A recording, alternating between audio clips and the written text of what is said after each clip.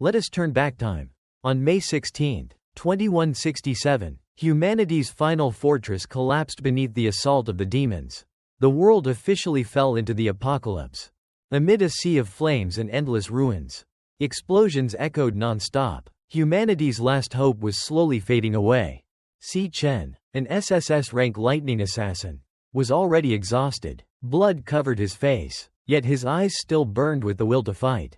7 years earlier, at the moment when the first demon kings appeared, Demon Vorlun stood proudly within the inferno, leading an army of demons to destroy the human world. Vorlun looked at Chen with disdain in his eyes. He mocked him as humanity's so-called final hope, when in reality he was nothing more than a weak and useless man. Crimson demonic energy flared within Vorlun's hand. He sneered that the only thing Chen was good for was becoming his next meal. Dark power erupted violently. The sharp crackling of electricity spread across the battlefield. Vorlun laughed madly and declared that he would absorb Chen into his own power. A blinding white light suddenly burst forth from Chen's side, accompanied by desperate screams echoing everywhere. Chen refused to surrender. He poured every last ounce of strength into his body, unleashing scarlet lightning that engulfed him completely.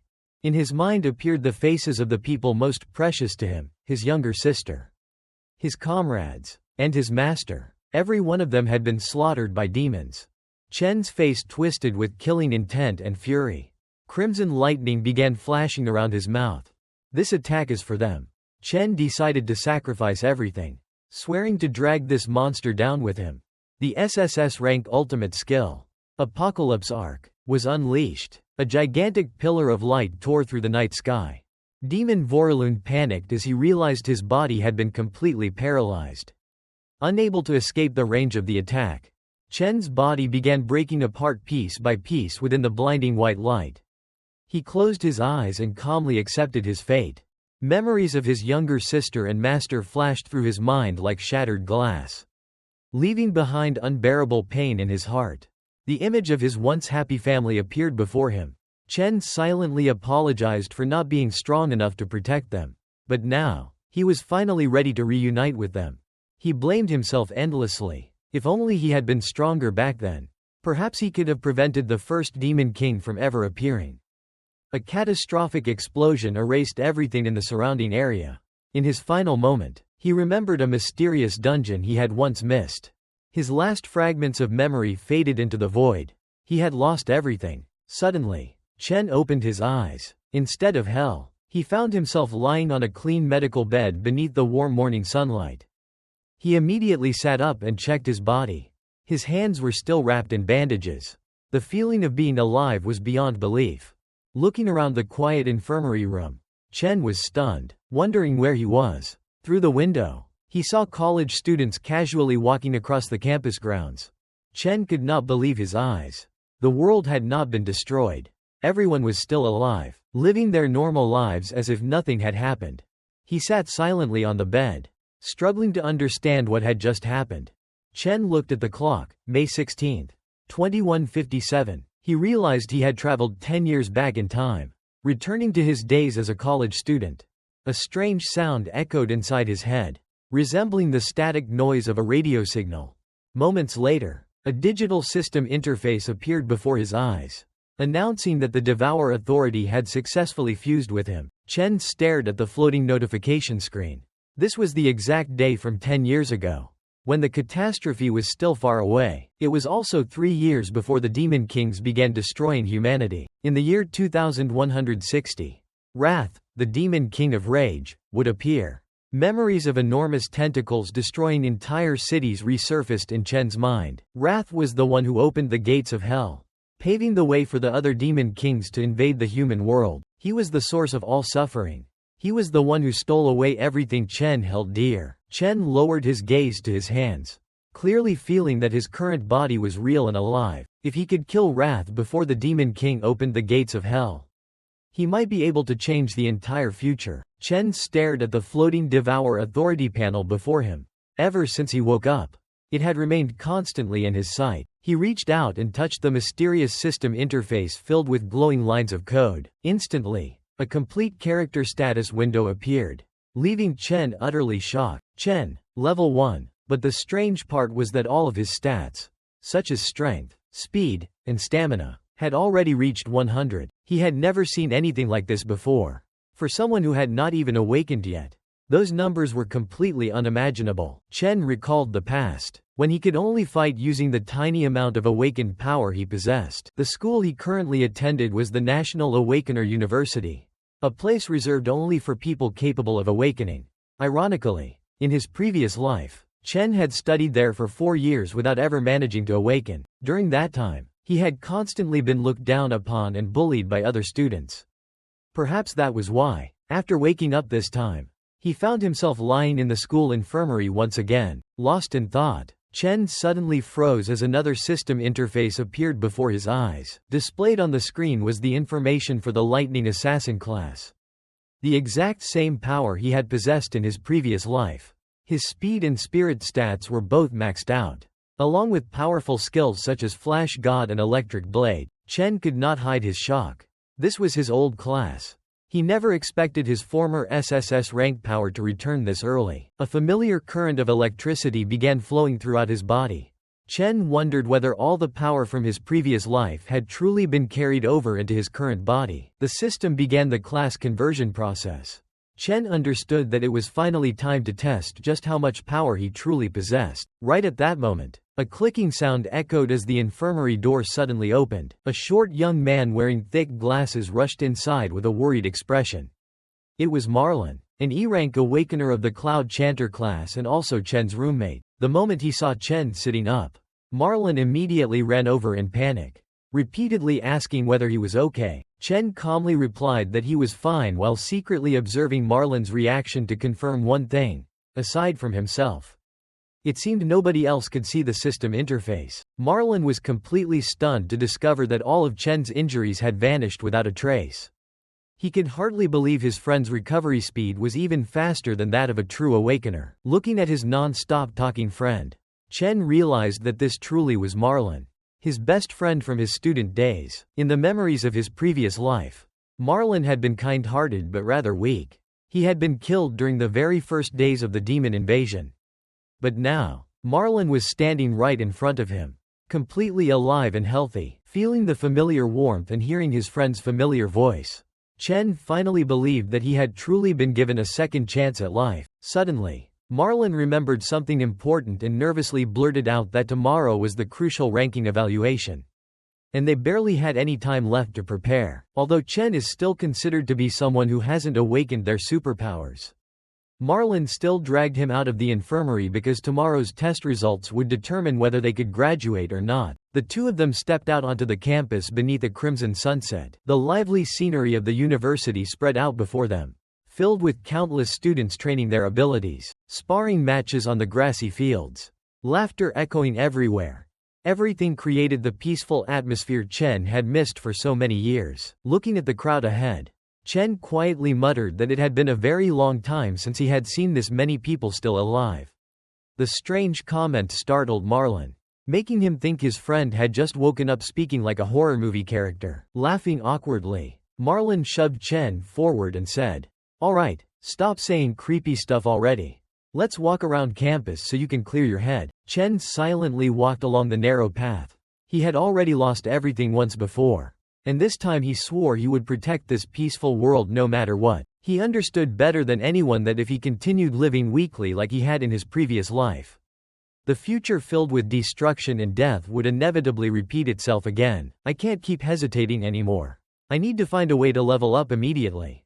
Determination burned clearly within Chen's eyes, but the biggest problem was that in this era, the only way for an awakener to grow stronger was by entering dungeons and hunting monsters. The unfortunate part was that most valuable dungeons had already been taken over by major guilds, leaving ordinary students with almost no chance to enter them. Looking at his stat panel filled entirely with 100s, Chen began comparing his current strength to the government ranking system, which consisted of 6 ranks from S to E. In reality, most students could only reach E rank, while D rank was reserved for geniuses or those backed by powerful connections. With the experience of a former SSS rank assassin from his previous life, Chen silently evaluated his current abilities. He was certain that he was already stronger than Marlin walking beside him. But if he took the ranking test right now, the outcome was still difficult to predict. Suddenly, a loud thwack echoed through the air. A ball flew in at incredible speed and slammed directly into Marlon's face, sending him crashing to the ground. Marlon groaned in pain as his glasses were knocked far away by the unexpected hit. From the distance, a group of young men approached with arrogant expressions. One of them burst out laughing. "Oh, look who we have here. Isn't this the Chen and Marlon duo?" The leader of the bullies sat casually on the stairway steps. He looked down at the two of them with contempt before mocking how quickly they had recovered. Marlon trembled in fear, silently cursing his terrible luck for running into this group at a time like this. The lackeys standing around them all wore aggressive expressions, as though they were ready to pick a fight with anyone weaker than themselves. The leader sneered and proudly told his friends that these two were the best punching bags he had ever used for training. With complete confidence, he ordered Chen to go buy drinks for them, fully convinced that Chen would obey like he always did. Marlon became so frightened that he hurriedly apologized, preparing to immediately go buy the drinks just to avoid trouble. But Chen raised his hand and stopped his friend. He stared directly at the bully with cold eyes and said, "You don't need to apologize. The ones who did something wrong, and should be apologizing, are them." Chen stood still, his gaze cold as if staring through the past. In his mind, terrible memories surfaced, and the anger inside him began to flare. The image of Chen being submerged underwater appeared clearly in his mind. The choking breath and the despair of his previous life made him never want to go through it again. In that bathroom years ago, Edmund Gong, with a terrifying smile, forced Chen's head down into the sink. Around them, his cronies laughed in delight as they watched Chen be tortured. Marlon at that time could only kneel on the floor, eyes full of fear. He begged them desperately to stop, but only received looks of contempt. Edmund turned his head back with a smug expression. He laughed and asked why they should stop a fun game like that. He continued to apply more force, ignoring Chen's futile struggles. To him, someone like Chen who hadn't awakened was just a toy for entertainment. The bullies' laughter echoed throughout the room, drowning out the sound of running water and the faint cries for help. Their cruelty grew more terrifying by the moment. After they were satisfied, the group swaggered away, leaving Chen slumped by the sink. For them it was just a joke, but for Chen it was a wound that would never disappear. Marlon hurried over to help Chen up, his voice trembling with worry. Seeing his friend unconscious, he felt pain at his own helplessness. Chen slightly bowed his head, his hair-hiding eyes burning with killing intent. He wondered why people like them always enjoyed hurting the weaker. Cruelty did not only exist in dungeons, it also lived right in the human world, inside those who liked to trample others with their strength. Before leaving, Edmund turned back with a vicious smile and said he'd go easier next time. Returning to the present, Chen's words made Edmund freeze. He couldn't believe a useless guy like Chen would dare speak to him that way. Standing beside him, Marlon was sweating profusely. He asked Chen, voice shaking, what he intended to do.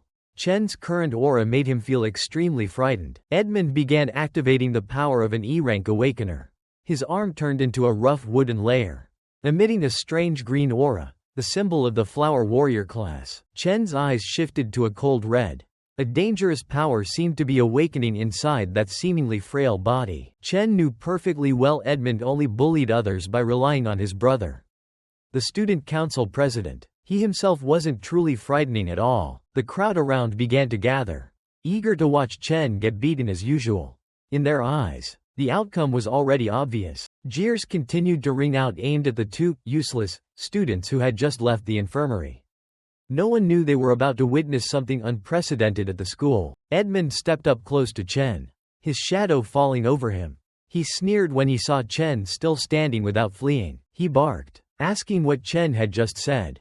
The wooden power on his arm made creaking sounds, as if ready to crush his opponent. Chen looked straight into Edmund's eyes and warned coldly. He demanded that they never bother him and Marlon again, angered that someone powerless dared resist. Edmund unleashed an extremely strong punch. He shouted that Chen was asking for death. A loud explosion rang out. To everyone's horror, Chen stopped the E-rank awakener's punch with just one hand. The force of the impact made Edmund's wooden arm tremble violently. He screamed in pain, not understanding what had just happened. The crowd fell completely silent. The air grew heavy as everyone stared at the hand holding Edmund's punch. Chen remained standing as if unaffected, his gaze unmoved even slightly. People began to wonder whether this was real. Edmund roared in humiliation. He couldn't accept being stopped so easily by someone who hadn't awakened. At that moment, golden lightning began to dance across Chen's hand. He smiled dangerously and said Edmund would be the first to test his new power. A system notification rang out. Class change complete. Chen officially became a rank 1 lightning assassin, with strength and speed stats greatly increased far beyond that of a normal person. Marlin gaped in astonishment. He couldn't believe his friend had awakened such a terrifying power. Fierce electricity surrounded Chen's body, turning him into a true warrior amid blinding light. The strongest predator had finally revealed himself. Edmund refused to yield. He immediately activated his strongest defensive skill, the immortal demon armor. His body was covered in jagged, rock-hard armor, ready to launch a counterattack. He swung an extremely powerful punch at Chen, charging forward and shouting that he'd make him remember how painful a beating could be. But Chen's speed had surpassed normal human vision. He moved like a bolt of lightning, disappearing and reappearing behind Edmund in the blink of an eye. A punch laced with thunder struck the bully's face. A violent blast echoed as blood and shards of armor flew everywhere. That tremendous force sent Edmund flying into the air before slamming him hard into the ground. His sturdy armor shattered like glass. Everyone watching was stunned with horror. Marlin and the crowd stood frozen like statues. No one could believe the situation had reversed so brutally. Edmund lay collapsed on the ground, breathing raggedly from the pain. Still, he kept cursing in desperation. Refusing to accept being defeated by a useless person, he turned and yelled at his cronies, ordering them to rush in and help instead of standing there like statues. But the lackeys only stood there trembling. Sweat drenched their faces from fear at the terrifying pressure radiating from Chen. Amid the blazing electrical light, Chen stood like a true demon. His eyes were cold and full of killing intent, ready for the next step in his revenge plan. Edmund screamed wildly from pain and humiliation. He swore he would kill Chen to reclaim his honor. But his arrogance was now utterly crushed by that overwhelming power. Chen gave his opponent no further chance. He gripped Edmund's wooden arm tightly, letting golden electricity begin to eat away at the hard armor. A crack echoed across the silent schoolyard. Edmund screamed miserably as the arm that had once been his pride snapped easily. While Chen coldly regarded him like a discarded object, Chen's eyes glowed the yellow of lightning, creating a pressure that made everyone struggle to breathe. He said coldly, "People like you are nothing but trash." Immediately after, a fist wrapped in electricity slammed into Edmund. The fierce power exploded, shattering any remaining attempts at resistance. Edmund's large body was blown away like a leaf in an electrical storm. He was hurled backward, smashing through the stone steps with immense force. A loud explosion rang out as Edmund hit the ground, creating a small, dusty crater. The surrounding crowd forgot to breathe as they watched the school's strongest bully be defeated in an instant. Edmund lay motionless amid the wreckage, his breathing growing faint and blood trickling from his mouth.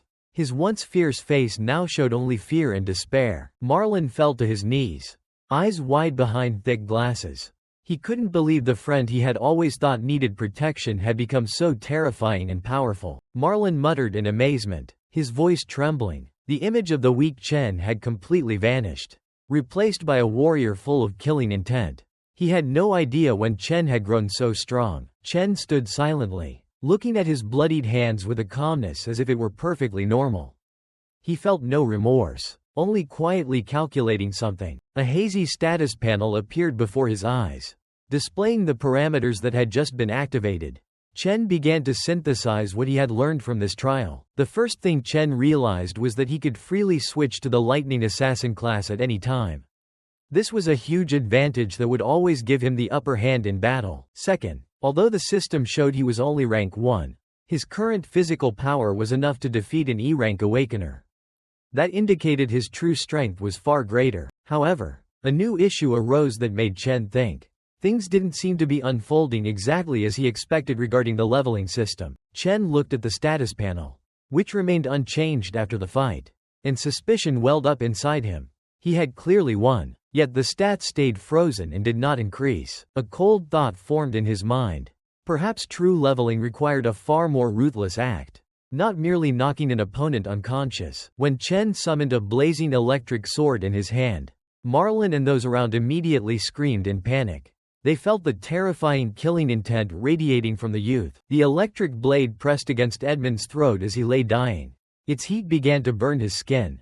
With the slightest movement from Chen, the bully's life would end instantly. Under the dangerous red light, Chen wondered whether the method of seizing power in this life was as cruel as it had been in his previous timeline. Just then, a female voice called out, reminding everyone this was a school area. A pair of slender legs approached the scene. It was Arya Ling, the vice president of the student council. She smiled gently, thinking that the punishment was already more than enough. She declared that from now on the Edmonds wouldn't dare touch them again. Arya's eyes revealed clear interest in the delinquent student before her. Chen stopped, looking at the loser sprawled on the ground at his feet. The student council's arrival eased the tension in the air somewhat. He thought to himself that they were quick to jump in to protect Edmund. In reality, Chen hadn't intended to maim him that badly at the moment, but with scum like them, if you don't make them afraid, they'll keep coming back to cause trouble. The crowd around them began to whisper and stir, trembling under Chen's terrifying gaze. They couldn't believe the so-called waste had changed so much. Ignoring the murmurs about the school's two weakest walking together, Chen quietly signaled Marlon Ma to leave. Arya Ling stayed there, watching Chen's retreating figure with a knowing smile. She began to wonder about his true strength. Night fell in the boys' dormitory, and the quiet was suddenly broken by excited shouting. Marlon spun around wildly, trying to convince his roommates that Chen had awakened into an immensely powerful lightning assassin and had delivered payback to Edmund. Perched on a chair, Weston Xiang glanced over and asked where this superhero was now. Marlon awkwardly replied that Chen had gone for a run. Hearing that, Weston curled a sneer. He didn't believe someone strong would need to do basic cardio like that. He ruffled Marlon's hair, calling him an idiot for believing such nonsense. Clearly, there was no logic to it. Riley Xiang was still absorbed in his computer, a lollipop in his mouth. He agreed that Marlon must have been beaten into delirium. Weston began lecturing about the harsh reality of rankings. In this room, all four of them were the school's bottom tier. He started bragging about his job as a nuclear mage, though the lowest ranked among mages. At least it was the only combat profession here. Flexing his arm to show off, Weston insisted Chen was a pathetic loser about to die and could never be a lightning assassin. He was counting on tomorrow's graduation ranking evaluation. The truth would be laid bare there. In an E-rank training dungeon, a fierce blaze of energy was erupting. The guards stood at attention, waiting. A tall figure stepped out from the shimmering golden light. His bearing exuded absolute authority. Cole Gong emerged wearing a coat stained with monster blood. The student council president had just finished his daily grind with ease. He ordered everyone to finish up, while subordinates bowed respectfully. An overwhelming power made everyone stand in awe. As he stepped out, Cole Gong saw his younger brother Edmund waiting, his face heavily bandaged. Edmund looked utterly pathetic. Edmund screamed in frustration, begging his brother to punish the one who had humiliated him in front of everyone. He claimed it was an insult to the Gong family. Cole Gong listened quietly, his golden eyes flashing coldly. He had grasped the situation of the incident. With a single line, "Leave it to me," Cole Gong silenced Edmund. For Cole Gong, dealing with a useless kid was nothing difficult. At an elegant dinner, Cole Gong leisurely cut into a premium steak. Arya sat across from him, watching his expression. Cole Gong casually remarked about his brother, saying Edmund simply hadn't been good enough so he got beaten. He asked Arya whether the other guy was truly strong. Arya reminded him that Cole Gong had absorbed nearly all the D-rank students into his club. He held absolute power in his hands. She asserted that those mediocre people would never have a chance to catch up to Cole Gong's level. The gap between them was too vast. Amid the torrential rain outside, the silhouette of a young man ran tirelessly across the deserted campus. The patter of rain drowned out his ragged breaths. It was Chen. He was doing a 20-kilometers run with 100 kilograms of iron weights on his back. Sweat and rain mixed together. Chen understood that physical strength was the foundation of an awakener's potential. But for him, that was still nothing compared to the grand goal ahead. The horrifying memories of 2160 resurfaced. Back then, Demon King Wrath descended upon the world and began slaughtering thousands in an instant. The most painful memory was his only family member, his sister Iris C, being killed by him right in front of Chen. Her desperate screams still haunted him. Wrath had opened the gates of hell. allowing other demon kings to flood in and ravage the world. Everything was left as ashes and death. Back in the present, Chen Si's eyes flashed with resolute light. His first target had been identified. That target was to eliminate Demon King Wrath, the one who had sown destruction across his and his sister's future. Only 3 years remained until Wrath's return. He was growing stronger every day. And Chen had to grow even faster. He could not let the tragedy repeat. Suddenly, the phone strapped to Chen's wrist vibrated, shattering the solemn atmosphere. The screen showed a call from Iris C. Chen froze for a few seconds, his heart pounding with emotion. He hurriedly answered, sweat still streaming down his forehead after the intense rainy workout. On the other end was Iris C's voice. His sister scolded him for repeatedly missing calls today. She had just finished an exam and only just managed to charge her phone. Iris excitedly announced the good news that if she won this contest, the two of them would finally have enough money to cover their overdue rent. Standing in the rain, Chen fell silent with emotion. He remembered begging the universe thousands of times for a chance to start over. Iris noticed the silence and asked if it was raining where he was. Chen smiled faintly and replied that it was nothing. Deep down, he vowed that even if he had to sacrifice everything, he would protect her at all costs. Tears mixed with the rain streamed down his face. But Chen wore a happy smile. It had been too long since he had heard his sister's voice while she was still alive. Iris, puzzled by her brother's oddness, laughed and said they had only talked 2 days ago. She arranged to meet him to hang out after the contest ended. After hanging up, Chen looked up at the dark sky with determined eyes. This moment confirmed one truth. He had indeed been sent back to the past successfully. He sprinted through the rain, determined to do 3 more laps. Chen told himself he had to become stronger faster than anyone to protect what he cherished. 8 hours had passed since Chen returned to this timeline. In the dorm, everyone had fallen asleep after a long day. Chen stood under the shower, feeling the vitality of youth coursing through him. This body was not yet powerful, but it was gradually aligning with his will. After drying off, Chen began to consider a more perplexing problem waiting ahead. To level up, he needed to enter dungeons, but most of them were sealed off and completely controlled by the major guilds. Tossing and turning in bed, Chen realized that without money or influence, an ordinary guy like him would find it very hard to access the monsters. He closed his eyes, pondering the mysterious power he had just received. He wondered what exactly the Devourer's strength truly was. In his subconscious, a system interface began to appear and ran the initialization process at breakneck speed. Loading complete. The Devourer system officially went online, pulling Chen's soul into a surreal, blazing red space. He fell freely through an undefined void before landing firmly by the instinct of an assassin. Before Chen stood a gigantic, jagged tower rising from waters as dark red as blood. He couldn't help but be stunned by the majestic and terrifying sight. Chen looked around warily, cold sweat breaking out. He clearly remembered dozing off in bed. Yet now he was trapped in this hellish place. Staring at the strange tower before him, Chen couldn't help but wonder where this place actually was. Immediately, from the blood-red ground, a pack of doomhowls with ghastly white skulls crawled up, growling as they surrounded him. The system suddenly announced a class change in progress. Lightning began to appear and envelop Chen's hands. The process completed, and Chen officially became a level 1 lightning assassin. Although he still didn't understand what was happening, the first thing he needed to do was deal with the monsters in front of him. The Doomhowl pack crazily charged, baring fangs and raising claws as if they wanted to tear the intruder apart. But moving with the speed of an assassin, Chen blurred like a ghost, unleashing electric slashes that cut through their bodies. One monster's head was smashed, and the system immediately notified him that he had obtained materials from it. To Chen at this moment, the Grade E monsters were nothing more than weak beasts. He disposed of them very easily. Everything felt so real that Chen was certain this wasn't a dream, especially as his experience points kept rising. After only a few minutes of fighting, Chen leveled up to 2. A new source of power flooded his body, filling him with excitement. All his stats increased by 5 points. Chen's body felt lighter and his reactions noticeably faster. Chen smiled confidently when he realized he had a personal dungeon to freely grind levels. Suddenly, a gigantic creature appeared. It was the King Doomhowl, the boss ruling this area. It roared a sound that shook the space, sending a terrifying chill everywhere, signaling that the real battle had begun. But combat experience from a previous life allowed Chen to deliver a finishing blow extremely quickly.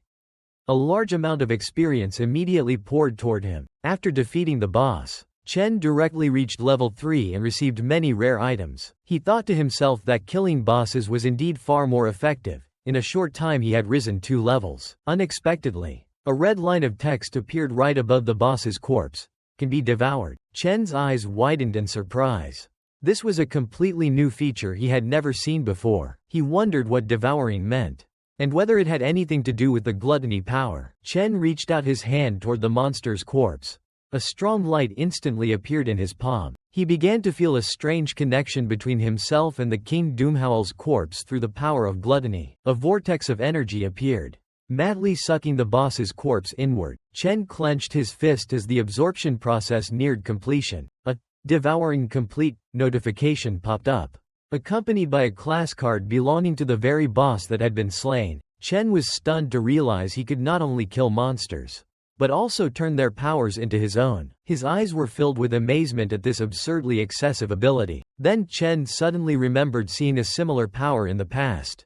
It was the terrifying ability of a demon king. A deep red aura appeared around him, as if swallowing everything nearby. Chen realized this was the power of Demon King Voralun, an extremely horrific existence from his previous life. He couldn't believe he now possessed that ability.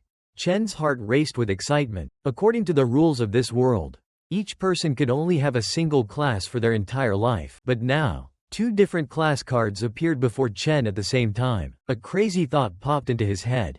What if he continued devouring more monsters? That would mean Chen could possess countless classes, a power that would break the entire world's rules. But why would someone like him possess this ultimate power? That question remained unanswered. Chen turned his head to look back at the tower behind him, feeling as if something was waiting for him inside. At that moment, a huge explosion rang out, causing the entire space to tremble violently. A terrifying pressure bore down on Chen's shoulders, almost knocking him off his feet. From the darkness of the Dreadspire, the Overlord emerged and said coldly, "So you finally arrived." The mysterious figure calling himself the Overlord appeared before Chen and addressed him by name. A massive blast erupted, sending Chen flying. In this world, power is classified by ranks from the lowest E to the highest S. Chen was thrown aside, blood spraying under the horrific force of the attack. He gasped in pain, bitterly realizing he was only rank D right now, utterly too weak against this enemy. Standing before Chen was a true rank S boss. The power gap between them was almost insurmountable. Chen couldn't understand what kind of dungeon this was to be guarded by such a catastrophic existence. What was most frightening wasn't just his strength, but that he knew Chen's identity. They exchanged blows repeatedly, but in truth the Overlord had many chances to kill Chen instantly. An extremely powerful slash sent Chen crashing painfully to the red ground. The Overlord toyed with him like a cat with a mouse. Each attack deliberately avoided lethal strikes. He looked down at Chen and asked whether he still had the will to fight. Chen quickly realized his purpose.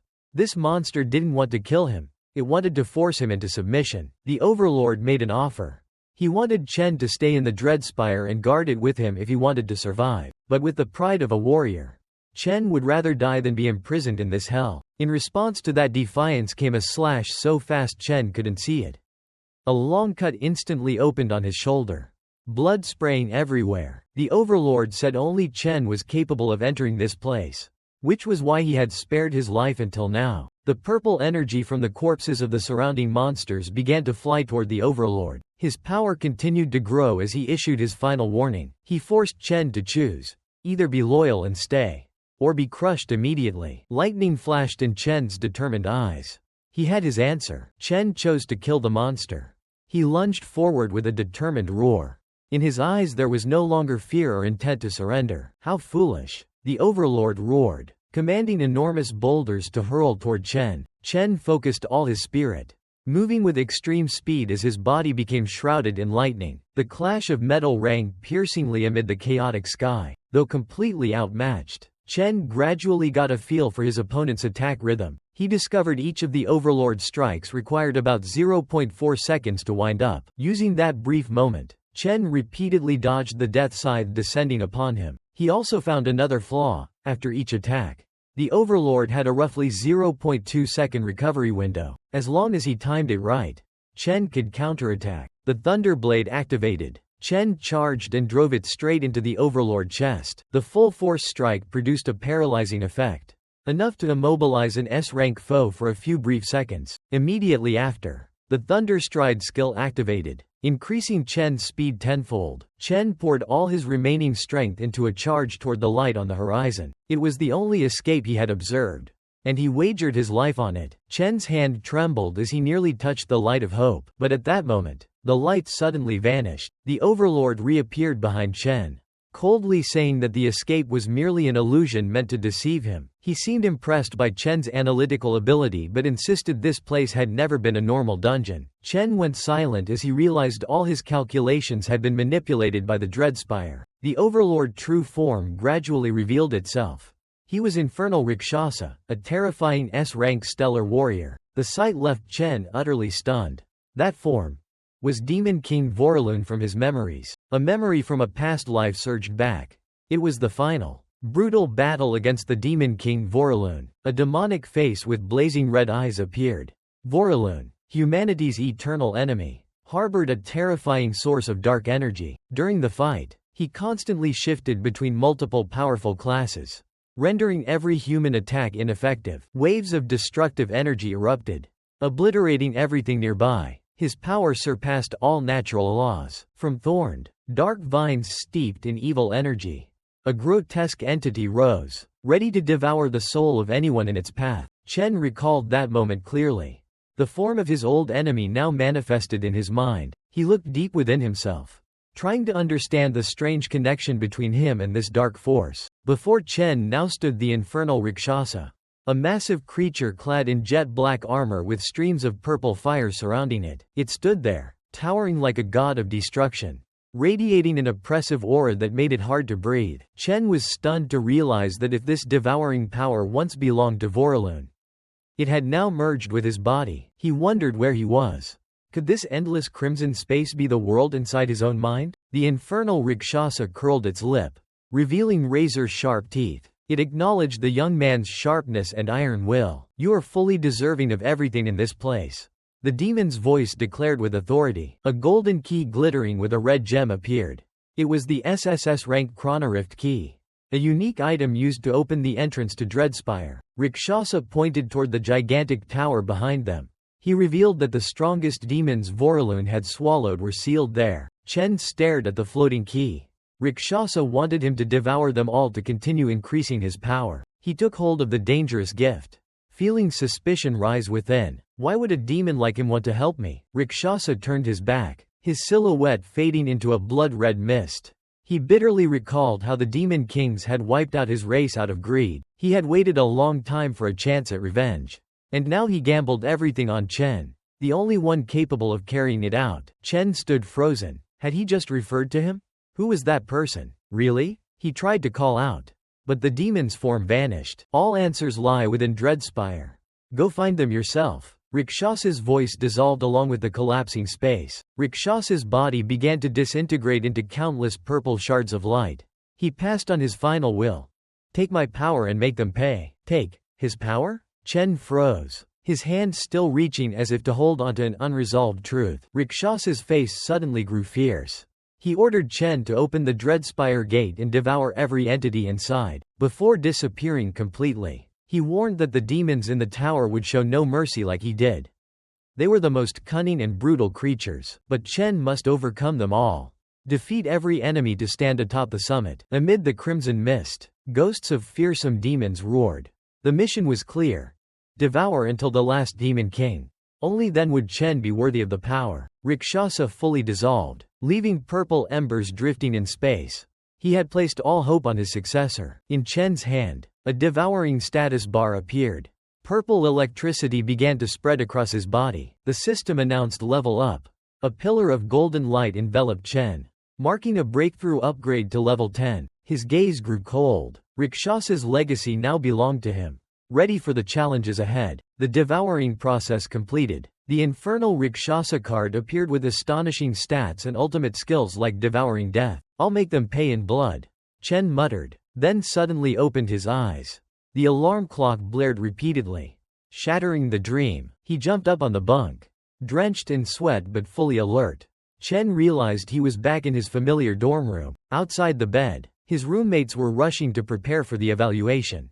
Marlon Ma shouted for him to hurry or he'd be late. Chen checked his body. Unbelievably, all the wounds from last night's battle had completely vanished without a trace, but the system panel was still clearly visible before him. What he had experienced was not a dream. He truly had become a level 10 stellar warrior. All basic stats from strength to speed had skyrocketed to 150. Chen wondered which rank this power would correspond to within the academy. Just then, Shang Zuo approached with a curious expression. Shang Zuo excitedly said the whole school was abuzz about Chen suddenly becoming powerful. He wanted to know if Chen could now topple the room's number 1. Seeing Chen remain silent, Shang Zuo quickly changed the subject, reminding them the ranking evaluation was about to start and they couldn't be late. Prove your strength then, Shang Zuo said excitedly. But Chen's eyes seemed to hide something far beyond anyone's expectations. Walking and eating, Shang Zuo jabbered on about the academy's complex hierarchy system. He was proud to have reached mid-tier rank EA position he believed was enough to surpass most freshmen. Each rank was divided into 3 grades: low, mid, and high, with clear power gaps between each level. Shang Zuo brimmed with confidence, believing this test would be his chance to shine after 2 years of waiting. Chen, when it's your turn, give it your all. Reach rank D and shut everyone up. Marlon cheered. Chen responded only with a solemn look. Rank D? That goal seemed far too small for his current power. The schoolyard was packed. The hurried footsteps of students created a tense, urgent atmosphere. At the gathering area of the National Awakening University, the official ranking evaluation began under the watch of the entire school. Suddenly, Edmund Gong's lackeys appeared with their customary arrogance. Shang Zuo, seeing them, immediately grew worried and suggested the group keep their distance to avoid trouble. Chen paid no mind to that suggestion. He walked with obvious confidence. And when the bullies saw him, they instantly became fearful. They even bowed to Big Brother Chen. Leaving Shang Zuo baffled and unsure what was happening, he began to believe the rumors that Chen had defeated Edmund yesterday were entirely true. Ignoring all the stares, Chen stood motionless in the schoolyard, his eyes sharply observing everything. An arrogant voice rang out from behind. Chen narrowed his eyes slightly, revealing a dangerous look. It was Holloway Chang, a well-known student council officer who always appeared with a haughty demeanor. He sneered, reminding Chen that Edmund was the younger brother of Cole Gong, the powerful student council president. Chen's friends grew tense as soon as they recognized the newcomer. Holloway was not someone to offend lightly. Not only backed by the president's position, Holloway himself was a true rank D expert with superior strength. Holloway stepped closer, leaning toward Chen's ear and smugly boasting of his keen sense of smell, claiming he could detect the strong from afar. But from you, he curled his lip in contempt. I only smell the rot of a failure.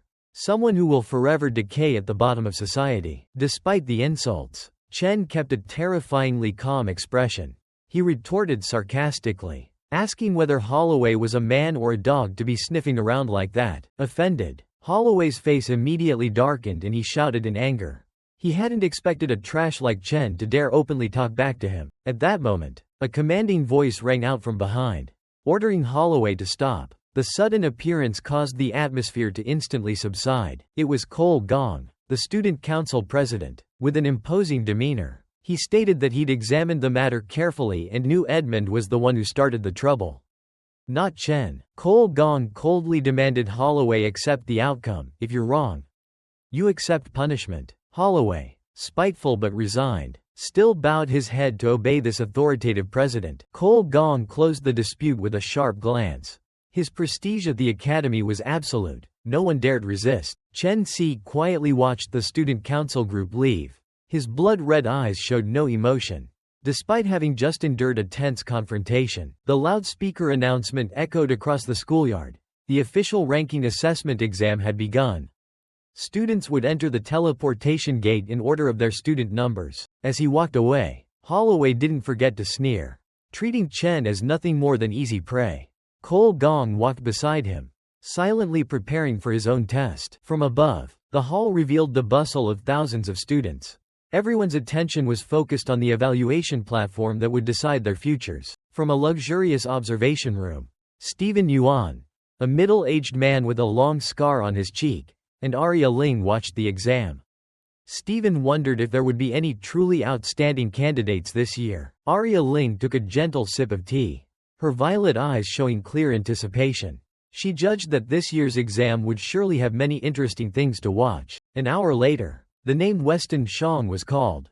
He stepped onto the platform to enthusiastic cheers from his friends. Confident, Weston vowed to prove his real ability to everyone after all his days of training. He decisively stepped through the blue energy gate into the isolated testing area. Inside was a sealed space crisscrossed with countless cables, creating a gloomy, pressurized atmosphere. At the center of the testing room pulsed Demon Heart, a bizarre biotechnical device beating rapidly.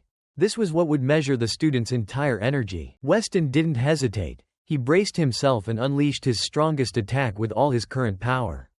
A brilliant burst of energy shot straight at Demon Heart. The collision produced a thunderous explosion.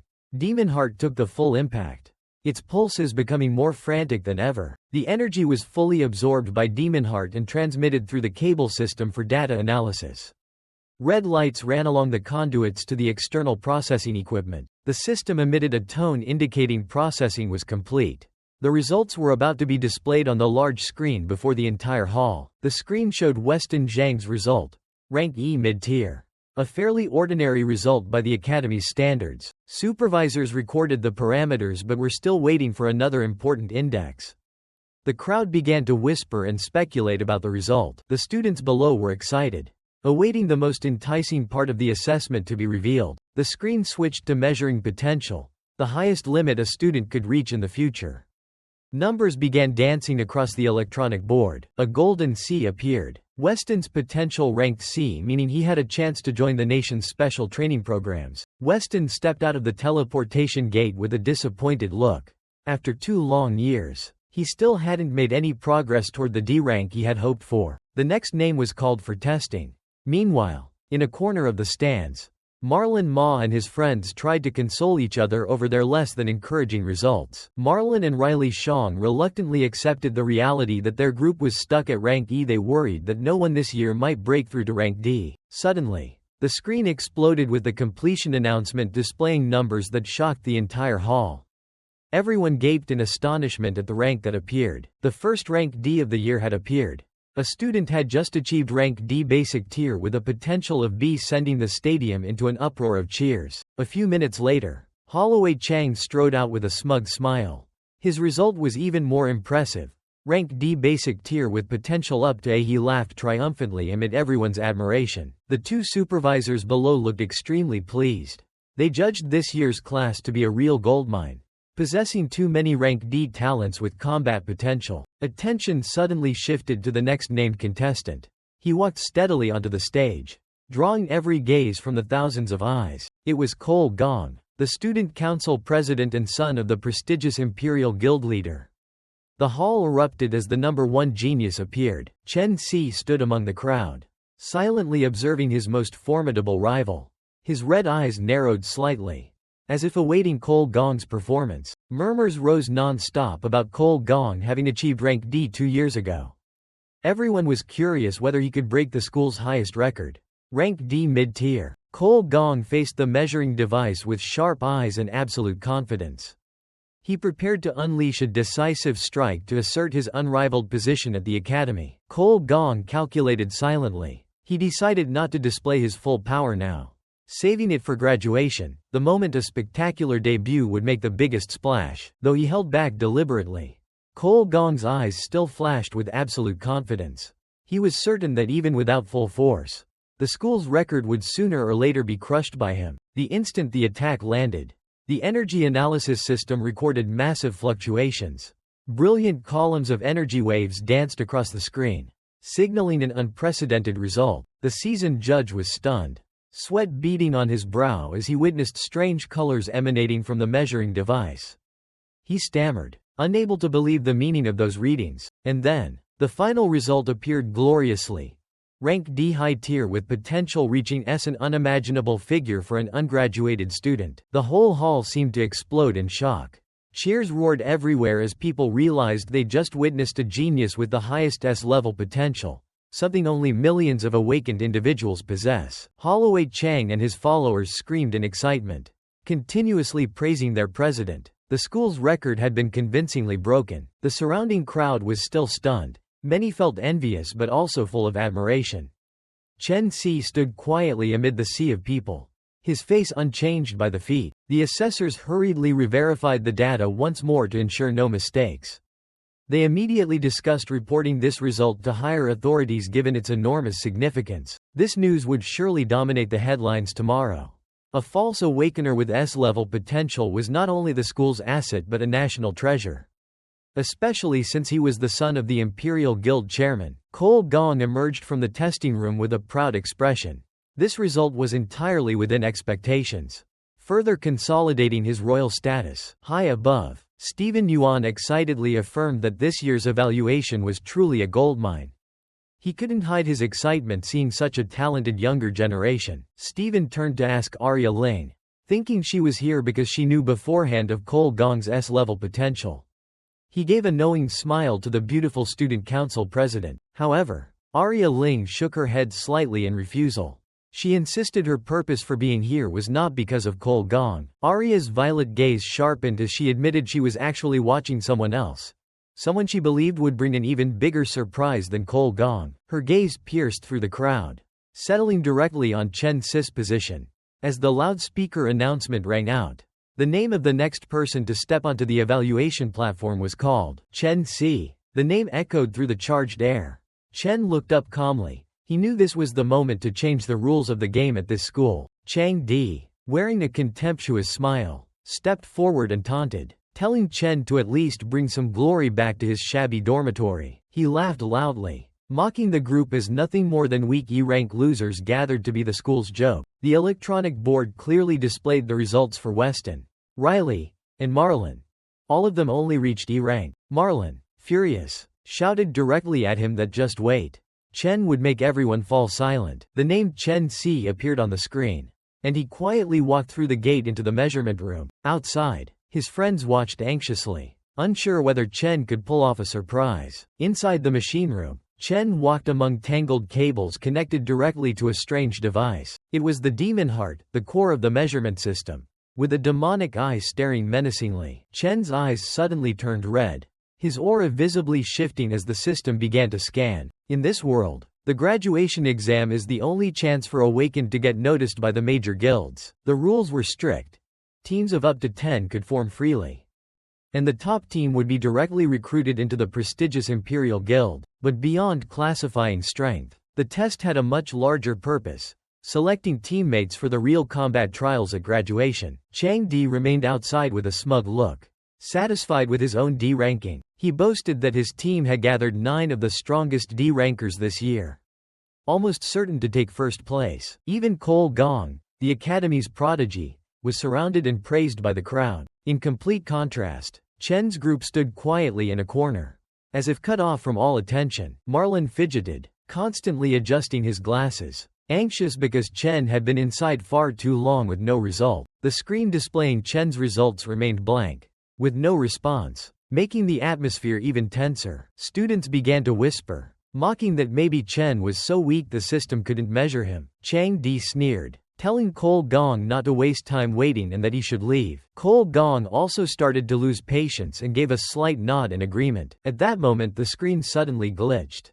data lines streaming as if overloaded. A ding sounded, and the result displayed clearly: Advanced D rank. Chen's friends froze, unable to believe what they had just seen. Marlin shouted in joy, insisting Chen was no ordinary person. Chang Di and Cole Gong both went pale, their faces full of surprise at seeing an E-ranker suddenly reach the top of D rank. Inside, the demon heart's eye began to tremble violently, the system continuously warning of instability. Chen looked at the stats board and realized that in his base state, his level 10 already equaled the peak of D rank. But that wasn't all. He began to activate the class switch skill. Class King Doomhowl was unleashed, half of Chen's face covered by a powerful demonic bone mask. Outside, the rank on the screen continued to skyrocket, the D disappearing and being replaced by C rank. The crowd erupted in astonishment. No one understood what was happening inside the room. Cole Gong stood stunned while Chang Di broke into a sweat,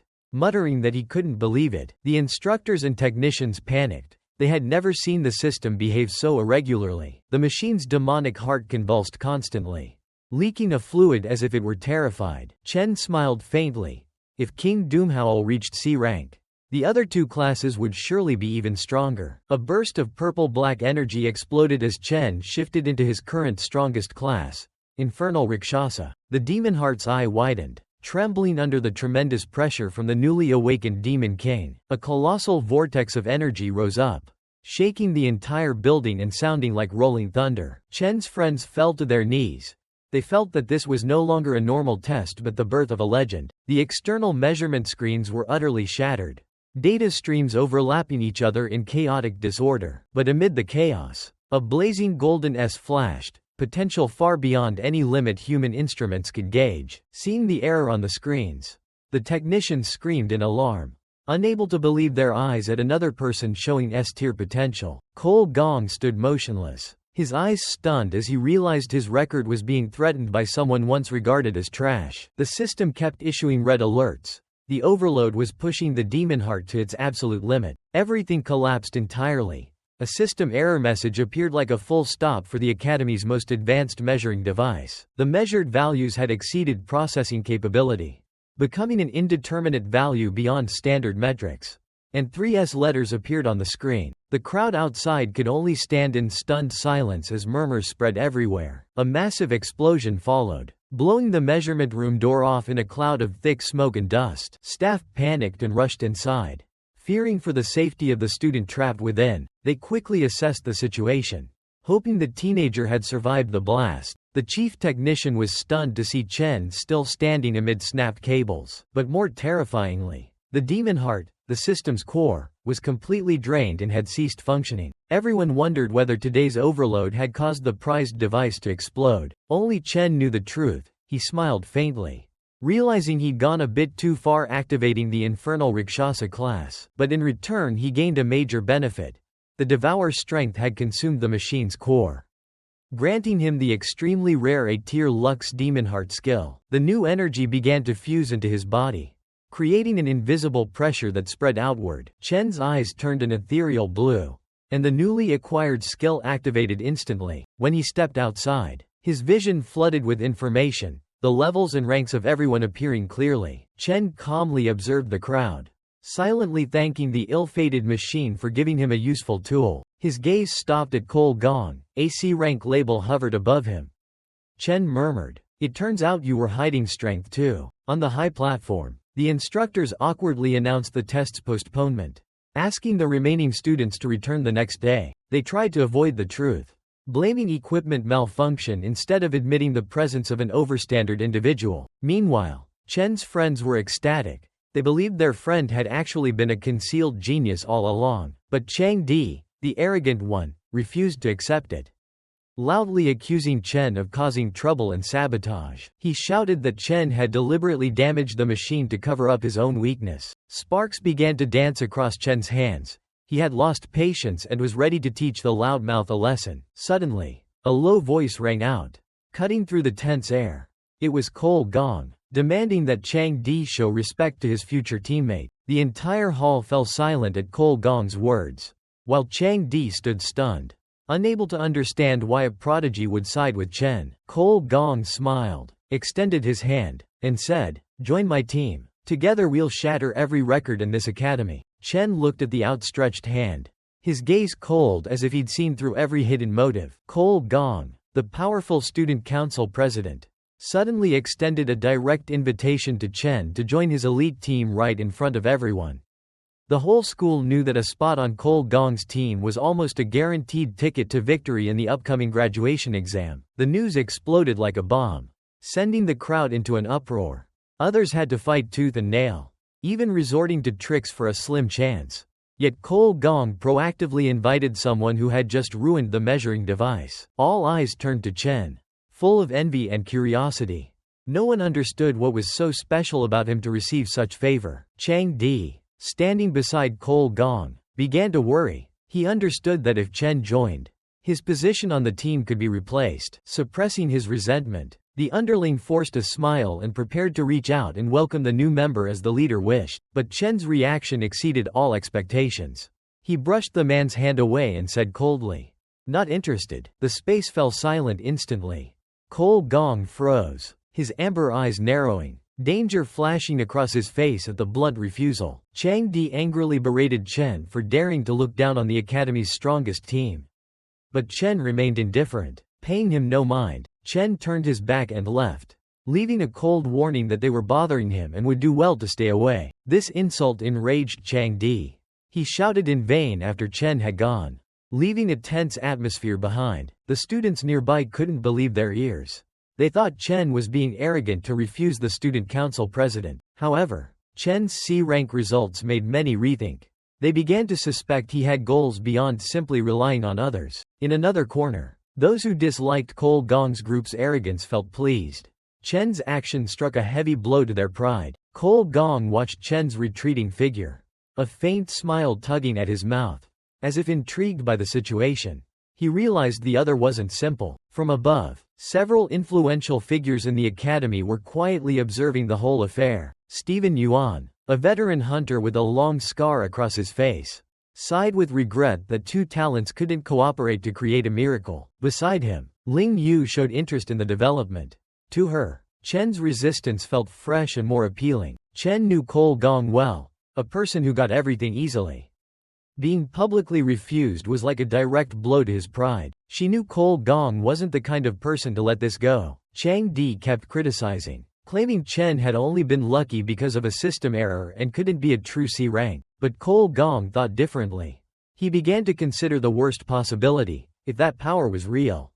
He couldn't allow Chen to become a threat. The underling started whispering sinister plans. He trusted his combat experience and wanted to teach Chen a lesson. Cole Gong appeared calm and asked if he was the petty type. Hearing that, the underling immediately panicked and hurriedly retracted his words. He declared they'd go out to relax with the team that night, regardless of what the subordinates wanted, as long as it didn't trouble him. A cold look from Cole Gong's yellow eyes served as tacit permission, so long as he didn't have to be directly involved. Understanding the hint, Chang Di smiled with calculation. He already had his own plan. He nodded in satisfaction, silently thanking Cole Gong for looking the other way and giving him a chance to act. Minutes later, news that Chen had left the academy grounds spread quickly. Another guy hurriedly confirmed that Chen hadn't even eaten dinner before leaving. Perfect. The blue-haired boy crushed a soda can underfoot. Realizing this was a good opportunity now that the target had left the safe area, he swore he'd teach Chen a lesson and wouldn't let anyone stand in his way. Meanwhile, Chen Si walked calmly down the street, unaware of the men silently tailing him. His mind drifted back to the horrific memories of his previous life, to the tragedy that had occurred in Sanhaven. There, Wrath, an unrecorded monster, had appeared and completely annihilated a top hunters guild. Its devastation had marked the start of a bloody invasion into the human world, a memory Chen never wanted repeated. To stop Wrath, he needed a detailed plan and substantial funds to prepare for the coming battle. The first stop in that plan was the Mithril Monster Exchange, the nation's largest monster item trading center, operated by the Mithril Guild and destined to become the busiest equipment market. It was the ideal place for Chen to start his plan. For hunters, equipment is the key determinant of strength. It's also the fastest way for Chen to earn his initial capital. He took out the sharp fangs, spoils from previous battles, and placed them on the inspection table. The store manager's proud expression shifted when he handled the items. He couldn't believe a student owned such pieces. Chen calmly explained they were items dropped by monsters. The manager's astonished look showed they weren't ordinary. The pink-haired clerk watched intently and quickly recognized them as E-grade materials from a Doomhowl. She eagerly explained Doomfang fangs could be used to forge weapons or make potions. But the manager immediately waved it off, deeming E-grade items worthless. He arrogantly insisted the shop only accepted items of D rank or higher, not low-value stuff like that. Inwardly, he was worried about the lack of VIP customers, fearing it would hurt his promotion prospects. Seeing Chen casually looking at his phone, he sighed in disdain, assuming the boy had no potential. Not wanting to waste time, he handed the task to the new clerk and left. Offering a perfunctory compliment, the girl gently handed Chen a pouch containing 18,000 and politely asked if he needed any further assistance. $18. Enough to cover living expenses. But for Chen, it was only the beginning. All right, Chen replied softly. His hand began to emit purple energy modes, signaling another item was about to appear. He drew out a massive greatsword radiating brilliant light, making the air around it heavy. Please check this for me. The clerk was stunned, nearly holding her breath at the weapon's presence and beauty. Though she'd never seen anything like it, she sensed its very high value, guessing it was at least B rank, possibly A. Hearing this, the manager sneered, calling it impossible since A-rank weapons were extremely valuable, far beyond a student's means. At that moment, a deep voice sounded from behind. She's right. But this is neither B nor A. The manager startled and turned around, thinking he had an ally. The manager laughed loudly, ready to continue mocking Chen, but his smile vanished when he saw the speaker, a composed gentleman with blue hair. He adjusted his glasses, eyes lighting up. This is S-rank equipment. Originating from the hells. The manager's face went pale, sweat pouring down. S-rank? Impossible. The gentleman ignored him and stepped forward to shake Chen's hand formally. Welcome. Sir, it's our honor. He smiled, repeatedly showing his respect, leaving the manager frozen in stunned silence. He personally led Chen into the most luxurious VIP room, ready to accommodate any of his requests.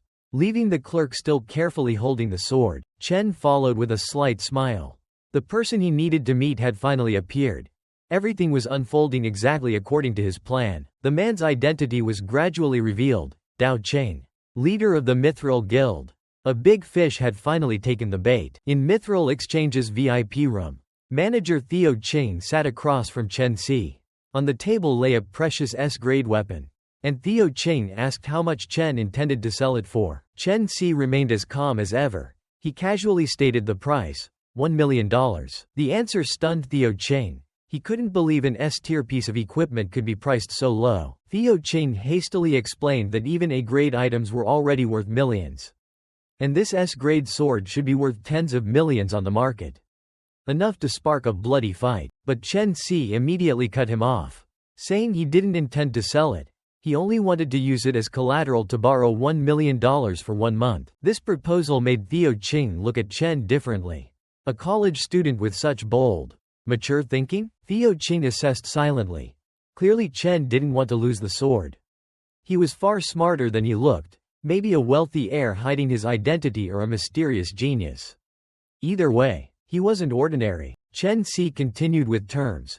He would repay the principal after 1 month and was willing to pay an extra 10% interest the following month to Theo Cheng. Seeing this as a special deal, Theo Cheng asked his assistant Xiao Li to step outside so the two could speak privately. With only the two of them left in the room, Theo Cheng began to piece together the information. He realized Chen was studying at National Awakening University, where final-year students were about to take an important graduation exam. Theo Cheng's mind worked fast.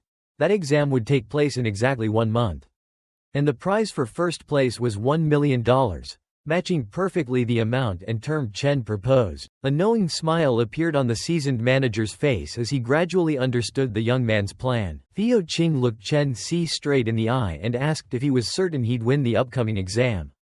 Chen didn't answer. He simply stared back in silence. Theo Cheng pointed out that if Chen could wait another month to receive the prize, bringing a rare item as collateral for cash right now suggested he was in an extremely urgent situation. Theo Cheng's smile deepened, his eyes revealing clear interest in this promising young partner. Instead of $1 million, Theo Cheng decided to up the stakes and offered to lend Chen $1.5 million in cash immediately. He stood, extended his hand, and promised not to charge any interest in the first month. Consider it the start of a long-term relationship. Despite the offer exceeding his expectations, Chen Si remained composed as if he'd anticipated everything. Theo Cheng vowed to keep all details of today's transaction confidential and hoped Chen would prioritize Mithril Exchange for future deals. Chen smiled slightly. He was genuinely impressed by Theo Cheng's observation skills and handling of the situation. It wasn't surprising that Mithril would later become the world's leading exchange. They shook hands. Chen understood that to overthrow the Demon King Wrath, personal strength alone wouldn't be enough. He needed strong allies like this. The handshake officially confirmed a new alliance had been formed. A scroll of magic appeared in midair, glowing bright gold as Chen placed his hand on it to sign the binding contract. The contract completed, and a transfer notification immediately popped up on Chen's phone. $1.5 million had landed in his account.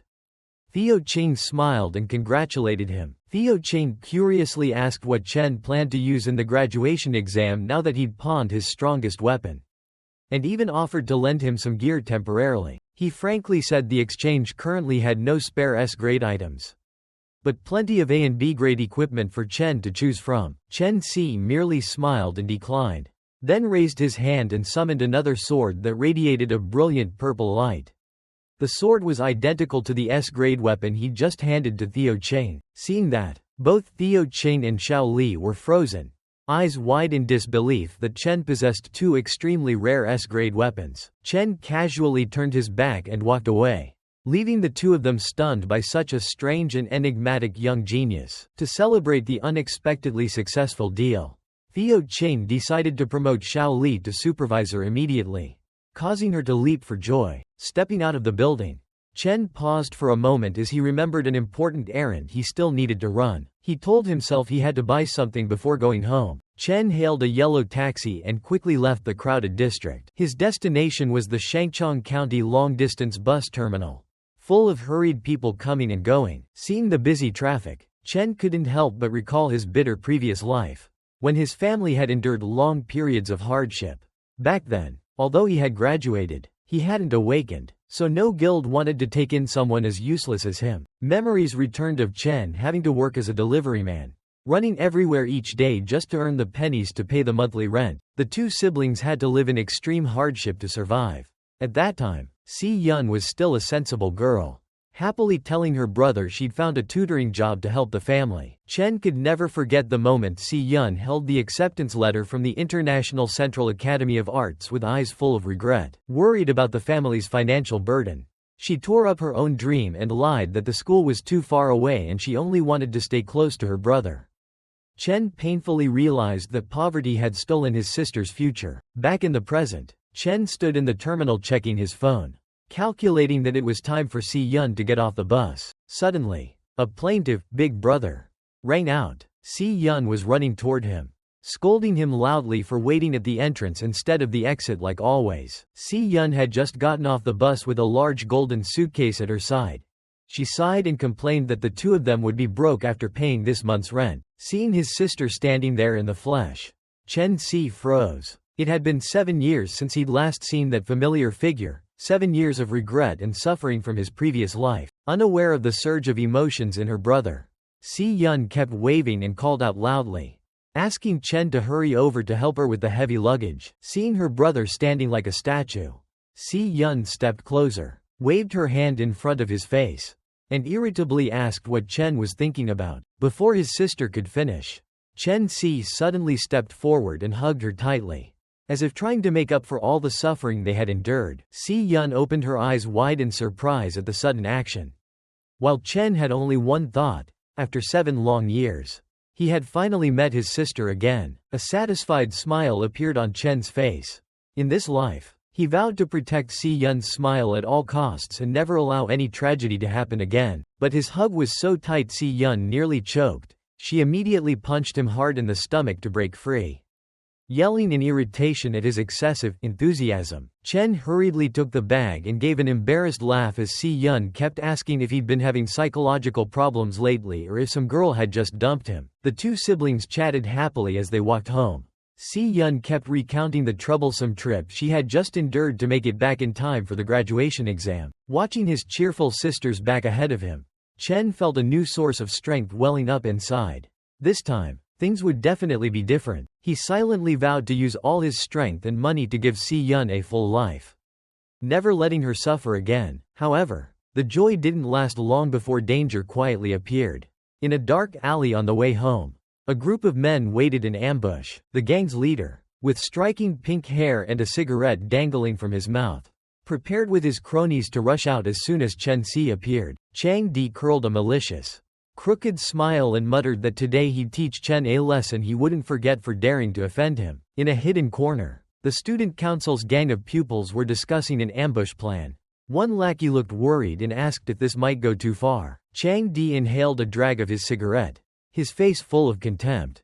He said he just wanted to teach that lowlife E-rank a lesson for his insolent attitude. In the hunter's mind, the image of Chen Si with blazing red eyes and the warning not to bother him again still haunted him. The henchmen carried baseball bats, ready to knock the target out so he couldn't take the graduation exam in 2 weeks. Gang thug number 3 of the Yun faction, Chang Di, broke into a manic grin. He was confident he was one of the strongest Yun fighters at the school and today Chen would pay. Far ahead, Chen Si and his younger sister were walking slowly down a quiet street. Completely unaware they were being followed, Si Yun sipped her drink and looked at her brother with suspicion. She felt he had been unusually tense lately. She asked if Chen was worried about the graduation exam. Since he rarely showed emotion, Si Yun began chattering to encourage her brother, advising him to try harder because life was long and opportunities would keep coming. She even hummed a cheerful tune, saying that as long as he believed in himself, things would get better. Chen Si smiled faintly at his sister's thoughtfulness. She had noticed the change in him the moment they reunited. He said he was fine, but Si Yun only replied with a skeptical look. Thinking he was trying to keep up male pride, Si Yun continued teasing her brother, saying he was getting old and starting to build emotional walls. The siblings turned into a dark alley, their figures gradually disappearing under the dim streetlight. The thugs followed closely behind. They noticed Chen was with a girl, and that there were no surveillance cameras here. Chang Di smiled coldly behind his mask, thinking silently that today was the perfect chance to strike. Suddenly, Chen Si stopped. His gaze turned razor-sharp as he sensed the presence of enemies. He recognized the familiar scent of the student council members hiding behind the rubble. One by one they stepped out, surrounding the siblings with fierce, confident faces. Chen calmly took out a pair of wireless earbuds, paying no attention to the approaching crowd. He gently put the earbuds on Si Yun and said he'd just found a great song he wanted her to hear. Si Yun blinked and asked since when her brother liked music, but she obediently followed along. The girl smiled and closed her eyes, thinking music might help her understand her brother's mood better. While his sister was lost in the melody, Chen Si's eyes turned ice cold. A blue energy flared in Chen's eyes, signaling the awakening of a terrifying power. Opposite them, the ambush group, ranging from E to D ranks, stood led by a smug-looking Chang Di. The song in Si Yun's ear spoke of decay and final farewells. Completely at odds with her calm expression, the thugs lunged at Chen Si with weapons in hand, creating a chaotic scene. Chen recalled his past life, when he lost his last relative in 2160 and could only reunite after 7 long years. White-gold electrical sparks began to cover Chen Si's body. His fury erupted because they dared ruin this reunion. He coldly demanded to know how they could dare intrude on such a precious moment between him and his family. A lightning-powered kick was launched, shattering the lead thug. Blood sprayed as his body was sent flying by the tremendous impact. The entire group was hurled into the air like tattered puppets under Chen's overwhelming power. Si Yun kept moving, lost in the gentle melody. Completely unaware the massacre was happening behind her, Chen Si moved like a ghost streaked with lightning, launching a barrage of punches at speeds the naked eye couldn't follow. Loud explosions rang out each time an enemy was felled, dust and debris flying everywhere. He grabbed a thug's arm, his gaze cold and merciless as he prepared to deliver the finishing blow. A dry cracking sound echoed. The man's arm snapped completely under the pressure of the golden electricity. He screamed in agony as he felt his bones being crushed. A direct punch from Chen distorted the thug's face, blood spraying everywhere. An energy blast erupted, sending the remaining attackers flying away like trash. Chang Di stood frozen, sweat pouring down his face. He trembled as he watched, then screamed in terror. What the hell is happening to this guy? Chen Si lunged forward like a bolt of golden lightning. The attackers screamed in fear, unable to comprehend how a student could possess such terrifying power. A direct hit smashed the enemy to pieces. His speed was so fast the opponent couldn't react or raise a hand to defend. The sound of bones breaking continued through the night. Electric force covered Chen's hands, turning every strike into a disaster for whoever was hit. Chang Di clenched the knife in his hand, eyes wide with fear. He couldn't believe the power Chen was displaying before him. He gritted his teeth, sweat streaming down his face. Chang Di still shouted loudly. Trying to reassure himself that he was the strongest Yun-class killer, he hurled desperate curses and lunged at Chen Si like a madman, clinging to the faint hope that recklessness might turn the tide. But Chen Si was simply too fast. A lethal blow pierced every defense, sending fresh blood spraying into the air. Chang Di was blasted away like a torn sack, his body slamming hard into the crumbling brick walls around them, giving his foes no chance to rest. Chen pressed on with terrifying speed, like an electromagnetic storm intent on crushing everything in its path. A punch from above came down with crushing force, driving the enemy deep into the rubble in utter helplessness. A shockwave exploded at the impact point, thick dust and smoke enveloping the dark alley corner. As the dust gradually cleared, Chen Si appeared standing coldly atop Chang Di's battered body. He repeated his earlier warning, "Never bother me again." Chen's eyes turned a blazing red, full of murderous intent. He looked down at the defeated man and said coldly, "Don't you understand what that means?" Chang Di lay collapsed on the ground, blood all over him. He realized in horror that his ribs were shattered and his legs had completely lost feeling after Chen's blow. Chen coldly pressed the serrated blade against the loser's mouth. His gaze never wavered as he issued a warning: if the man made another sound, he would kill him instantly. Staring into Chen's blazing red eyes, Chang Di trembled as he realized the other was entirely serious. The terrifying murderous aura suffocated him. Death felt very near. Chen's figure was shrouded in a frightening red-black smoke. The bully sank into despair, unable to understand how an ordinary student could possess such cruelty and a terrifying will to kill. He bent down close, his eyes turning a threatening red. Chen demanded that he remember every word he was about to say. Among the dark alley with henchmen lying scattered on the ground, Chen turned his back and walked away. He warned that if any of them dared to show up in front of his sister again, the price they'd pay would be all their lives. The sharp blade slid lightly across the bully's mouth as a final reminder. Chen affirmed he would make each of them disappear forever if they dared repeat their crimes. His face was cold as ice, his red eyes fixed on the guilty man. A short but pressure-filled question left the opponent with no will to resist. The leader nodded repeatedly through tears and blood. His earlier arrogance had completely vanished, replaced only by utter fear. Chen tossed the knife to the ground and calmly left the scene, leaving the defeated man collapsed behind him. Meanwhile, in another corner of the neighborhood, Si Yun sat quietly listening to music through her headphones. The melancholy melody about loneliness choked her, and tears fell unconsciously. She couldn't understand why the song made her hurt so much. It seemed a very deep sadness was covering her mind. A few days had passed since she last saw her brother. Si Yun felt Chen had just been through something incredibly heavy, completely different from his usual calm. Seeing her brother's familiar figure, Si Yun immediately called out. She was both happy and worried he might be about to pull some excessive prank on her. Chen waited for his sister with a gentle smile. In his hand was an elegant red box he was about to give her. He opened the box and handed Si Yun a sparkling golden pen. In a warm voice he said this was a special gift just for her. Si Yun was so astonished she was speechless when she realized it was the latest version of the magic holographic pen, the luxury item she'd always dreamed of. The joy didn't last long before worry quickly appeared. Si Yun knew very well the pen cost over 10,000 yuan, an amount far too large given the siblings' current situation. She lowered her head to look at the expensive gift, her eyes growing red with worry.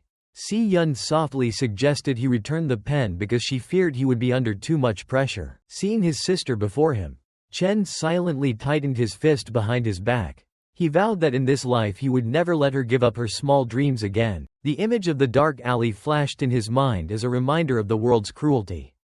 Chen resolved to do everything to protect Si Yun's peace. After her brother encouraged her, Si Yun began using the pen to draw glowing fish floating in the air.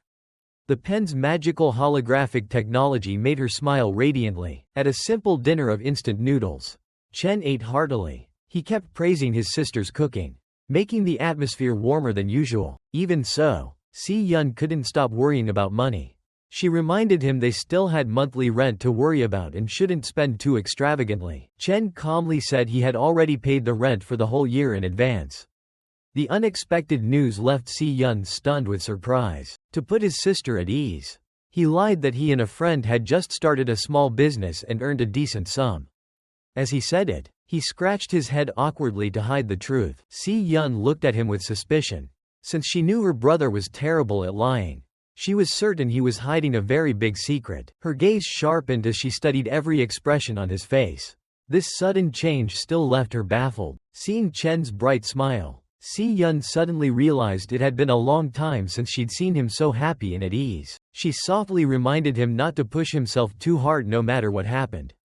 To her, his safety was the most important thing. Chen smiled and nodded, quietly grateful for his sister's sincere concern. The scene shifted to a high-end office where people were discussing the condition of the bully Chang Di. His injuries were so severe that even the best doctors had no way to fully heal him. Cole Gong, the academy's prodigy, stood before a giant aquarium with a pensive expression.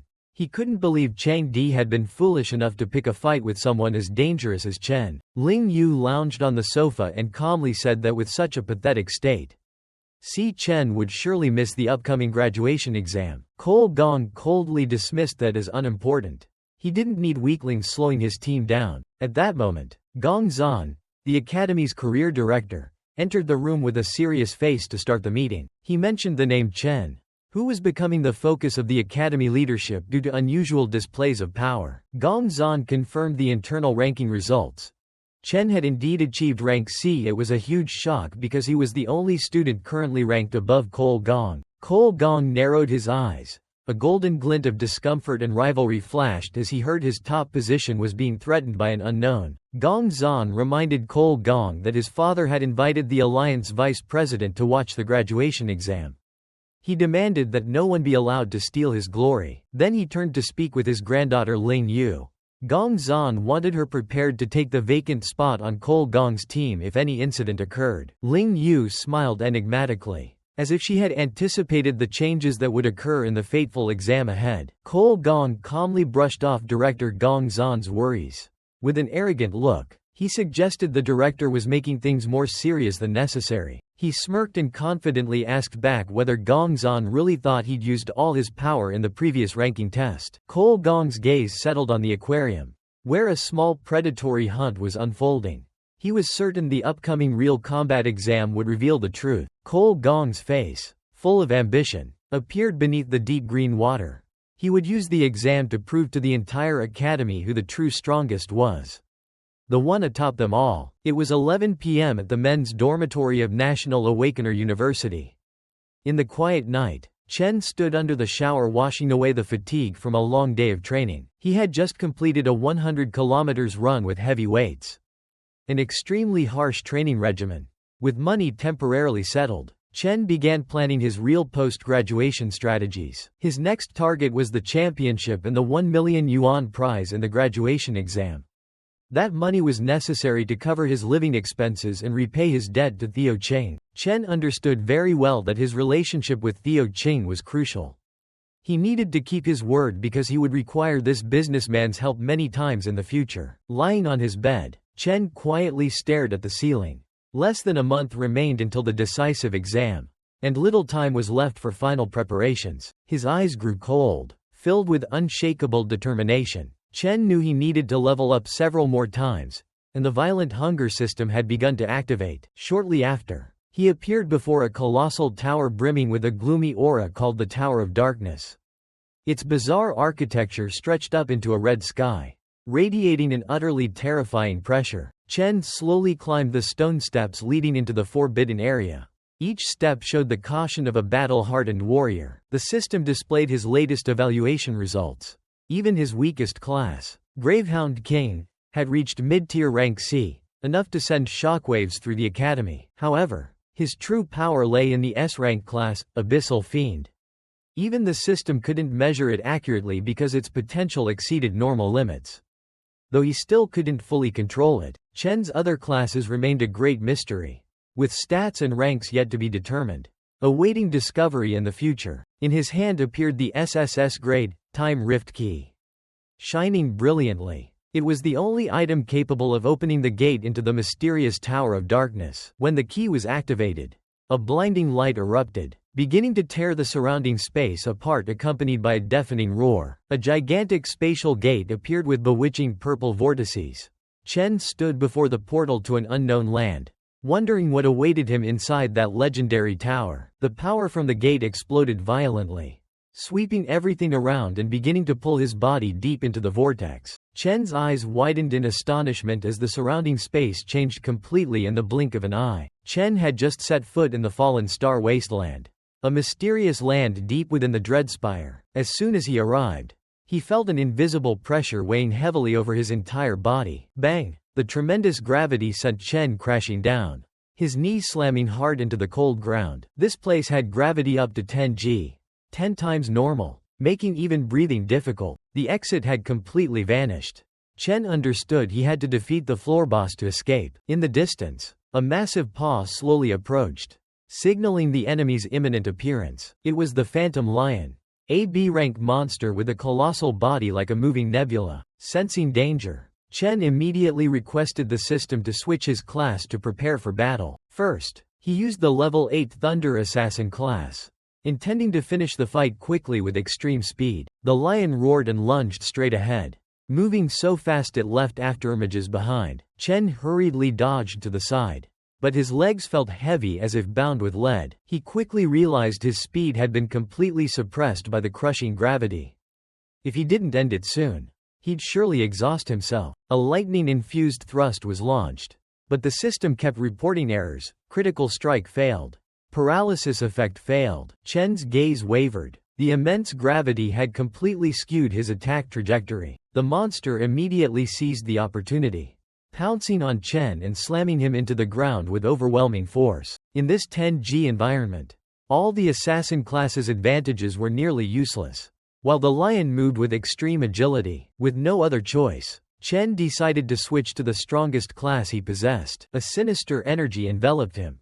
The level 10 Purgatory Rakshasa class was officially activated. Chen's strength and stamina stats surged, and he unlocked the ultimate skill called Triple Phase Catastrophic Gravity. He immediately charged into melee.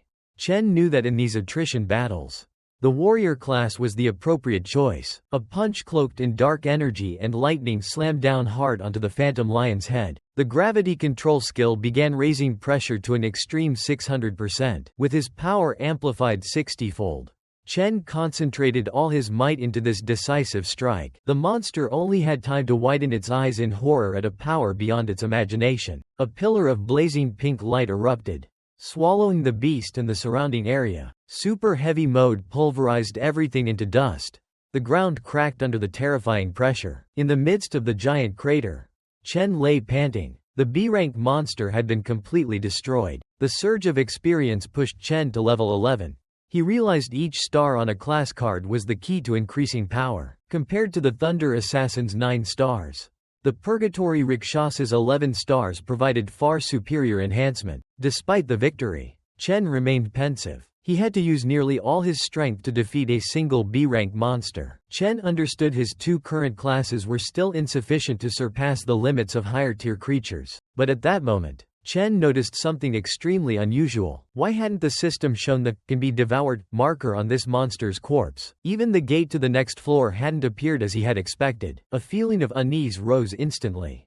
Chen anxiously looked up at the black sky above. A massive black hole suddenly spun violently, tearing the space right above his head. From the deep darkness, dozens of glowing eyes coldly stared down at the prey below. Chen was shocked to realize the monster he had struggled to defeat was not actually the true master of this place. Dozens of other phantom lions began to dive down.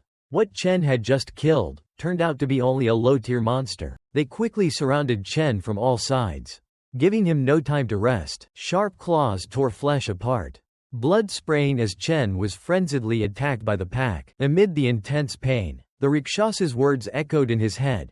Once the door opens, what awaits ahead is endless suffering. The purple monster roared again, opening its massive maw with fangs sharp enough to devour everything. Chen gritted his teeth and endured, his face bloodied but his eyes burning with determination as he faced the seemingly unbeatable enemy. Suddenly, Chen awoke. He bolted upright in bed, breathing rapidly and drenched in sweat. He sat silently in the quiet dorm room, trying to erase the terrifying memories of the battle. The pain seemed to linger.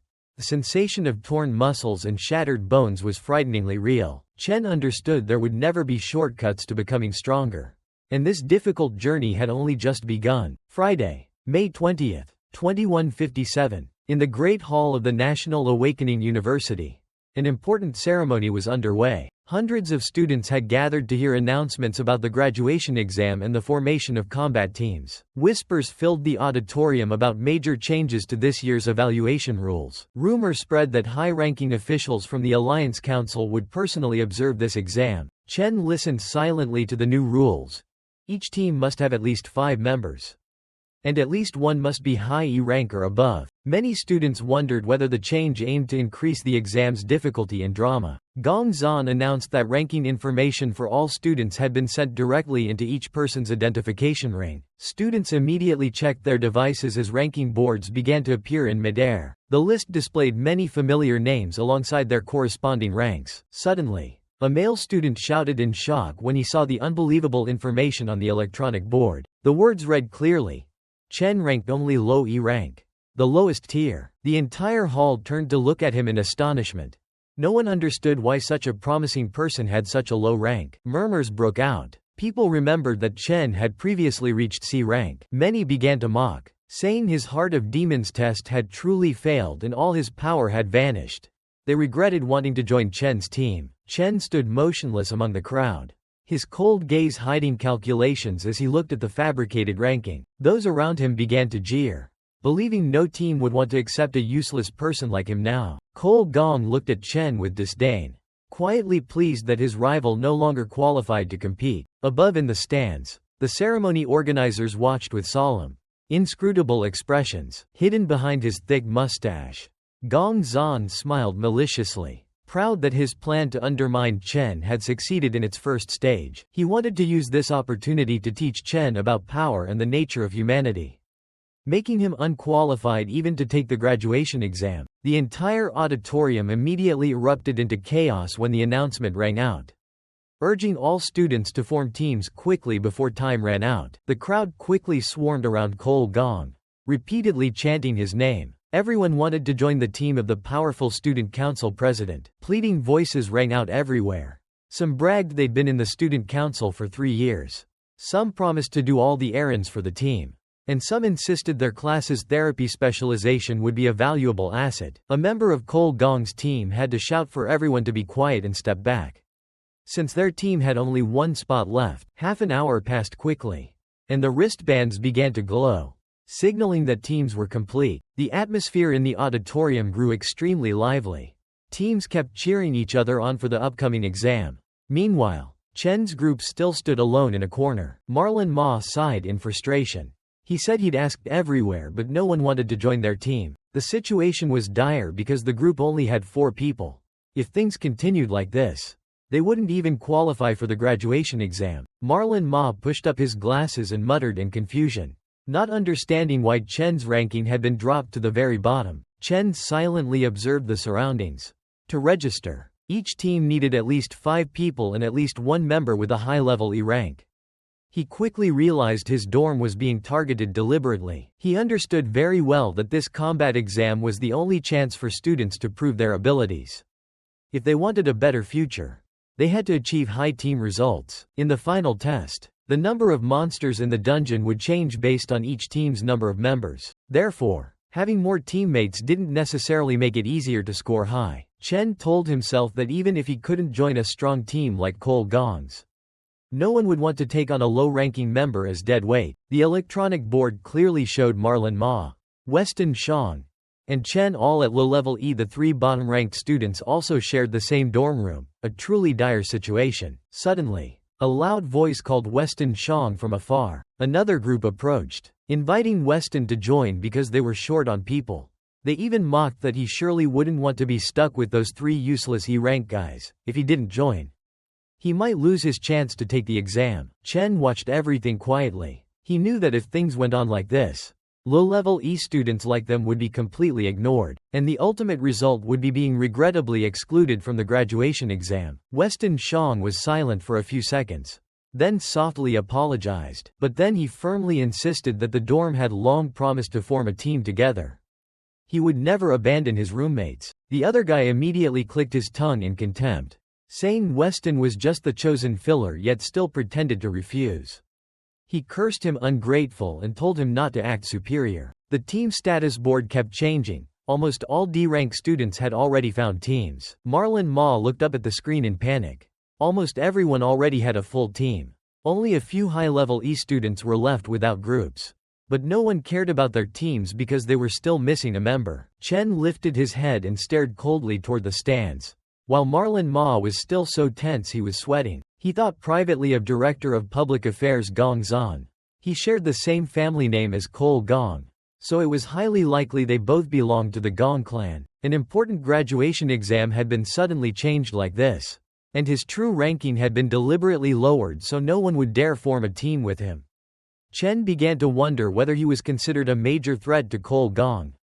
Indeed, those with power could do whatever they pleased, but Chen was determined to take this exam at all costs.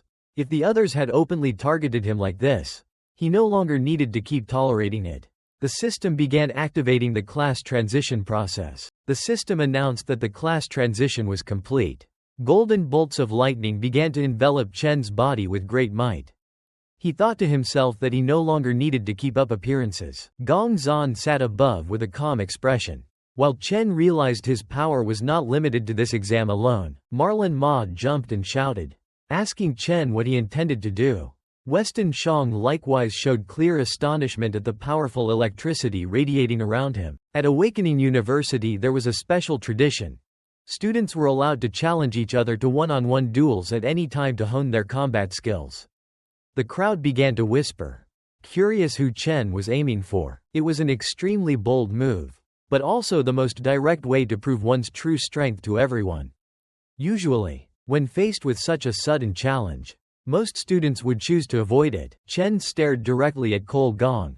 Still, he knew that Name would never accept a challenge from a low-ranked nobody like him. Cole Gong's gaze remained cold and arrogant, while Chen thought to himself that beating that guy would be enough. With eyes blazing with determination, Chen believed that if he won, many people would surely volunteer to join his team to earn high scores. Just then, a female voice suddenly called from the entrance, naming Chen and asking if his team was still missing members. Chen turned and was surprised to see Ling Yu standing there. She smiled and said she also wanted to take this year's graduation exam with them. Ling Yu confidently said she had ranked D since middle school, so she certainly wouldn't be a burden to the team. Marlon Ma and those around him were so shocked they swore out loud. No one could believe Chen knew a beautiful genius like Ling Yu. A male student beside Cole Gong shouted in panic, unable to believe his cousin would say such a thing. In the stands, Director Gong Zan was so shocked he nearly choked when he witnessed this unexpected turn. Ling Yu's appearance instantly threw the auditorium into an uproar. Some questioned why a genius from Shanghai, an exchange student, would want to join this school's exam and team up with trash like Chen. Her mysterious identity only fueled more speculation. Gong Zan's anger showed on his face. He loudly called out to Ling Yu and reminded her that as an exchange student she had no right to participate in this graduation exam. He couldn't understand why she sided with an outsider. Gong Zan continued that Ling Yu had not taken a placement test since transferring to the school, and he had never received any report confirming her current rank. Therefore, allowing her to join the exam would be completely against academy regulations. At that moment, a low but powerful voice declared that Director Gong Zan was entirely correct. Everyone startled to see Principal Stephen Yuan had appeared without anyone noticing. A strong purple energy aura around him shook the whole auditorium. Gong Zan immediately turned pale and asked in a trembling voice why the principal was also here.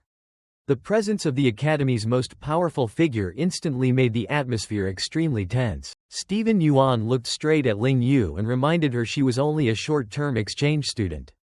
So why did she want to get involved in this complicated situation? Chen stood watching everything. He was secretly astonished because he had always thought the principal belonged to the warrior class. Yet now the man displayed instantaneous teleportation ability at an extremely high level. Stephen Yuan turned to Ling Yu and said her participation would be unfair, since the real meaning of the graduation exam was for students to prove their own abilities. Ling Yu only smiled faintly and said that was indeed a pity. Chen narrowed his eyes at the two before him. A flash of blue light flickered in his vision as he tried to observe their ranks. But he failed completely. Both Stephen Yuan and Ling Yu gave off an uncanny, inscrutable feeling. Around them was like an invisible mist concealing their true power. Gong Zan immediately began to flatter, saying the principal was absolutely right and that strict adherence to rules was what kept the academy's reputation intact. He hoped Stephen Yuan would side with him to disqualify Chen's team from the exam, but Stephen Yuan promptly retorted. He declared that the goal of the National Awakening University was to train the finest awakened and to create the perfect stage for them to showcase their talents. In order to maintain the world's talent pool, he emphasized that the graduation combat exam was a long-standing tradition and the most important turning point in every student's life. The entire auditorium fell utterly silent to hang on the principal's every word. With a stern face and a long scar across his cheek, Stephen Yuan coldly countered that if students lost this opportunity due to special circumstances, how could the academy preserve its reputation?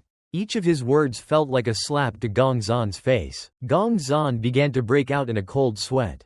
He wondered whether the old man was hinting at him, and whether the principal had discovered his covert rule changes meant to squeeze Chen out. Normally, Stephen Yuan never bothered with such petty matters. He started to suspect that Stephen Yuan and Ling Yu were staging a ruse together, all to help Chen. Things were beginning to slip beyond the Gong family's control. Gong Zan tried to reassure himself that the situation wasn't yet dire and that he didn't need to confront the old man directly. Still, his mind remained full of schemes and plotting. He glanced at Cole Gong and thought to himself that this was about as far as he could go. All the high-ranked students had already formed teams, while Chen could only join with the 3 bottom-ranked guys. Cole Gong would surely win easily. Stephen Yuan smiled cryptically as he watched Gong Zan forced to bow in agreement. The power gap between them was now unmistakable.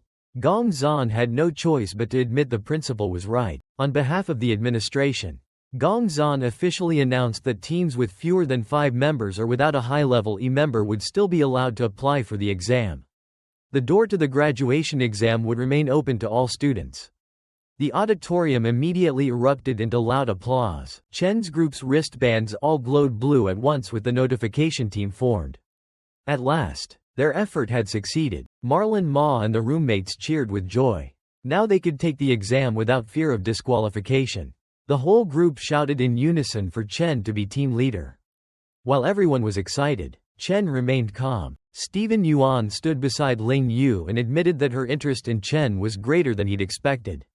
An intriguing confrontation seemed about to begin. On one side stood Cole Gong with the strongest lineup in the academy's history. On the other stood Chen and his 3 lowest-ranked roommates. The stark contrast left everyone eager to see the outcome. Principal Stephen Yuan stared at the screen before him. He wondered which type of dungeon the 2 teams would choose and how many points they would ultimately score. Expectation showed clearly in his eyes. The organizer quickly announced that after a team is formed, the captain has the right to select the target dungeon via their personal electronic board. A ding sounded along with the notification sent. The teacher froze in astonishment. He hadn't expected a newly formed team to choose a dungeon so quickly. The auditorium immediately grew noisy as people realized Chen's team had completed their selection. Many students screamed in horror when they saw the choice appear on the screen. They couldn't believe Chen had dared pick that. Some even swore in shock. Marlon Ma sprinted forward in panic and shouted at Chen, asking if he was crazy. He kept telling Chen to cancel the selection immediately. Those nearby gaped in disbelief at the reckless decision. Despite everyone's attempts to stop him, Chen stayed silent. A resolute pink light flashed in his eyes. Marlon's shout still rang in his ears. "Do you know what you just picked?" A true fight for survival awaited the team. The real-world graduation exam is the most important milestone for students, because it's the first time they're allowed to form a team to enter an actual dungeon. The goal is clear: kill monsters and defeat the dungeon boss to earn points. The scoring system is extremely strict. If the team clears 100% of the dungeon, they receive a maximum of 10 points. However, each remaining monster deducts 1 point. Defeating the dungeon boss grants an additional 20 points. There is also a time score. If the dungeon is cleared within 1 hour, the team gets the full 20 points. But every extra 5 minutes subtracts 1 point. The dungeon's difficulty determines the final score because it has its own multiplier. An F-rank dungeon only has a x 1.5 multiplier with a maximum score of 75. But if you dare choose an E-rank dungeon, the multiplier increases to x2, allowing a total score up to 100. The rewards for the top team are extremely attractive. All members of the team with the highest score will receive an invitation to join the Imperial Guild, the most powerful guild any Awakener could dream of. Not only that, the MVP title for the class comes with an even larger reward: direct appointment to a managerial position within the Imperial Guild and an immediate 1 million yuan in cash. In the tense atmosphere, students began whispering non-stop. Some mentioned the 90-point record of a former genius, who is now the leader of the Imperial Guild. Others worried that an E-rank dungeon is too dangerous and that at least 3 D-rank members would be needed to have any hope of survival. All eyes were now on Cole Gong, the genius with light-colored hair and a confident demeanor. The crowd believed his team was the only candidate capable of breaking the Academy's all-time high score. Suddenly, a notification chime for "request sent" rang out, breaking the silence. A bespectacled male student startled, not expecting a team to choose a dungeon so quickly. He stared at the screen, sweat running down his face as he realized the truth before him. He shouted in panic, "Oh my god, it's Chen's team. Did he really pick that?" The hall nearly exploded when the electronic board showed Chen's team had chosen a D-rank dungeon, the level no one had ever dared attempt before. An image of Chen with a calm expression appeared beside the notification that he had chosen a D-rank dungeon. The system was waiting for the remaining members to give final confirmation. Panic quickly spread throughout the hall. Some sarcastically asked whether Chen had pressed the wrong button, since no one had ever conquered a D-rank dungeon before. Marlon Ma, Chen's teammate, immediately rushed over, grabbed his shoulder tightly, and shouted, "Chen, are you crazy? Do you know what you just selected?" A long-haired member of the team nearly collapsed. He sat down on the floor, crying and blaming himself for being on a team with a madman like Chen. On each person's device a blazing red warning appeared. Team leader has chosen D-rank dungeon. Do you agree to participate? Another member trembled so badly with sweat dripping off him that he nervously asked whether it was still possible to quit the team now. Marlon Ma kept begging Chen to reconsider. He repeatedly emphasized how dangerous a D-rank dungeon was and that choosing it was tantamount to suicide. But Chen only nodded slightly, his expression unchanged. He looked straight at his teammates and firmly said that he had thought very carefully before making this decision. At that moment, another notification chime sounded. Cole Gong's team had also completed their dungeon selection. The system displayed, "All members have agreed. Team Cole Gong has successfully sent their request." As everyone expected, they too chose a D-rank dungeon to assert their top status. The hall shook once more. Shouts erupted everywhere. "Damn! Another team chose a D-rank dungeon. Oh my god, this year's exam is crazy." Cole Gong remained seated, arms crossed with a confident look and cold eyes. A member of his team even smiled with amusement, thinking this year's exam would surely be entertaining. The short-haired blonde girl with a small mole under her eye smirked sarcastically. She wondered why that mediocre team was trying to act strong. She coldly remarked that Chen's team completely lacked self-awareness about their strength, and they were only trying to attract attention since they'd finish at the bottom anyway. Another person burst into loud laughter, predicting that that hastily assembled team would quickly fall apart. She even pretended to pity them with a look of delighted amusement. Meanwhile, Marlon Ma stood silently watching Chen. He wondered when the friend who had always relied on him throughout their school years had begun to project such powerful determination. Marlon pushed up his glasses slightly, his eyes showing the intense inner struggle over this important decision. Finally, Marlon decisively pressed the confirm button on his bracelet. He shouted to steel himself, "We've gone through 4 years together, so I'll stay by your side until the very end." Seeing Marlon decide, the long-haired guy wiped his tears and hit confirm as well. He told himself that since the team was already at the bottom of the rankings, a D rank or an F rank dungeon made little difference. At least he wanted to see for himself how terrifying a D rank dungeon could be. The last member, a dark-skinned boy in a striped shirt, still gritted his teeth and scowled at the others. He angrily yelled, feeling ridiculous that, as the dorm boss, he had become the last one to follow those two. But then he pressed confirm too. He decided to play it out to the end, since graduation was near and there was nothing left to lose. The system chime rang again. "All members have agreed. Team Chen has successfully sent the request." Chen's image appeared prominently on the central screen. Chen stood among his teammates. His gaze softened slightly when he saw they still trusted him. He spoke quietly. "Everyone." Chen looked the team squarely in the face and said in a low voice, "Sorry, I chose the D-rank dungeon because I want to win the MVP title." He admitted he had been selfish to drag the team into the most dangerous dungeon. But then a confident smile appeared on Chen's lips. He declared loudly, "So, let's get the highest score together. The MVP title will definitely be mine."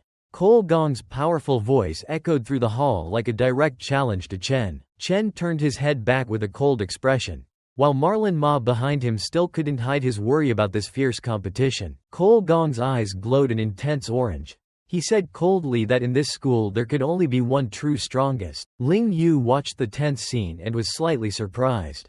It was the first time she had seen Cole Gong show such seriousness and competitiveness toward an opponent. The covert rivalry between the two most prominent individuals had now officially erupted before the entire student body in the hall. In a corner, Principal Stephen Yuan, with a long scar across his face, smiled faintly with interest. He stroked his gray beard and mused that young people nowadays truly seemed fearless. Ling Yu propped her chin and thought, quietly judging Chen's almost excessive confidence.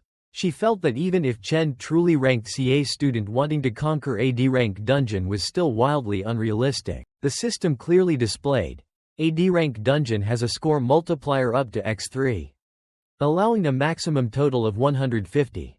But in return, its difficulty far exceeds that of an E-rank dungeon. Principal Stephen Yuan also looked doubtful. Based on Chen team's current abilities, he frankly judged that this was not a suitable choice for them. Stephen Yuan smiled with hidden meaning and reminded them that time was limited. The real combat exam would begin in just over a month, and that time frame was too short for major changes. Meanwhile, in the advanced simulation rooms, other students were frantically training with cutting-edge technology. The principal believed it was nearly impossible for Chen's team to overcome a D-rank dungeon in such a short time. The clock read 10:45 p.m. But inside the combat simulators the students continued to train with all their might. The principal sighed softly, hoping that by the exam day Chen's team could at least deliver a not-too-disastrous performance. Time flew, only 17 days remained before the exam. But instead of training in the modern simulators, Chen's team was forcing themselves to practice on the stadium field until they vomited and were utterly exhausted. Marlon Ma and the others lay sprawled on the grass, panting and complaining, "Hey, Chen, everyone else is in the elemental training rooms using simulators to fight monsters. Why are you making us do this?" Marlon wiped his sweat and listed a string of physical exercises: throwing balls, shuttle runs, sprints, and endurance runs. "This isn't a triathlon for the graduation exam. What good are any of these doing?" Chen stood there, his gaze cold and steady. He explained that training elemental skills in simulators now had limited value, since it's all just simulated images. He spoke in a low voice about the brutal reality inside dungeons. When you step into an unfamiliar dungeon facing monsters stronger than you've ever seen, when fear floods your mind, in that moment, what decides life or death won't be classroom theory. Chen asserted that in that fatal moment, it's not clumsy coordinated moves that keep you alive, but combat instinct. He emphasized that endurance, explosive strength, and reflex speed are what they're training now.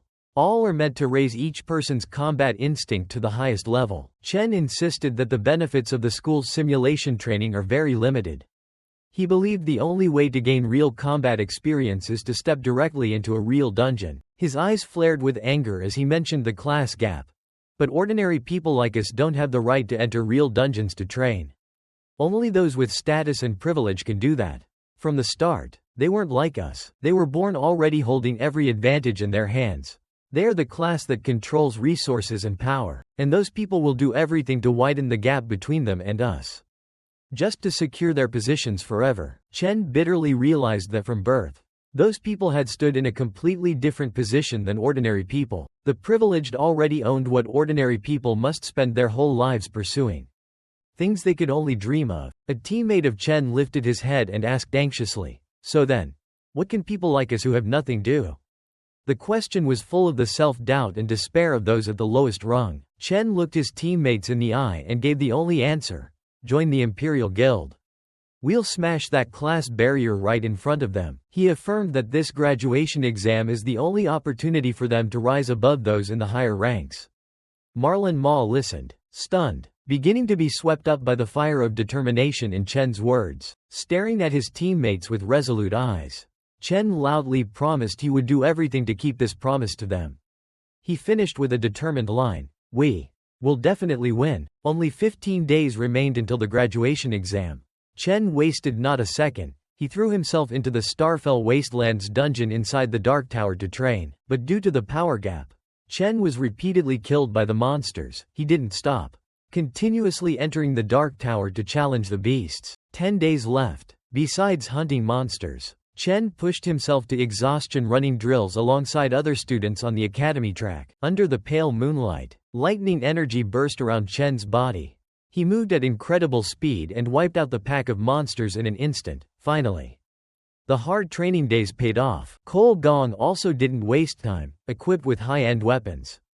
He entered dungeons to hunt monsters and hone his combat skills. 3 days left. In the gym, Chen did push-ups with extremely heavy weights on his back. Sweat poured like rain, but his eyes were full of determination. Cole Gong stood amid roaring flames, his presence powerful as if preparing for the most important battle of his life. The final 2 days. A golden electric aura surrounded Chen as the system announced he had reached level 16 and awakened the Lightning Assassin class. 1 day left. His face smeared with monster blood.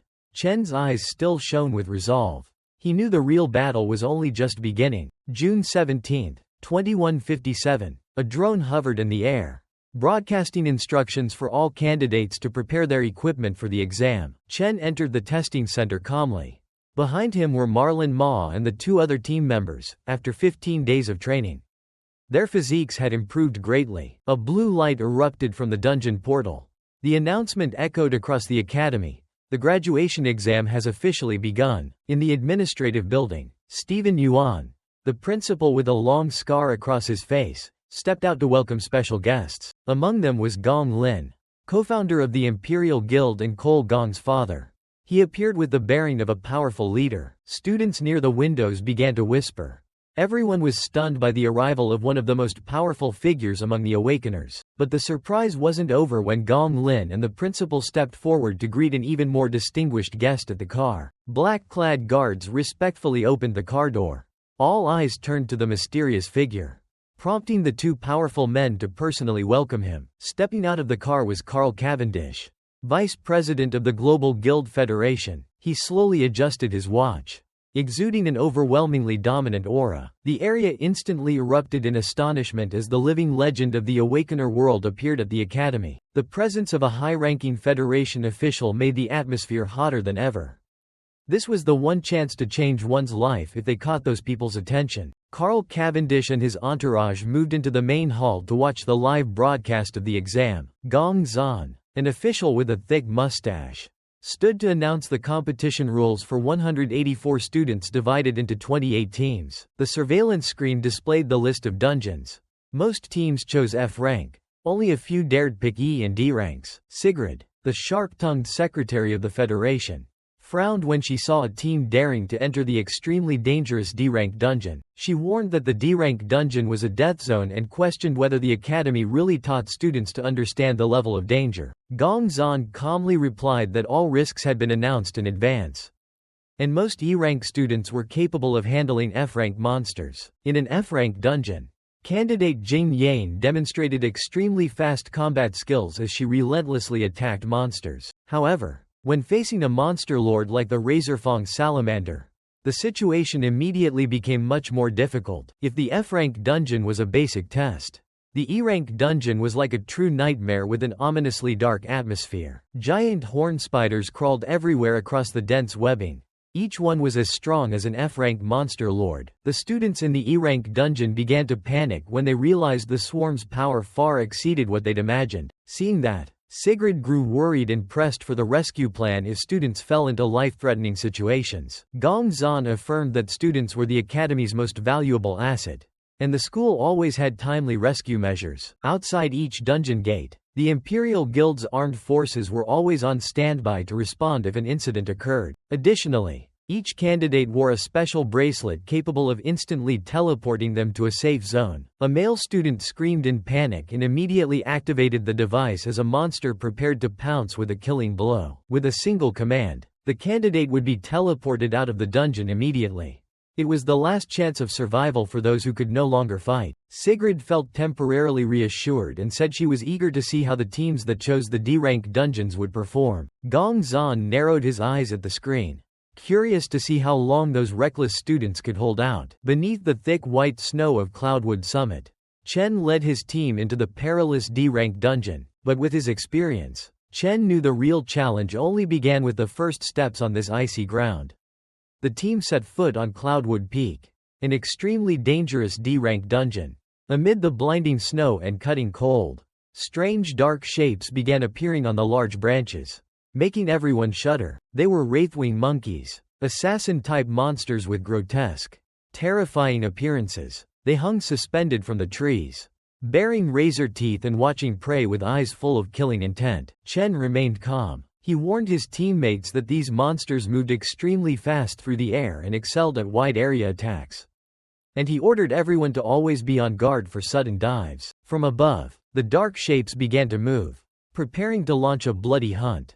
Chen's team looked tiny amid the deathland full of high-speed predatory monsters. As predicted, the wraithwing monkeys dove all at once like lightning tearing through the snow. Chen immediately called out a warning that the attack had begun. Thanks to Chen's timely command, Marlin and the teammate managed to dive aside. The streaks of light from the monsters' charges ripped the ground apart where they had just stood. Another person slammed hard to the side, feeling the biting gust of wind from the attack sweep past their body. The group crashed heavily into the snow but survived. Marlin could not believe they had dodged a D-rank monster's strike. Yet the deadly battle at Cloudwood Summit had truly only just begun. A monster just collapsed before Shang Zuo's stunned eyes. He stammered in disbelief, wondering if Chen had just acted. Chen stood amid streaks of blazing golden electricity surrounding his body. At his feet lay the bodies of 3 rank D monsters that had been destroyed in an instant. Chen turned to his teammates with a cold look. He said their current strength wasn't enough to deal with these monsters, so it was best to stand still and protect themselves. Having said that, Chen dashed off like a lightning bolt and told the group to leave the rest to him. At that moment, another winged ape suddenly lunged in a surprise attack. Shang Zuo couldn't react in time and only let out a terrified scream at the unexpected strike. The strong collision hurled Shang Zuo away, slamming him hard against a tree trunk in pain. Shang Zuo suddenly realized that all this time Chen had been training them only to increase their survival ability, never expecting them to truly join the fight. The feeling of being looked down on made him angry. After all, he used to be the boss in the dormitory. He refused to accept that now he had to completely rely on Chen to pass the graduation exam. Meanwhile, the pack of winged apes kept charging with their piercing screams, but Chen's speed was even faster than the monsters. His sword strikes, charged with golden electricity, tore through the air and felled them in moments. Shang Zuo stood frozen by the sight. He had doubted the rumors about Chen's power before, but now he had seen it all with his own eyes. Chen's displayed strength was far beyond that of a typical graduating student. Watching how Chen fought, Shang Zuo could only say he looked like a warrior who had survived countless real battles. Shang Zuo bowed his head, wondering when this teammate had become so dependable, while he felt left behind. At that moment, another monster suddenly charged in from behind. Riley Shang immediately shouted a loud warning for everyone to be careful. The winged ape leapt into the air and dove straight at the group with its dangerously sharp claws. Without hesitation, Shang Zuo focused all his strength into his arms to block the monster's attack. He shouted for Riley Shang and Marlin Ma, reminding them they couldn't always be a burden and rely entirely on Chen. Those words immediately awakened Riley and Marlin's fighting spirit, making them realize this wasn't just Chen's test. Shang Zuo roared with determination. This is our graduation exam too. Riley Shang nodded in agreement with his teammate, his face more serious than ever. Riley Shang immediately used the skill, Flora Chant, Vine Lock, summoning vines and shouting a challenge at the monster. The vines quickly wrapped tightly around the winged ape's body, trying to lock its movements, but the monster let out a fierce roar and immediately tore the vines apart, leaving Riley Shang stunned. Riley exclaimed in shock as he saw the monster break free so quickly. His skill still didn't seem strong enough to hold it. At that moment, Marlin Ma immediately supported them with the skill Cloud Chant, Frost Breeze, creating a cold breeze that enveloped the monster. The cold mist slowed the monster's movements. Marlin Ma quickly shouted for Riley to coordinate an attack right then. Riley Shang focused all his power and shouted, asking where the monster could possibly run now. The combined skill, Frost Breeze plus Vine Lock, erupted, freezing and binding the winged ape in place. Riley and Marlin called out for Shang Zuo to deliver the finishing blow. Got it. Shang Zuo immediately seized the rare opportunity while the monster was fully restrained. He shouted, "Taste this," then channeled all his power into his strongest skill, Burst Flame Bullet. A massive fire explosion erupted, swallowing the monster in a sea of blazing red flames. The winged ape screamed in agony within the flames, its body being burned by the intense heat. Shang Zuo swore in shock to see the creature so resilient and not yet down. He continued hurling fireballs at it. Despite being scorched and covered in wounds, the monster still lunged forward to attack. Riley Shang gritted his teeth and yelled that he couldn't hold it back any longer. Marlin Ma was nearly exhausted too, sweat streaming down his face as he struggled to maintain the frost magic. Shang Zuo roared with determination, preparing to use the last of his strength to unleash the final blow. In the observation room of the Awakening Academy, the atmosphere was extremely tense. Carl Cavendish pushed his glasses up slightly, his eyes thoughtful as he mentioned a name, Si Chen. "Ah, I remember now." The supervisor standing beside him just silently looked up at the screen. The light reflecting off his glasses made his face even colder and harder to read. Meanwhile, Stephen Yuan appeared noticeably more nervous. Sweat began to form on his brow as he watched the match intently through the camera. Suddenly he shouted to everyone, "Hey! Look, over there!" trying to draw everyone's attention to Cole Gong's team. On the screen the battle was being broadcast live.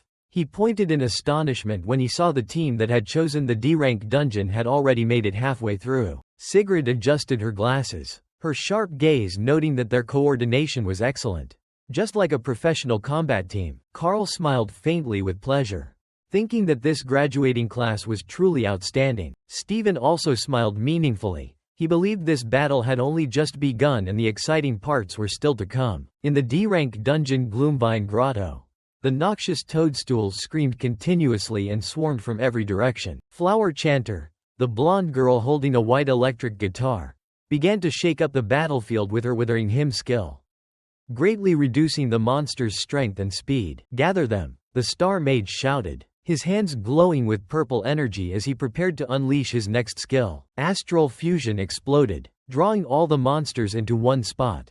A team member immediately yelled, "Captain!" Cole Gong quickly drew his sword, his eyes blazing with orange fire, locking onto the target ahead. With a powerful searing fracture stroke, he cleaved through the monsters in a massive burst of flames. Cole Gong calmly sheathed his sword, displaying the confident demeanor of a true C-rank flame soldier. He smiled wryly, thinking these monsters were no different from the ones he trained on at home, so fighting them had become second nature. The teammate beside him also grinned smugly, saying that knowing someone influential did make life a lot easier. The team continued to push deeper into the dungeon, determined to win and defeat the final boss. Meanwhile, atop Cloudwood, a fierce blizzard still howled, blocking Chen's group's progress. Chen led the group, his gaze cold and calm in the face of the harsh weather. After many hardships, the group finally set foot on the summit of this D-rank dungeon, astonished at their own accomplishment. But the sight before them was horrifying. A giant Frostwraith ape was tearing apart and eating one of its own kind. Chen's teammates behind him began to tremble with fear. They understood that a single strike from the monster could kill them many times over. The ape slowly lifted its head, its blood-red eyes and jaws dripping with fresh flesh immediately turned toward the group. "Damn it, it sees us!" the bespectacled friend screamed in panic. The monster roared and charged at terrifying speed. The others panicked and fled in all directions. Only Chen remained standing. The moment it drew near, Chen instantly delivered a kick laced with greenish-gold electrical energy straight to the monster's face. A loud explosion rang out, sending the giant boss flying backward to everyone's astonishment, allowing no chance for a counterattack. Chen transformed into a streak of lightning and moved with extreme speed around the ape. A punch carrying the power of thunder slammed into the monster's mouth, putting it completely on the defensive. Golden lightning continued to erupt across the battlefield. Alone, Chen completely overwhelmed the D-rank boss with his terrifying electrokinetic power. Marlon Ma stood frozen, sweat streaming down in shock. He hadn't expected Chen to actually defeat that monster so easily. At the same time, the system notified that Chen had received a Frost-Wraith Ape pelt. Chen quietly stood over the giant corpse, adjusting his combat gloves. The notification showed only 200 express and 1 dropped item, a Frost-Wraith Ape pelt. The team fell silent after such a swift victory. Chen stared at the monster's body with suspicion. He found it very odd to defeat a dungeon boss of D rank and receive so little experience. And the dropped item seemed worthless. Chen's red eyes narrowed slightly at the sense that something was off. Just then, Shang Zuo's cheerful call rang out from behind as he discovered a pile of mana crystals. Shang Zuo waved for everyone to come closer to the shattered hollow of the ancient tree. He loudly told the team to hurry and look. And the others, curious, ran over. Inside the tree hollow glittered countless mana crystals. Shang Zuo guessed the giant had stored them all there.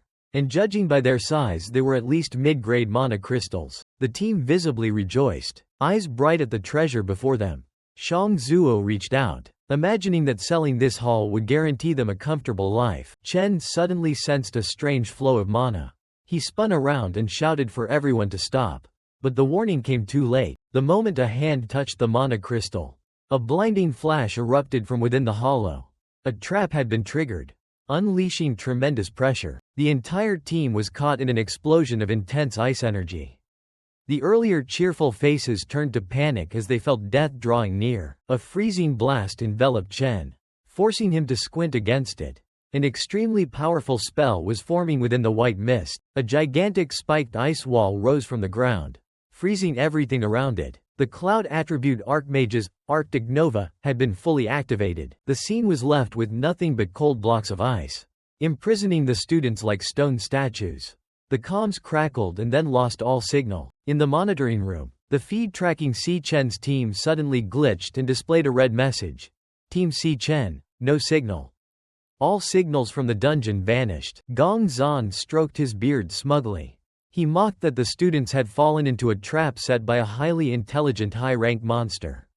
He ridiculed them as perpetual losers and burdens to society, and declared the exam effectively over. Kynal Cavendish worried that the current situation was life-threatening for the students. Gong Zan immediately feigned agreement and requested the rescue team intervene quickly, even though that would mean their own team's disqualification. Director Stephen Yuan remained with his arms crossed, calmly watching the other screens. He interrupted and asked that the students be given more time. Stephen Yuan explained that the contestants' bands were still monitoring their physical states, and all vital signs remained stable. Neural data also showed that no one intended to quit. Stephen Yuan affirmed that the decision to withdraw must be made by the contestants themselves. Gong Lin, standing beside him, fell silent at that resolute stance. Back in the dungeon, Marlon Ma was trembling so badly his nose was running. He sneezed loudly in the freezing air. Marlon shivered among the broken ice, surrounded by teammates frozen solid. He silently felt lucky for his cloud attribute cold resistance. Otherwise he'd be frozen too. A terrifying laugh echoed from behind, and a giant shadow fell over Marlon Ma. The oppressive weight and ghastly laughter froze him in fear. Unable to move, the true master of the dungeon had finally appeared. A towering lich wearing a spiked crown, with a glowing blue energy core in its chest, loomed before Marlon, staring at that dreadful entity. He was stunned and wondered if this was the real lord of the dungeon. Marlon Ma stood frozen, cold sweat streaming down as he saw the entity before him. He trembled as he recognized it from the monster guidebook. It was a cloud-type mage specialized in controlling ice, with wide area abilities and extremely dangerous repulsion skills. Worse, they were cunning and liked to torment their prey before killing them. Its name appeared in terrifying letters: Frostbound Lich King. Marlon shuddered, realizing the Arctic Nova trap earlier had definitely been created by this monster. Knowing this was an extremely rare and powerful C-rank monster lord, Marlon understood he couldn't win fighting alone. He immediately turned and fled. Marlon hurriedly ran over the ice slabs, telling himself he had to get away from this danger quickly. But suddenly, A sickening thud rang out. A sharp ice arrow shot up from the ground and pierced Marlin's left leg. Blood spraying across the snow, Marlin screamed in pain as he fell onto the freezing ground. He crashed down hard while the block of ice imprisoning Chen in the distance remained completely still. The frost-bound Lich King looked at the writhing prey and let out a horrific laugh. He was savoring Marlin's pain. At that moment, the system on Marlin's wrist kept issuing warnings. Severe injury detected in left leg. A line of text appeared. Do you want to withdraw from the trial? Marlin panted, tears mixing with sweat. Marlin gritted his teeth and shouted, no way. He forced his hand toward the block of ice, telling himself he had to free Chen immediately. Only then would they have a chance to survive. He gathered all his strength to activate his Cloud Chanter class skill, Perfect Origin. A powerful blue light began to envelop the ice imprisoning Chen, but the Lich King would not let him succeed easily. Another ice arrow immediately stabbed into Marlin's body, making him cry out in pain. Marlin's body was flung back and then slammed into the snow. On the system screen a red despairing message appeared. Purification failed. The Lich King laughed loudly with delight. The dreadful laughter echoed through the cold dungeon. He raised his bony hands and began using the Cloud Mage skill, Frostbone Skewers. A barrage of sharp ice spikes formed around, ready to pierce Marlin. The system continued to issue constant warnings. Heart rate at dangerous level. Severe injury detected in right arm. The familiar line reappeared. Do you want to withdraw from the trial? Withdraw, Marlin bitterly repeated in his head. His eyes were weary and aching behind the fogged lenses. Each breath felt heavy, as if tearing his chest apart. At death's door, Marlin recalled his humiliating past. He always ran from hardship, and that was why he was always left behind. Looked down on, mocked, humiliated. No one ever considered him important. Marlin remembered being bullied at school, having things thrown at him amid the mocking laughter of classmates.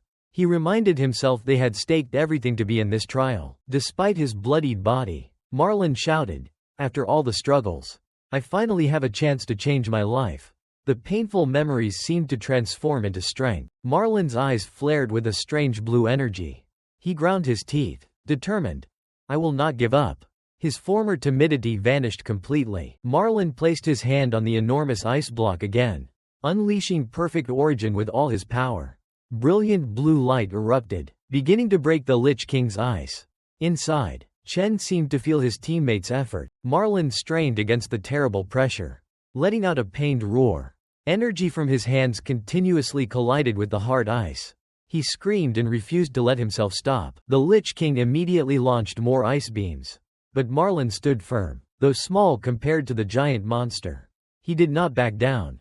The energy clash shook the entire area violently. Energy exploded everywhere as Marlin poured in his remaining strength. He shouted, channeling all his pain and hope into the blue light in his hands. Finally, large cracks began to appear across the ice block. Marlin Ma fell to his knees, nearly drained of strength but his hand still on the ice block. Giant ice arrows hurtled toward him like reaper's blades. Marlin's scream echoed through the dungeon, drowning out the blizzard. His body was covered in blood, but the light from Perfect Origin had enveloped the entire ice block. The ice then exploded. At that moment, Chen's eyes suddenly opened. His orange-yellow pupils glowed with pressure. Like a beast awakening, a streak of golden lightning flashed across his face. The ice shattered into countless fragments. Chen activated Godspeed. His speed was so extreme it generated a pressure wave that blew away all the surrounding snow and ice. Chen dragged Marlin forward like a bolt of golden lightning. The frost-bound Lich King was utterly stunned. He only managed a single cry of astonishment at the terrifying speed of the young man he had frozen minutes before. Chen immediately pulled Marlin out of the danger zone. Marlin smiled weakly, blood still at the corner of his mouth. He whispered, I finally broke it. He felt relieved that his effort hadn't been in vain. Chen looked at Marlin with a serious gaze, affirming that Marlin had helped a great deal. Then he asked about his wounds. Marlin shook his head slightly, saying he had stopped the bleeding so it wasn't critical. Marlin's face suddenly tensed. He immediately warned Chen that the monster was an extremely powerful C-rank monster lord. They absolutely could not let it freeze them again. At that moment a loud rumble shook the entire dungeon. Marlin jolted and looked around as the ground trembled violently. Chen narrowed his eyes, sensing a massive energy concentrating around the Lich King. The air grew colder and heavier than ever. In the air, the frost-bound Lich King was forming a gigantic spiked ice sphere. The skill name appeared, Cloud Mage Giga Frost Nova. This was his strongest move, bringing wide area destruction. The dungeon shook under the terrible icy pressure. The Lich King threw back his head and laughed madly, his gaunt face full of triumph. Convinced this strike would crush the two humans below to dust, Chen looked up at the massive ice above and exclaimed in shock, "What the hell is that?" Marlon Ma screamed in panic. He couldn't believe the thing could create such a gigantic frost nova. "We can't dodge this," he shouted desperately as the ice mass began to fall. The giant ice mass detonated on impact, creating a horrific frost explosion. Ice shards and frigid air blasted outward with devastating force, destroying everything in its path. The entire area was blanketed in blinding white of snow and ice. The blast was so immense no one could see anything. Only an eerie silence remained after the destructive strike. As if no creature could survive, the Lich King hovered above, looking down at the battlefield covered in white snow, and continued to laugh loudly. He delighted in the destruction he'd caused, convinced his enemies had been wiped out. The blizzard around him still howled fiercely, but his smile suddenly vanished. His blue eyes widened in shock as he saw a figure still standing at the center of the blast. An overwhelming aura was spreading, melting the surrounding snow. Chen stood at the center of the explosion in an entirely different form. The system displayed that he had reached level 16 with the title Gravehound King. A new passive skill had also activated, Cloud Soldier Frosty Physique, making him immune to cold and boosting all resistances in icy environments. The frost-bound Lich King was filled with extreme terror at the sight. He opened his mouth and screamed upon realizing his strongest attack was completely useless against this human. Marlon Ma sank down into the snow, staring at his teammate in bewilderment. He stammered, "Si Chen. What is that power? Aren't you supposed to be a Starline assassin?" Marlon stared at Si Chen, his eyes wide behind his fogged lenses in amazement. A wild thought flashed through his mind. "Don't tell me you're a rare genius," Marlon cried out. "Dual-class Awakener?" He couldn't believe he was witnessing such a legendary existence. Si Chen's class change process was in loading state. Amid the radiant magenta energy, he said in a low voice, "Sorry. I misjudged the situation. It's my fault for putting everyone in danger." Si Chen's eyes glowed with a cold light in the darkness.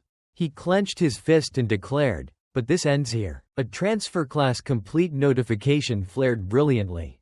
Si Chen officially became a level 16 Abyssal Fiend. He summoned a massive sword radiating blazing pink energy and said coldly, "I will end this battle right now." Normally, each Awakener only has a single class, but sometimes, at an extremely rare rate, about 1 in 10 million, there appear Awakener who obtain two classes. They are called dual Awakeners. There are probably fewer than 10 such people worldwide. So whenever one shows up, major guilds hunt them with vast sums of money and power. But looking at Chen now, Marlon was truly shocked to discover his terrible secret. The first class was Lightning Assassin, the second class was Abyssal Demon, and now a third class had appeared. Chen looked like a monster wielding a gigantic pink sword. Chen focused all his stamina and strength into a single strike. His eyes glowed frighteningly behind the bone mask. A massive explosion echoed through the frozen dungeon. The giant blade carved a deadly slash, charging straight at the boss. The glasses-wearing teammate stood stunned. The terrifying pressure from the frost-bound Lich King had completely vanished. Under Chen's scythe, the C-rank boss could only scream in despair. With just one all-out burst slash, the monster was utterly destroyed. The boss's body shattered into pieces and then disappeared. The system kept notifying. Chen directly leveled up to 17. In addition, he received an item called Ice Bone Skewer. Marlon still couldn't believe his eyes. A C-rank boss that strong had been defeated by Chen with just one strike. Chen returned to his normal form and immediately asked about the condition of the two teammates who were frozen. Only then did Marlon snap back, hurriedly running off to rescue Shang Zuo and Shang Yu. Meanwhile, Chen's Devour system began to activate, silently absorbing the boss's soul. The energy from the monster's soul surged and flowed directly into his body. When it finished, Chen received a third class, Cloud Mage. This was the first time he had gained a new class outside the Dream Realm. Chen realized the surveillance camera had been destroyed by the boss's freezing previously. Thanks to that, his secret wasn't discovered, while the glasses-wearing teammate was still trying to unfreeze the other two. Chen quietly looked at the camera lying on the ground. Suddenly, golden electric sparks appeared around Chen's body, surprising him a little. It turned out the Lightning Assassin class had reached max level, and he was awarded an extra star to boost his stats. Chen wondered curiously what this star actually did. The scene cut to Cole Gong's team in the Gloomvine dungeon. Their opponent was a giant D-rank boss, a carnivorous plant monster. Its mouth full of sharp teeth looked terrifying. Cole Gong's teammates kept attacking but barely dealt any damage. The boss was too tough. Arrows hitting its thick hide did almost nothing. The monster roared and discharged electricity from its plant-like tentacles to counterattack the team. With a single heavy lash, all members were flung backward, causing the whole dungeon to shake violently. The apprentices began to panic as they realized this monster was far stronger than anything they'd trained against at the academy. All hope now rested on Cole Gong's shoulders. The young prodigy stepped forward. The flames around him were reinforced by his teammates to boost his power. When he felt he had enough energy, Cole Gong's gaze turned cold. This was enough. He surged forward at incredible speed like a red rocket arrow. A gigantic blade of fire sliced across the carnivorous plant monster's body. Cole Gong poured all his power into a final strike to cleave the target in two. A blinding explosion engulfed the boss completely. The ultimate technique, Violet Leaf Sword Sever, erupted with overwhelming fire energy, incinerating everything nearby. The battle ended very quickly. The team immediately rushed over, cheering and hailing Cole Gong as a legend. The system announced congratulations. Cole Gong's team had cleared the D-rank dungeon in just 35 minutes. An astonishing achievement that sent the team into euphoria. Certain the record would stand unbroken. With a perfect score of 150, the group rejoiced at setting a new academy record.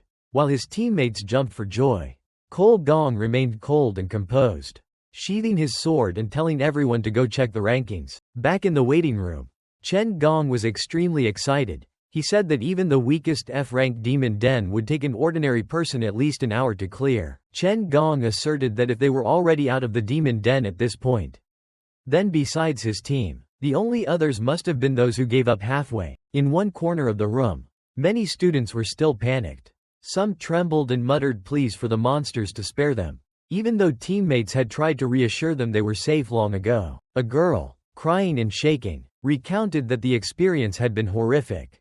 Those monsters were truly like nightmares. At that moment, Chen Gong noticed the far end of the hallway, where Chen's team stood silently waiting. A contemptuous smile appeared on his face as he prepared for another round of mockery. Chen Gong believed that Chen's team showing up here fit his prediction. They must have given up as soon as they encountered danger. Convinced he was right, Chen Gong stepped forward and provocatively called Chen's name. He taunted that Chen couldn't complete the test and asked where that confident attitude from earlier had gone. At that moment, Cole Gong spoke up and told Chen Gong to stop. Cole Gong suggested they pause because the vice president was arriving. Everyone hurriedly reminded each other to go greet the vice president. Applause broke out along with Kynal Cavendish's enthusiastic praise. Wonderful. Truly wonderful. The vice president smiled politely and said that today they had witnessed an outstanding performance beyond expectations. The powerful vice president walked through the hall, drawing fearful respect from all the students in the room. Chen Gong assumed the vice president was approaching their team to congratulate them on their exceptional achievement. Cole Gong thought the same and proactively extended his hand, preparing for a handshake. But contrary to everyone's expectation, Kynal Cavendish completely ignored him and walked straight past without even glancing his way. He stopped in front of Chen with praise. You truly stood out. Kynal Cavendish put a hand on Chen's shoulder and announced a figure that sent the whole room reeling. They had cleared the D-rank dungeon in just 21 minutes. Kynal Cavendish affirmed that even professional hunter teams would have difficulty doing that. It was truly an incredible achievement. This news shocked Chen Gong into freezing. He couldn't believe the four people he looked down on could do that in only 21 minutes. While others cheerfully greeted the vice president, Chen kept a cold, composed expression. After creating such a stir, Kynal Cavendish smiled and took his leave due to personal commitments. Before departing, he teased the principle that the old man had truly struck gold, this time finding two rare geniuses. Immediately after, Gong Zhan stepped up to announce the official results for the two teams. He declared that because both had perfect scores, the championship would be shared. He announced that both teams had tied and claimed the championship, meaning everyone would have the opportunity to join the prestigious Empire Guild. Members of the two teams were overjoyed that their futures were secured upon graduation. It was like a ticket straight into the world of professional hunters. Gong Zhan continued to announce that both Cole Gong and Chen would be appointed to core management positions, and the 1 million MVP reward would be split between them. As soon as the announcement ended, the two rivals stared at each other tensely. The atmosphere suddenly grew heavy. Chen quickly felt anxious. Only 500,000 left? You promised to pay Qing 1 million within a month. Maybe you'll have to find a way to earn more money fast. At that moment, Cole Gong coldly declared that there could only be one true champion. He turned and challenged Chen to a one-on-one fight to decide the winner right then and there. The sudden challenge left Gong Zhan and those around him utterly astonished. Kynal Cavendish also paused and turned back, curious to see how this would play out. Gong Zhan immediately raised his voice to intervene, asking what nonsense Cole Gong was spouting. He emphasized that the exam was over and a tie was the fairest result. Besides, he believed Chen would never dare accept the challenge. But Chen unexpectedly cut him off. He coldly asked, "What if I win?" He stared directly at Cole Gong and asked whether he would receive the entire 1 million reward. Chen's bluntly practical question nearly made Gong Zhan choke. He thought Chen was foolish, certain Chen would never beat Cole Gong. Cole Gong didn't hesitate. He immediately declared that if Chen won, he could take the entire prize. Kynal Cavendish smiled with amusement, finding the situation suddenly much more intriguing. He asserted that today's performance was far from over. Chen accepted the challenge. He coolly asked how his opponent wanted to decide the outcome. Theo Qing sat back relaxing on the luxurious leather sofa. He admitted that he had only expected Chen Si to top the exam, but never imagined he would shatter every record with a perfect score. Theo Qing smiled faintly, took a sip of tea, and said news about Chen was appearing everywhere. He generously offered to wipe the 1.5 million debt, treating it as an investment in the boy's future. Chen Si sat opposite, his face still calm as he held the teacup. He did not show excessive excitement at that tempting offer. He set the teacup down and refused outright. To Chen, a debt was still a debt, and he insisted he would repay the full amount himself. Chen went straight to the point. He said he had come today to report two important matters. The first was about the repayment deadline. Chen asked Theo Qing for one more week because the tie in the graduation exam caused him to fall 500,000 short of his original plan. He revealed that in a week's time there would be a duel with the remaining champion. The chosen location was the demon cave outside the school. Theo Qing was startled and incredulous, asking again in surprise. He hadn't expected two recent graduates to dare enter such a dangerous place. Chen kept his gaze cold and steady, telling Theo Qing not to worry too much. He was certain he would win that fight and secure the remaining 500,000. In exchange for the debt extension, Chen promised to hand over all materials obtained from the demon cave to Theo Qing as interest. The offer was so favorable that Theo Qing only fell silent and watched him. Theo Qing thought to himself that Chen was truly unusual. Even as he prepared to enter the dangerous demon cave, his mind remained on debts and money. But Chen didn't stop there. He said there was an even more important reason he had come to see Theo Qing today. Chen looked straight at Theo Qing with a determined, mysterious expression, and the author kept their exchange secret. Theo Qing narrowed his eyes and listened silently to what Chen said, his expression beginning to change by the second. Chen continued speaking. His voice dropped, making the atmosphere in the room tense. Sweat began to appear on Theo Qing's forehead. He listened intently to every word, not daring to miss a single detail. Theo Qing immediately sprang to his feet, stunned into speechlessness by Chen's audacity. The luxurious room fell silent. On the afternoon of June 17 at Qingshui High School, the sunny sky signaled that the important exam had officially ended. Si Yun stretched comfortably as she stepped out of the exam room.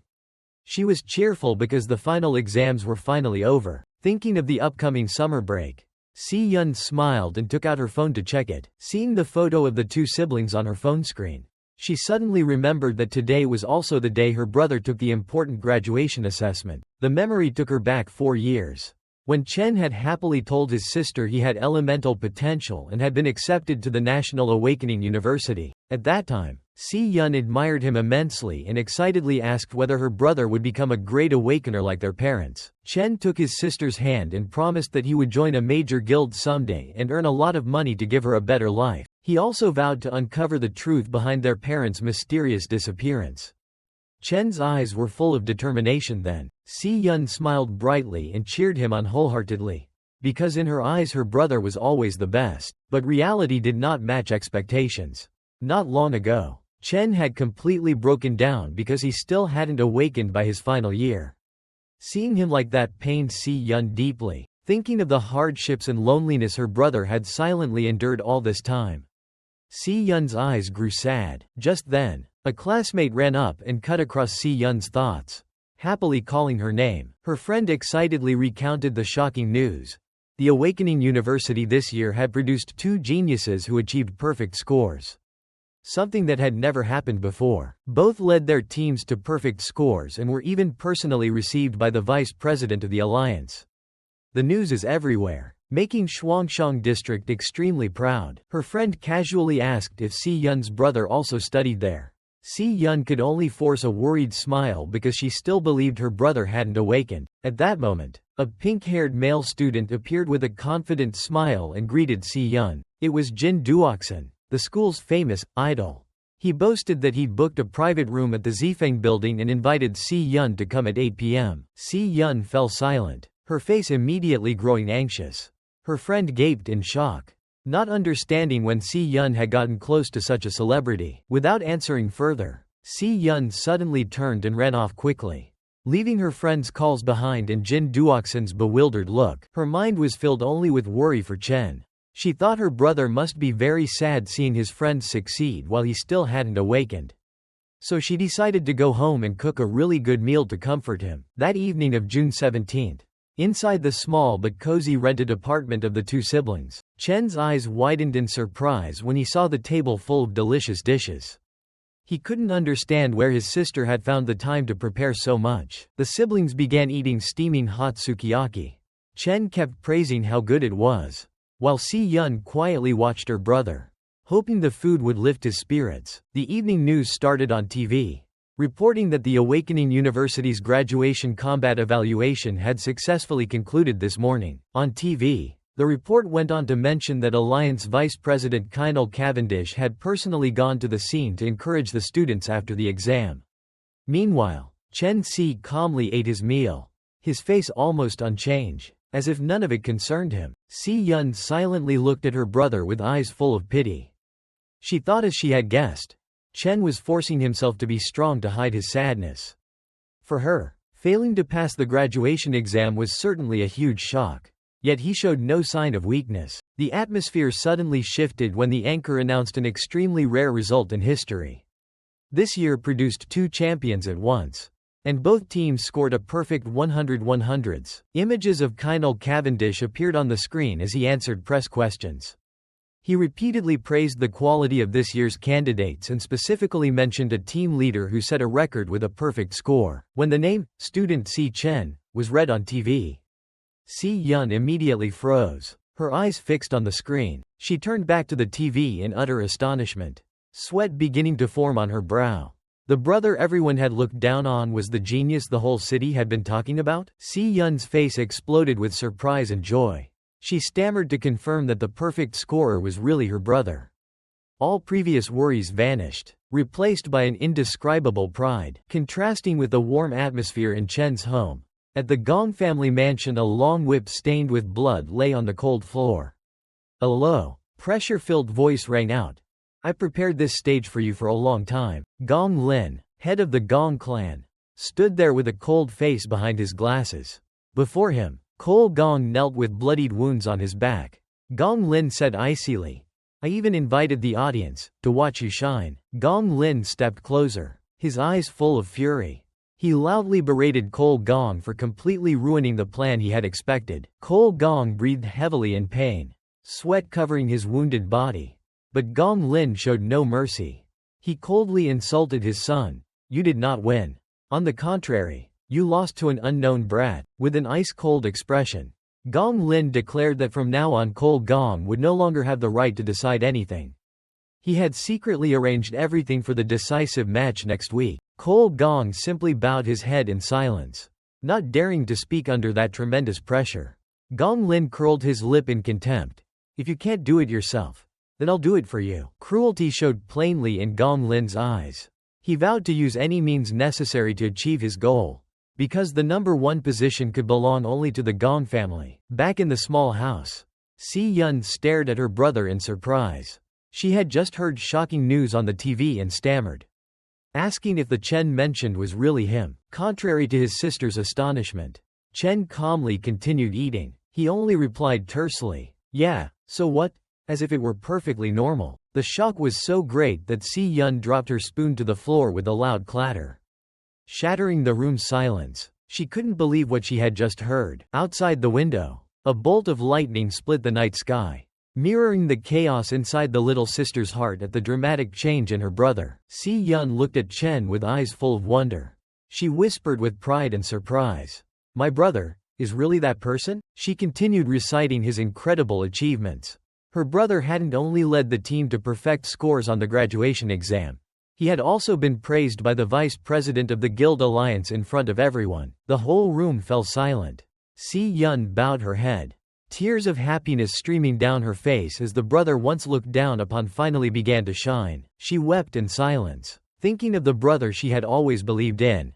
All the hardships and pain of the past had finally been repaid. Lifting her head with a radiant smile through her tears, Si Yun said emotionally, "You really did it." Chen looked at his sister, his face calm as ever, but his eyes held an unshakable, fierce determination. That night, at an upscale restaurant, the atmosphere was completely different.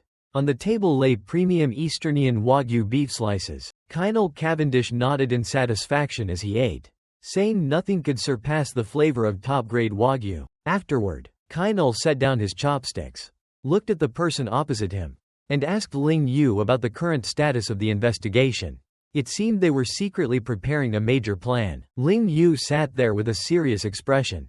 Hearing her superior's question, she immediately prepared to report the information she had gathered so far. She placed a dossier on the table and said, "This is all the information we've investigated up to now. It's a top-secret file on the target nicknamed the Glutton." Ling Yu assessed that the target had likely noticed he was being watched. Worse, over the past year he had left no trace at all. Kynal Cavendish looked pleased. He praised Ling Yu for a job well done and told her to stay calm and keep eating. There was no need to rush. However, Ling Yu still had one important thing to report. She felt something was slipping beyond their control. She revealed that she had recently been tracking a suspicious newcomer who had only just come into contact with Kynal Cavendish not long before. This had immediately drawn his attention. Ling Yu's gaze turned icy as she mentioned the terrifying speed at which that person's power was developing. She affirmed the growth was so rapid no chart could measure it. Meanwhile, in the gigantic Dreadspire Tower, the secret of that power continued to reveal itself through brutal battles. In Ling Yu's mind rang the thought, this level has exceeded all predictions. Chen had now reached level 17 with the Lightning Assassin class. For 2 weeks he had been fighting continuously on the first floor of Dreadspire, nearly wiping out every monster there. The stats panel showed speed at 4 times that of a normal person, reaching 740. After the graduation exam, Chen's Lightning Assassin class earned its first star, allowing him to fully adapt to gravity 10 times stronger than normal. Continuously training one class over a long period greatly increased proficiency. Chen realized that none of his 4 classes had yet reached their power limits. He decided to funnel all his star points into the assassin's most crucial stat, speed. With the current 740, Chen believed he was as fast as a true A-rank assassin, but actual combat wasn't as simple as the numbers.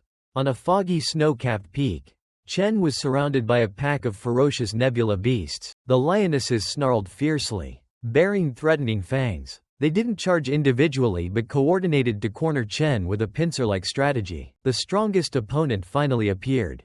It was the floor's overlord, a giant lion king with a mane burning purple energy. Chen admitted that since the start of the fight he hadn't landed a single hit on it. Despite the difficulty, Chen stayed calm and surveyed the battlefield. He activated thunder energy, preparing to enter a speed contest with the pack. Instantly, the lightning assassin class skill Flash God triggered. A blazing golden bolt ripped across the night as Chen began to move. Chen quickly realized the Lion King Overlord possessed a very strange ability. Every time he found an opening and lunged in to strike, the target vanished right before his eyes. The boss simply disappeared in an instant, causing all of Chen's attacks to miss. It frustrated him intensely. It always reappeared beside the lioness farthest from Chen. That way, the Lion King maintained a safe distance from any melee strike. Chen analyzed their formation. The lions constantly swapped positions to adapt, but their coordination never changed.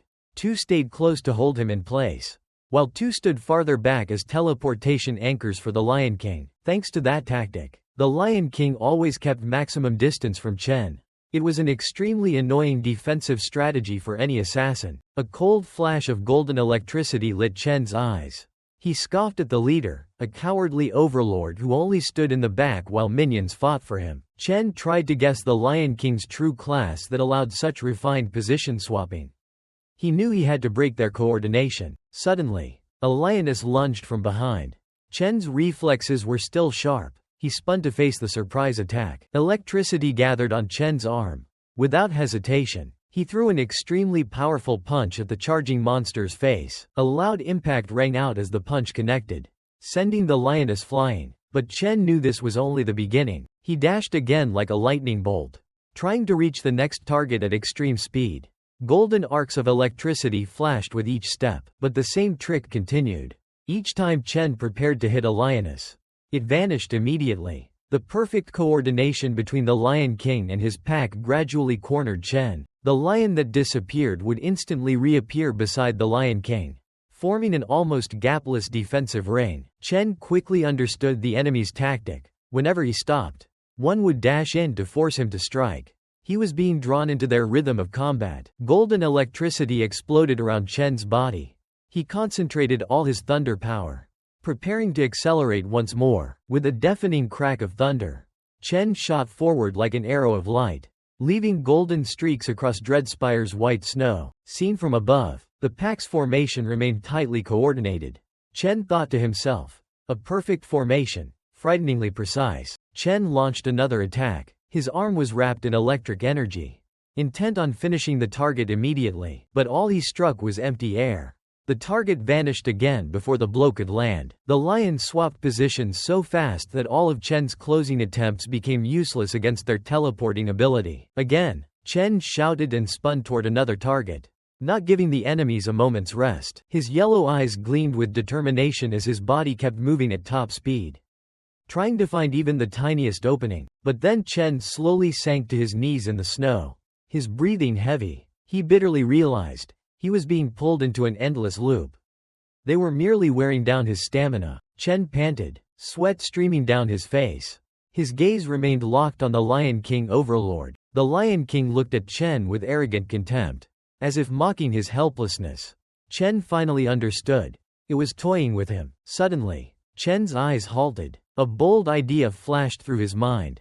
Chen's breathing gradually recovered. He jumped back out of the encirclement and asked himself, why should I fight them with the very speed tactics they excel at? A surge of blue ice energy exploded around Chen's body. The system announced, class switching in progress. Sharp shards of ice began to form and spin around him. Chen said coldly, if you won't fight head-on. Chen's eyes turned an icy blue and his hair gradually whitened like snow. Then I'll use the mage class to crush all of you from a distance. The transformation completed. Chen had become a powerful level 17 Frostbone King, with white bone armor and razor ice horns.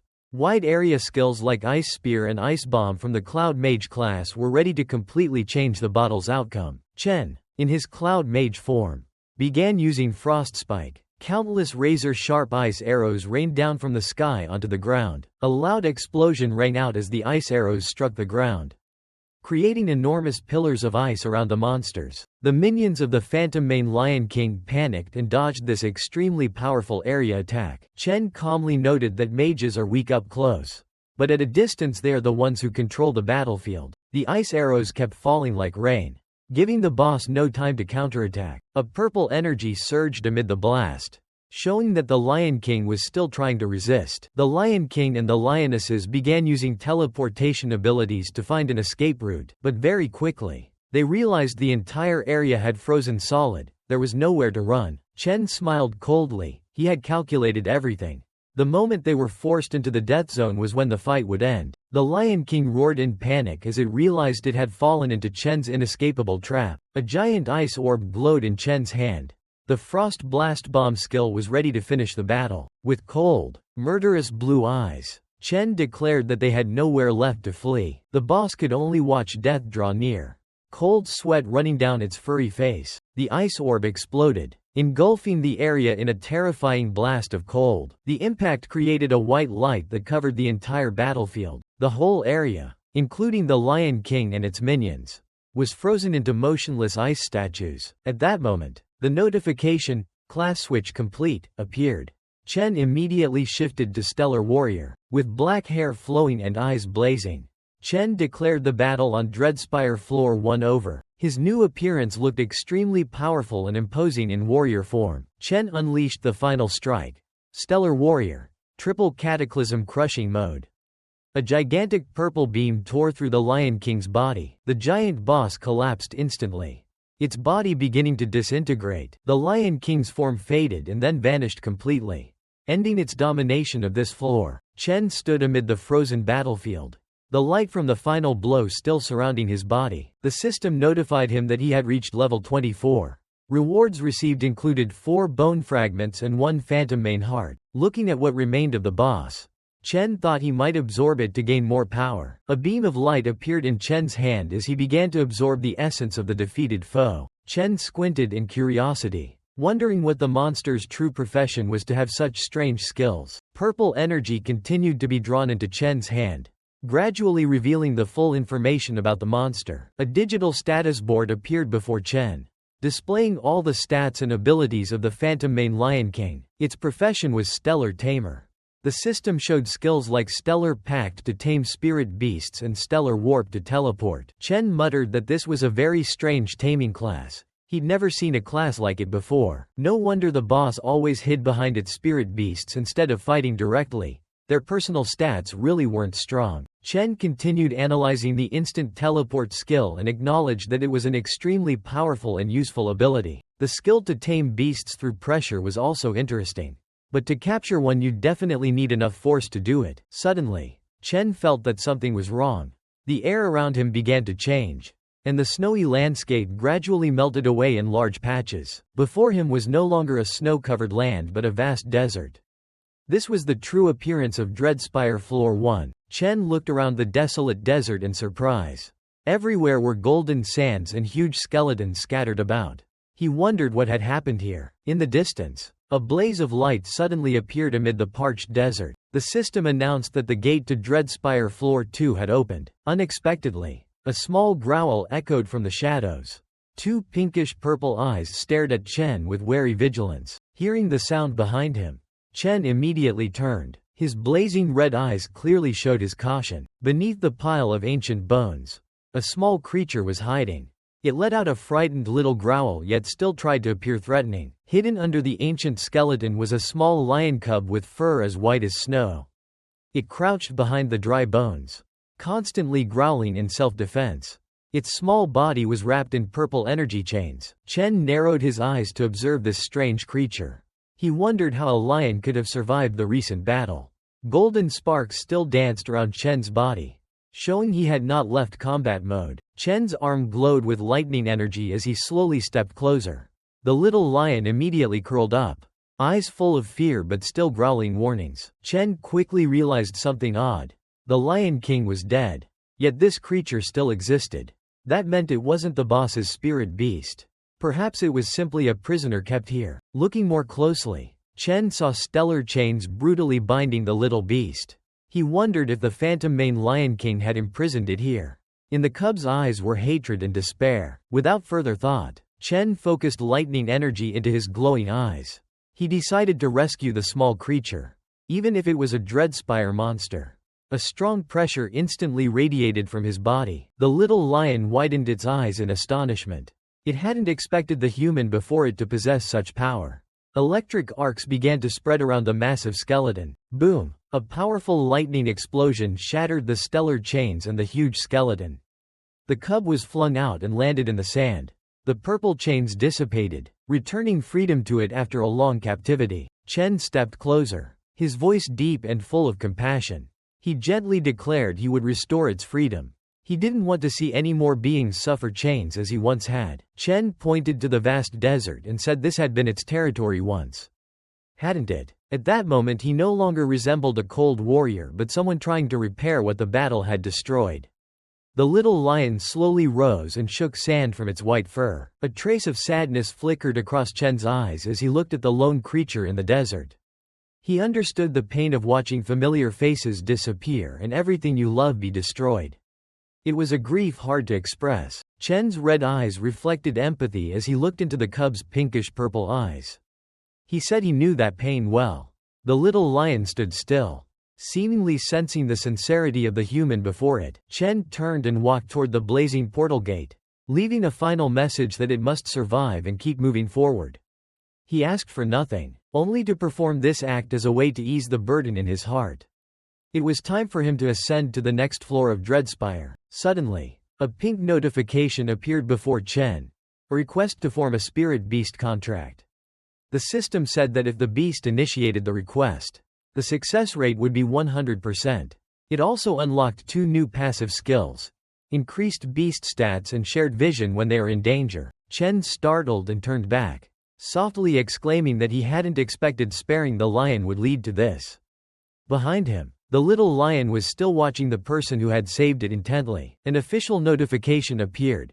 The spirit beast Lion King Leo is requesting to form a contract with you. The system asked Chen whether he agreed. The little lion Leo looked at him with hopeful eyes, wanting to follow the one who had granted it freedom. Chen looked into the little lion's eyes and asked if it wanted to come with him. Leo roared powerfully as if answering. Chen told the lion that he would conquer the tower floor by floor, and that the higher they climbed, the more dangerous the monsters would be. Chen stared at Leo and asked once more to be sure. He said the journey ahead was very dangerous. Leo could be injured or even killed. Leo showed no fear. It let out a determined roar, making Chen feel the little lion's strong will. Seeing that resolve, Chen gently closed his eyes to prepare the contract ritual. All right. Chen's eyes lit up with a star-shaped mark. He loudly declared his acceptance of the spirit beast contract. The system immediately announced that the contract with phantasmal Lion King Leo was complete. At the same time, many powerful passive skills were unlocked. Chen smiled and told Leo to continue on the journey with him. The white lion happily jumped up beside him. A blazing red teleportation gate appeared before them. Chen reminded Leo to always be careful to protect himself in battle. They both stepped into the swirl of red energy, officially moving up to the next floor of the tower. The scene of the second floor appeared with rivers of molten lava flowing from above. Chen kept sweating, feeling as if his body was about to be burned by the intense heat. Leo curiously looked down at the glowing red lava below. Chen wondered what kind of monsters awaited them on this floor. Suddenly, a blinding flash erupted right beside Chen, leaving him no time to react. An attack pierced Chen's chest, leaving a terrifying black hole. He had no idea what had just happened. Blood spattered as Chen's eyes widened in horror at the sudden death. Chen jolted awake in his bed, gasping from how real the feeling had been. He was still shaken when he realized he had been taken down in an instant without seeing the attacker. That power was truly terrifying. Sweat drenched him as Chen wondered what kind of dreadful monster the second floor really held. A call from outside cut through his thoughts. Si Yun called him to get up for breakfast because everything was ready. On the table was a bowl of hot ramen and a plate of fresh fruit that looked very appetizing. Chen ate while praising how fancy the breakfast looked.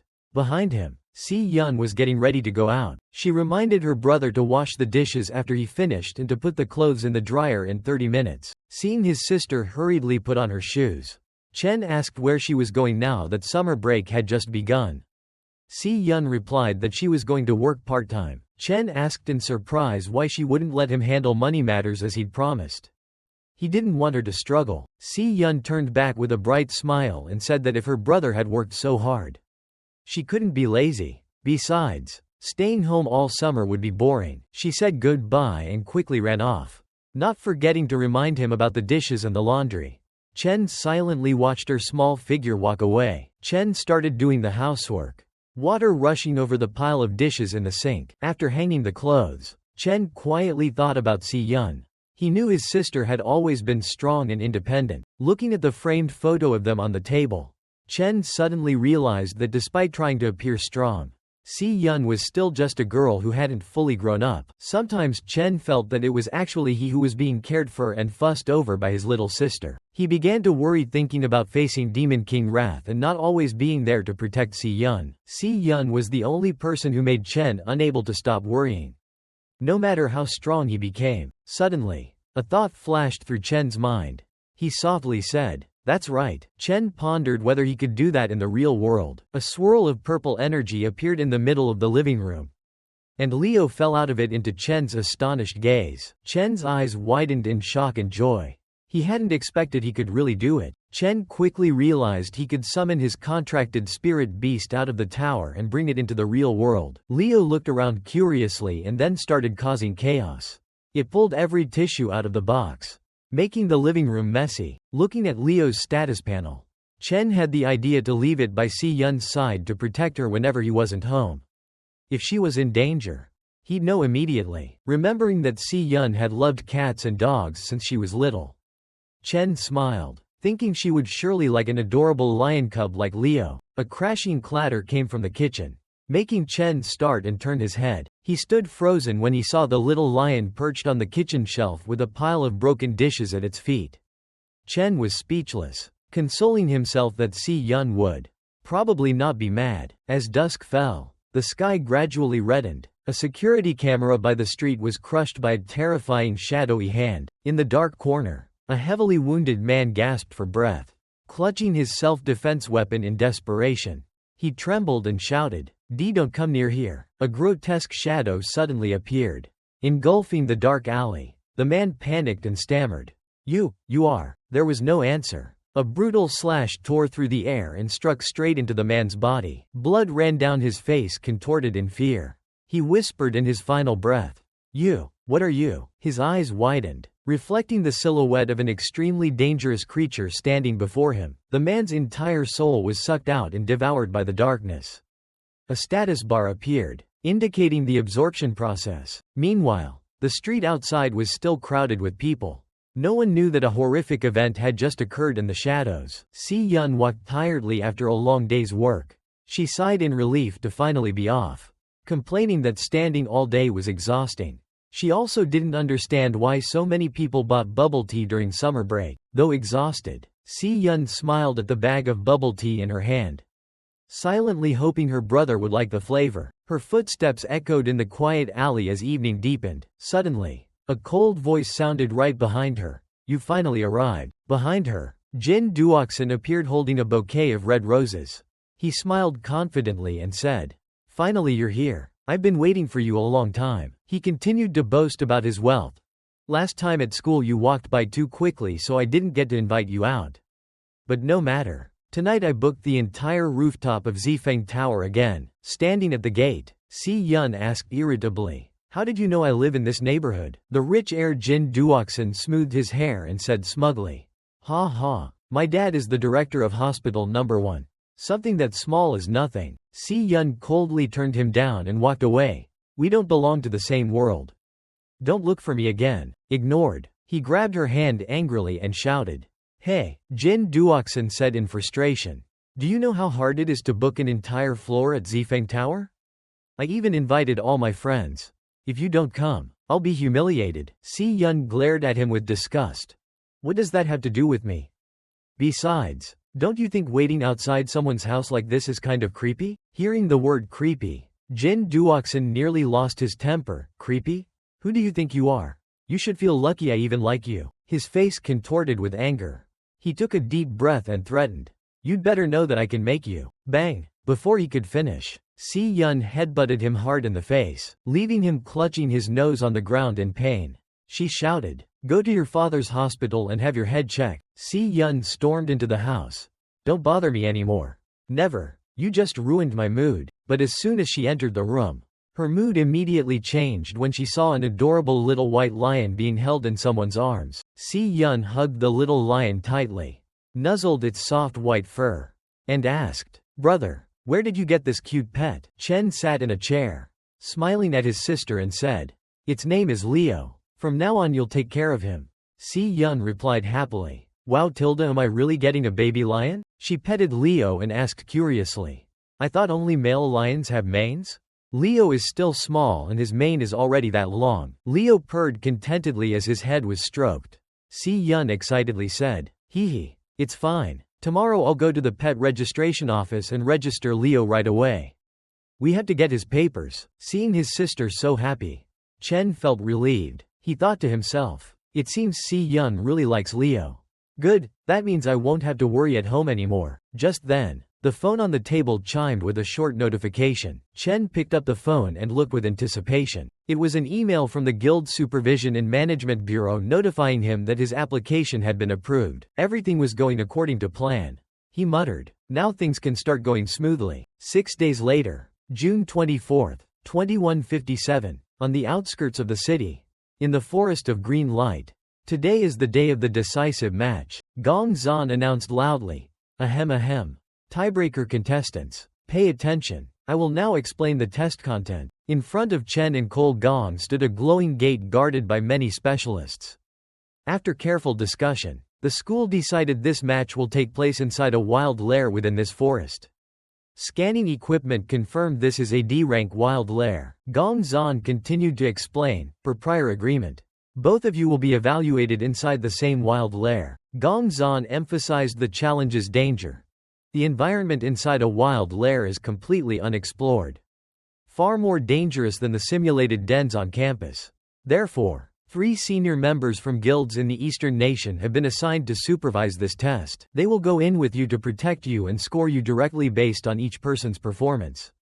The first is Ivan from the Imperial Guild, AC rank Flora Chanter with very sharp eyes. The second is Kai Yu from the Divine Eye Guild, AC rank Core Archer.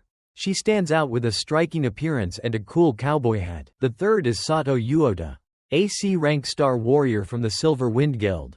He has a classic style with a distinctive rope-braided hairstyle. The proctor concluded the introduction. Your final scores will be decided directly by these 3 judges. Meanwhile, in a secret monitoring room, someone was quietly watching everything on the screens. Gong Lin smiled calculatingly.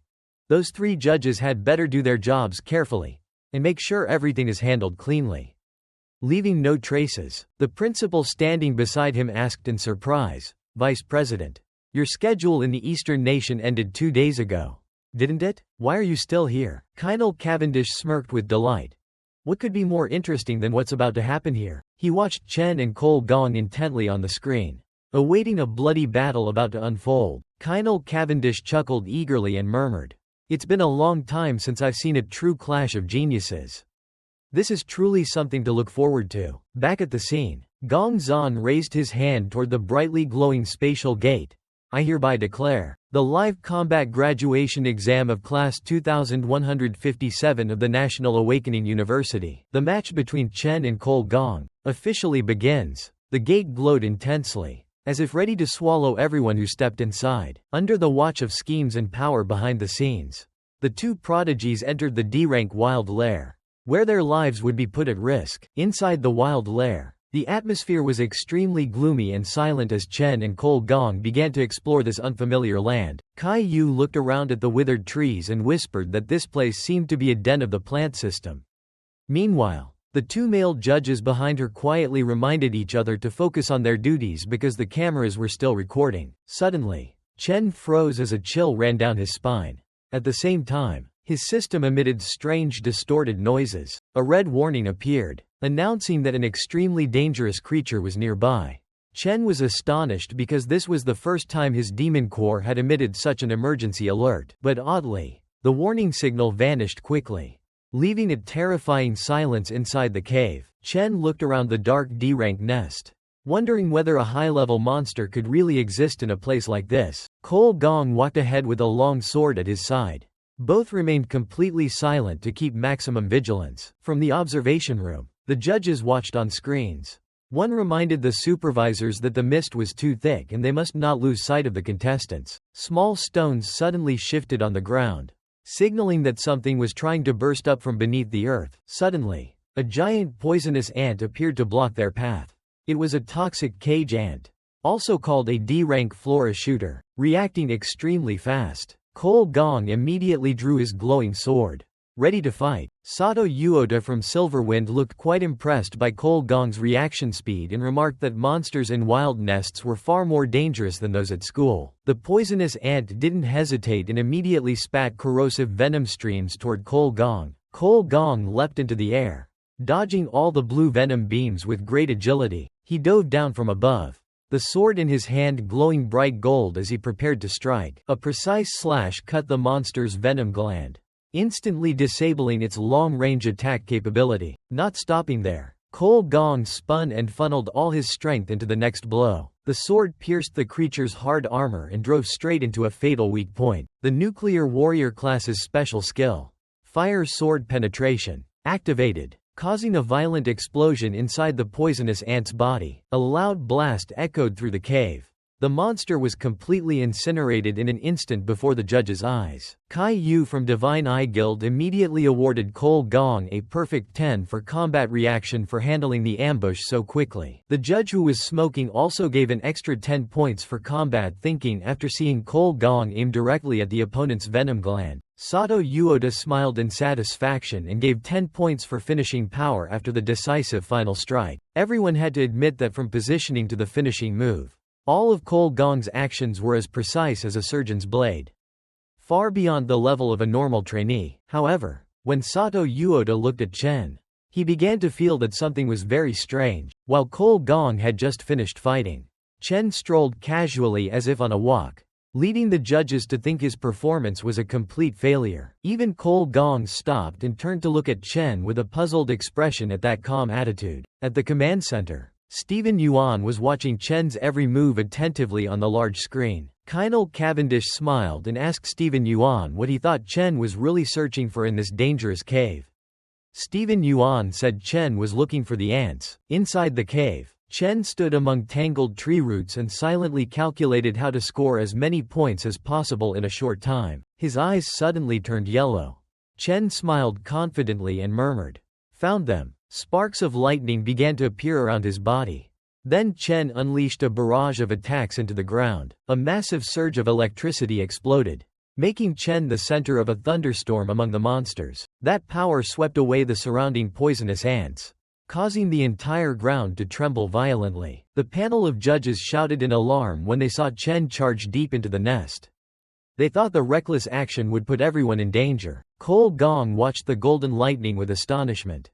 Doubts about Chen's true identity began to form in his mind. With the Lightning Assassin class, Chen activated the Divine Bolt skill, turning his body into a streak of golden light moving at extreme speed. The golden lightning tore through the horde of monsters like an arrow of light, so fast they couldn't react. A string of poisonous ants was sliced in half in the blink of an eye, blue venom splattering across the cave walls. Chen kept appearing and disappearing among the monsters. Wherever he passed, corpses littered the ground. He finished the attack chain with a powerful landing, leaving a long streak of light cutting through the darkness. Amid the pile of D-rank corpses and venom everywhere, Chen leisurely concluded the spectacular display. The judges were completely stunned. Sato Yuota gaped, unable to comprehend what had just happened before his eyes. They couldn't believe someone reported as only rank E could so easily wipe out a horde of powerful D-rank monsters. In a shadowed corner, Sato Yuota and the smoking judge whispered to each other. Even though Chen had just shown extremely impressive power, they still tried to find reasons to score him low, claiming his fighting style was too simple or his actions too reckless. Seeing the power Chen displayed, Gong Lin was furious. He ground his teeth and called Chen's name as if he wanted to personally eliminate this nuisance. Beside him, Stephen Yuan laughed with delight when Kynal Cavendish praised him for having a keen eye for people. Kynal Cavendish was extremely intrigued to witness such a high-level duel right at the start of the evaluation. He was also curious to see how Cole Gong would respond to Chen's overwhelming display. Suddenly, the surveillance screen began to distort violently and then lost signal completely. The red words, "Signal lost," appeared. leaving everyone frozen. Stephen Yuan and Yuan Long looked puzzled. They couldn't understand why the system would fail again at such a critical moment. At the control center at 4 p.m., alarms blared continuously. Technicians hurriedly worked to try to restore the malfunctioning system. The screen kept showing a warning, abnormal signal. The nest's danger level suddenly spiked to an undefined level while the signal dropped to 0. The technician broke into a sweat, horrified to realize the situation was gradually spiraling beyond control. Another person shouted in panic, asking what on earth was happening to this nest as all the data descended into chaos. The gate leading into the cave suddenly destabilized, turning into a swirling ring of blue energy that enveloped the entire entrance. In the blink of an eye, the cave entrance vanished completely. It disappeared? Before them now stood only a pitch-black stone wall. Inside the cave, Chen sensed a strange presence. Pink musical notes began to appear around him, prompting Chen to whisper warily, "This is." From the deep darkness, a pair of blazing red eyes gradually emerged along with a voice full of pressure. Chen immediately recognized the voice. It was the voice of a demon king. 4 in the afternoon outside the demon's lair dungeon. Chaos erupted when surveillance equipment suddenly reported an abnormal signal. Before everyone's eyes, the cave entrance vanished without a trace. No one understood what was happening. Gong Zan panicked, sweat streaming down his face. He shouted for his subordinates to immediately request reinforcements from higher command, sensing that something extremely dangerous was happening inside the lair. Meanwhile inside, strange pink musical notes began drifting through the air. Chen stood amid the thick mist, feeling an unusually heavy pressure. Cole Gong also sensed something was wrong. He frowned, looking around warily. Filled with suspicion, Gong Zan turned to ask those beside him if they heard anything. Arya Ling nodded in confirmation. Yes. It seems something very strange is happening. The thudding of a heartbeat pounded in Chen's head. At first he thought it was music. But then he was stunned to realize, this is the voice of Demon Lord Wrath. Chen couldn't understand why Wrath's voice would appear in this dungeon. By his recollection, Wrath shouldn't appear for another 3 years. The demon core inside Chen's body continued to emit a series of urgent warnings, signaling that danger was drawing very near. Suddenly Chen froze. He felt something following right behind him. Heavy footsteps sounded through the cold mist. Terrifying KK laughter echoed through the cave. A shadowy figure gradually materialized beyond the thick fog. Gong Zan and Arya Ling also noticed the abnormality. They squinted through the haze, trying to make out what was approaching. A pair of pink eyes suddenly flared in the darkness, accompanied by the slow but oppressive footsteps of a strange creature. A giant mantis emerged amid grotesque black silk threads. Its body was covered in sharp spines and radiated pure malice. Its mouth emitted a gruesome chuckle. It looked at the group with contempt and spoke coldly. Hee. Humans. You have fallen into my trap. Gong Zan couldn't believe his ears. He shouted angrily. What the hell is this? What are you talking about? A monster that could speak human language was beyond imagination. Everyone immediately realized how dangerous it was. A monster that speaks human? It must be at least a high C rank. How could something like this appear in a D-rank dungeon? Recognizing the extreme danger, Gong Zan lunged to attack at once. He was certain this type of monster was too dangerous for the contestants. Holding a pink energy axe, he shouted for everyone to fall back, but in the blink of an eye, a sharp cut appeared across Sato's arm. A swoosh rang out. Blood sprayed as his arm and the axe were severed. The mantis moved so fast everyone stood frozen. Arya Ling and the others could only stand paralyzed with fear at the brutal scene they had just witnessed. The mantis continued to surge forward at terrifying speed. It said coldly, "All of you must." Its sharp scythe pierced through Cole Gong's left chest. Red blood gushed outward, a lethal strike that no one could react to in time. The monster leaned its terrifying face close and finished the sentence. Die here. Cole Gong gritted his teeth against the excruciating pain.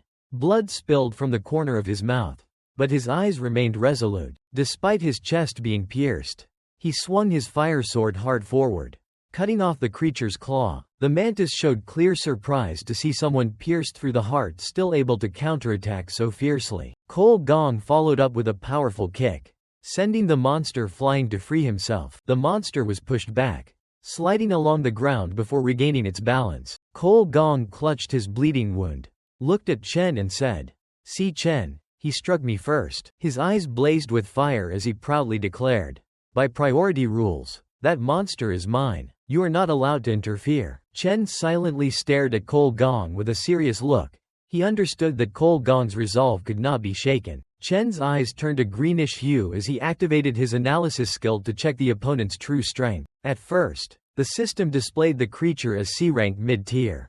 The words C-rank mid-tier appeared before his eyes, but immediately the alert level suddenly surged to C-rank high-tier. The monster's danger level had clearly increased. Arya Ling panicked when she saw Cole Gong's severe wound. "Lord Cole Gong, you need treatment immediately. I propose we stop the trial and withdraw at once. This monster is too dangerous. Even for you." Cole Gong answered coldly with a single word, "No." He placed his blazing hand over the wound that pierced his chest. Flames erupted violently right before Chen's eyes. Chen immediately understood the move. Using high heat to cauterize the wound? It was a very dangerous method, but extremely effective. Black smoke rose from the charred flesh. Cole Gong roared with determination. "I reject your proposal." With strong will, he shouted to affirm his decision. This battle must continue. The mantis showed no fear either. It charged forward again to face Cole Gong's next blazing attack. Cole Gong swung his fire sword and leapt into the air. His eyes were filled with killing intent, ready to deliver the decisive blow. Outside the cave, Lin Wook stood watching the mysteriously vanished entrance. He explained that such things were not uncommon, proving the demons in this dungeon were extremely clever. With a cold expression, Lin Wook added that the dungeon intentionally opens an entrance to lure people in, then closes it to trap them as prey. Gong Zan panicked and asked if there was any other way to open the door. Since Cole Gong was still trapped inside, Lin Wook confirmed there was only one way to open a path out: kill the dungeon's lord. Hearing this, Gong Zan immediately breathed a sigh of relief. He thought a D-rank dungeon's lord would at most be C-rank, so it shouldn't be too difficult to defeat, but Lin Wook quickly dashed those hopes. He revealed that the D-rank label was only a disguise for the monster inside. Lin Wook's expression turned serious.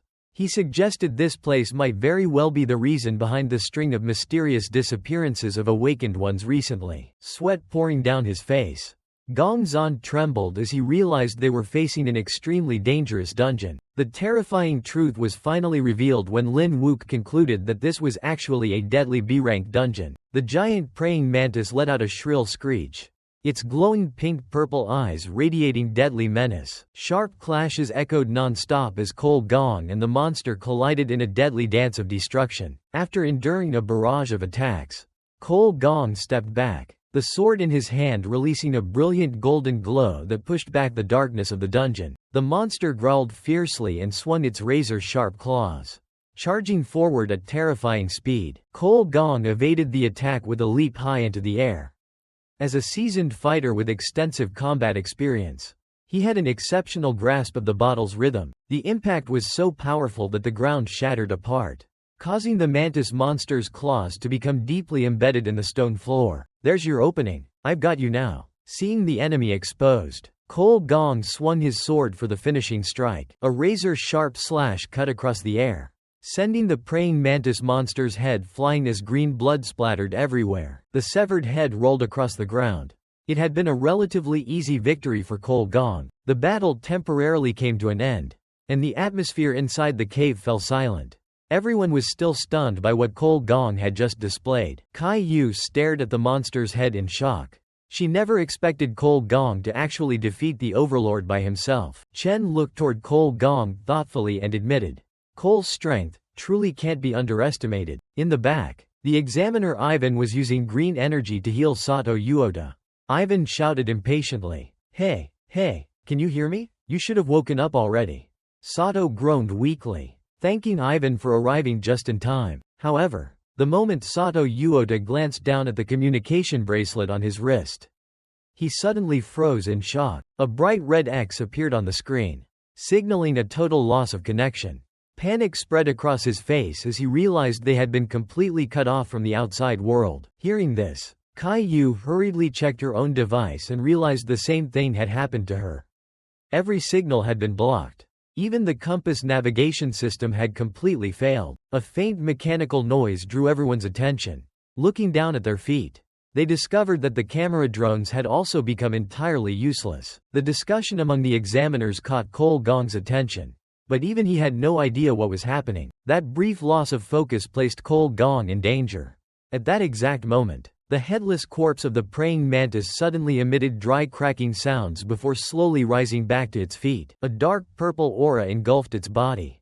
Cole Gong had no idea the monster was still alive, and it had already appeared right behind him. But before the monster could strike Cole Gong down, Chen suddenly rushed forward, unleashing golden energy sword slashes that sliced the creature into countless pieces. The system displayed a notification showing that he had gained 2,000 experience points. While Cole Gong still stood there in complete disbelief, Cole Gong asked in confusion, "I already cut its head off.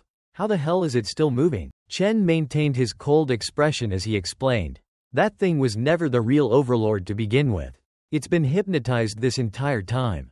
That's why it kept fighting even after it was already dead." He stared directly at the group of hunters and warned them, "All of you need to leave this place immediately, because the next ones to be hypnotized could be you." Cold sweat ran down Cole Gong's face as he stared at Chen, wanting to know how Chen could possibly know something like that. Sato Yuota angrily dismissed Chen's words as nonsense. "There's only one C-rank overlord in this dungeon." Sato Yuota continued insisting, "That monster was at least a high-level C rank. It has to be the dungeon's overlord." Suddenly, Chen's ears were flooded with harsh static noise as the system continuously displayed red warning alerts about an extremely dangerous creature nearby. Waves of eerie pink-purple sound energy began spreading outward, engulfing the entire cave. Kai Yu was the first to be affected. Her eyes turned pink, and she completely lost consciousness. Even Examiner Ivan and Sato Yuota could not escape the attack. Chen quickly pulled out his earphones and put them on to protect himself. Watching the expanding rings of energy, he muttered grimly, "That sound wave, I'd recognize it anywhere." Memories from his previous life flooded back like a nightmare. In his past life, Wrath had used this exact same frequency. That sound wave had hypnotized and slaughtered millions of ordinary people across the world. Even Si Yun had died in that tragedy. And now, the same thing was happening inside this cave. But according to the timeline from his previous life, it still should not have been time for Wrath to appear yet. Kai Yu and the others silently walked forward in a strange synchronized rhythm. Moving deeper into the darkness of the dungeon, Chen calmly followed behind them, his eyes filled with vigilance. He was certain that the overlord of this dungeon had to be connected to Wrath somehow. The group entered a chamber filled with eerie eggs and massive spider webs. Chen guessed that it was finally time to face the true master of this place. The long shadows of the hunters stretched across the cave walls beneath the sinister purple light, signaling that a brutal battle was about to begin. The deeper they advanced into the cave, the more frequently the system's red warnings appeared, constantly alerting Chen that an extremely dangerous creature was very close by. Before them lay a dark nest filled with glowing monster eggs, where a mysterious entity sat high above alongside a swarm of gigantic snakes. The group silently walked past piles of white bones and shattered equipment, evidence of the tragic fate suffered by the hunters who had once entered this place. Staring into the darkness, Chen silently concluded, "It's the same alpha-frequency hypnosis technique as Wrath's. Luckily, I already prepared a beta counter-frequency track in case I ever faced him again." Chen looked worriedly at the companions being controlled. None of these people have any protection against hypnosis. They could die at any moment. He knew he had to end this quickly. From high above, the mysterious figure in white finally began to speak, its tone filled with greed as it gazed upon the abundant supply of nutrients before it. It looked down at the hunters as though they were premium livestock and whispered, "So fresh." The horrifying whispers echoed throughout the cave. The monster had no idea that Chen was completely unaffected by the hypnosis and was staring at it with the eyes of death itself. Cole's childhood memories are finally revealed, and they're darker than anything you can imagine. Cole gasped for breath in the blood-stained training yard, his small hands still clenched around a wooden sword broken to splinters that cut into his skin. Blood ran down the 8-year-old's arm, each drop falling onto the cold stone floor. Above on the high steps, Gong Lin watched silently. His gaze held none of a father's warmth, only the absolute coldness of a ruler. He calmly declared, "Cole wins another match." Cole was covered in injuries, But Gong Lin didn't even glance at the boy once. He continued slowly. The victor gets to enter the dining hall. As for the loser, kneel there until sunrise. A freezing, dark night enveloped the Gong family's training yard. Edmund's stomach growled in painful hunger. Then, at that moment, a loaf of bread suddenly appeared before him. Cole's face was bruised, but his eyes were still cold. Eat. Edmund startled in panic. If father sees this, he'll be punished. Cole frowned. Be quiet. Eat quickly. In that moment, amid the hell called the Gong family, it was the rare shred of humanity Cole still kept. But the next instant, slap. A terrible strike landed square on Cole's face, sending him sprawling to the ground. Cole knelt on the floor, his face smeared with blood after the brutal beating.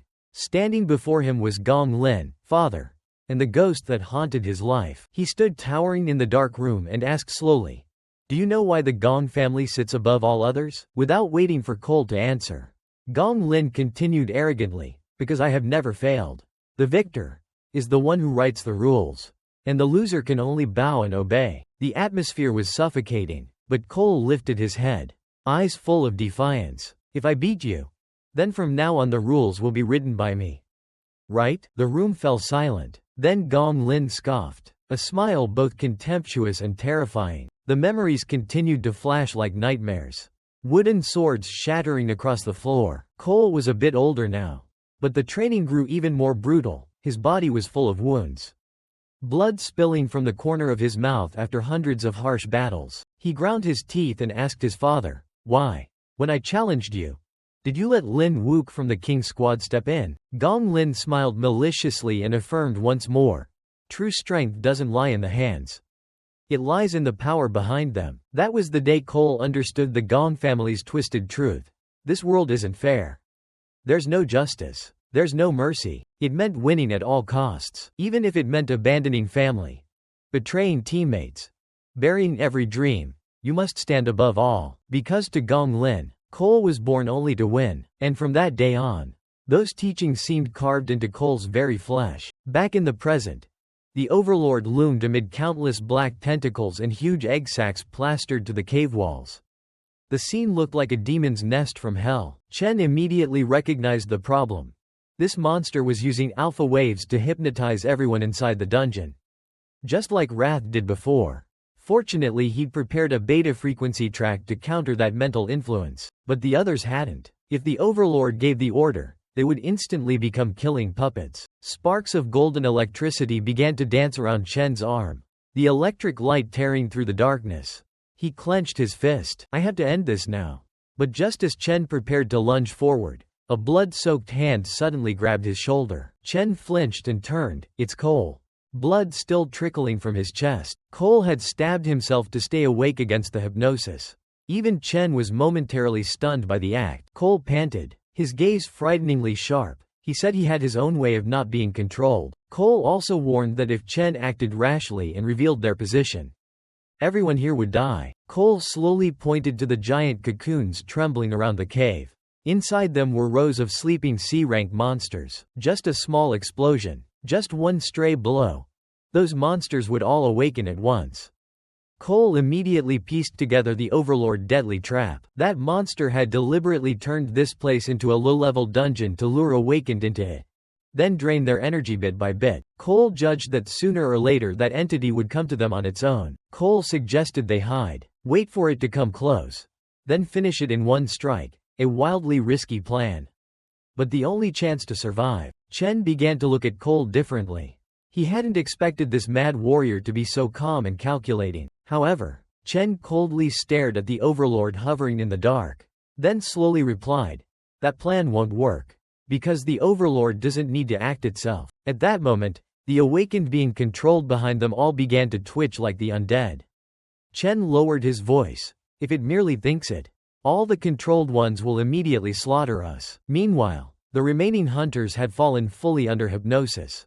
Their eyes were vacant, drool at the corners of their mouths like the unconscious. More frighteningly, Kai Yu was pointing a gun at her own head, her finger on the trigger, ready to pull it at the Overlord command. Even strong men weren't immune. Ivan was choking himself in agony, his face purple from lack of air. Chen sprang into action before tragedy struck. He moved at extreme speed, delivering precise blows to knock each person out and free them from the hypnosis. And that action drew the Overlord attention, letting it know he wasn't hypnotized. Quickly, the Overlord grew enraged. It hadn't expected someone to steal its prey. Under the Overlord control, the giant cocoons around the room began to crack. The sound of splitting echoed everywhere, signaling a new wave of attack. Terrifying mantises slowly crawled out of the cocoons. They had two blade-like arms and glowing pink eyes full of killing intent. The Overlord immediately roared an attack order. They were a pack of C-rank blade arm mantis, extremely ferocious. Bloodthirsty mantises. Dozens of monsters awoke at once, quickly surrounding the cave, their feet striking the stone floor with a horrifying sound that reverberated through the dungeon. Cole Gong stifled the pain from the wound in his chest. He knew it was time to use the final plan. Cole turned to Chen with a determined look. He asked only one favor: get those three out of the dungeon, and I'll stay to hold them off. Chen silently watched Cole, seemingly surprised by his teammates' willingness to sacrifice. Maybe he thought Cole was foolish to believe he could win. Cole said he knew he couldn't defeat the entire swarm of C-rank monsters, but he believed he could hold them off long enough for everyone to escape. At that moment, the mantises emitted chilling hisses and lunged at the two hunters who were still conscious. The clashing of metal rang violently as Cole charged alone into the ring of monsters. Cole knew he was the reason everyone had come here. He was the one who had dragged the team into this hellish battle. Amid the monsters' flurry of razor-sharp strikes, Cole's orange-gold sword kept swinging fiercely. He panted non-stop, blood and sweat streaking his face. But Cole did not back down. He believed he had to resolve the consequences he himself had caused. Standing in the dark dungeon, Cole was ready to trade his life for the chance for others to live. Seeing that, Chen smiled faintly. At last he admitted he had misjudged Cole. At that moment, the system began the class conversion process for Chen. A burst of golden electricity exploded, enveloping his whole body. Lightning crackled around him continuously, creating tremendous pressure throughout the dungeon. Ahead of them was an army of monsters. Their hissing echoed through the cavern like thousands of blades scraping the eardrums. The air inside the cave was thick with murderous intent, so heavy that even breathing became difficult. And at the center of it all, Rakshasa Infernal, the Overlord in a white cloak, stood towering in the darkness, its massive body radiating a terrifying pressure that made the surrounding space tremble. Simply looking at it was enough to inspire despair. But Chen's eyes showed no worry. He declared that he would take down this Overlord. Immediately Cole intervened, ordering Chen not to act recklessly. He stared at the Overlord Rakshasa Infernal, his voice trembling with fear. "We can't beat that thing. I can see it clearly. It's on an entirely different level from us. It's definitely reached rank A." Seeing their teammates lying sprawled on the ground, Cole once again demanded that Chen get everyone out of there immediately. That's the only thing they can do right now. Chen remained motionless, his silhouette emitting a strange resolve. He replied slowly, "Yes. This monster is truly a nightmare. I won't deny that. But the dungeon gates have been completely sealed. Otherwise the Imperial Guild would have stormed in long ago." Cole was stunned, his face pale with shock. He couldn't believe their only escape route had been completely cut off. Chen kept a terrifying calm, his eyes fixed straight ahead. No retreat meant there was only one option left: to fight to the death. At the moment Chen couldn't determine the monster's level.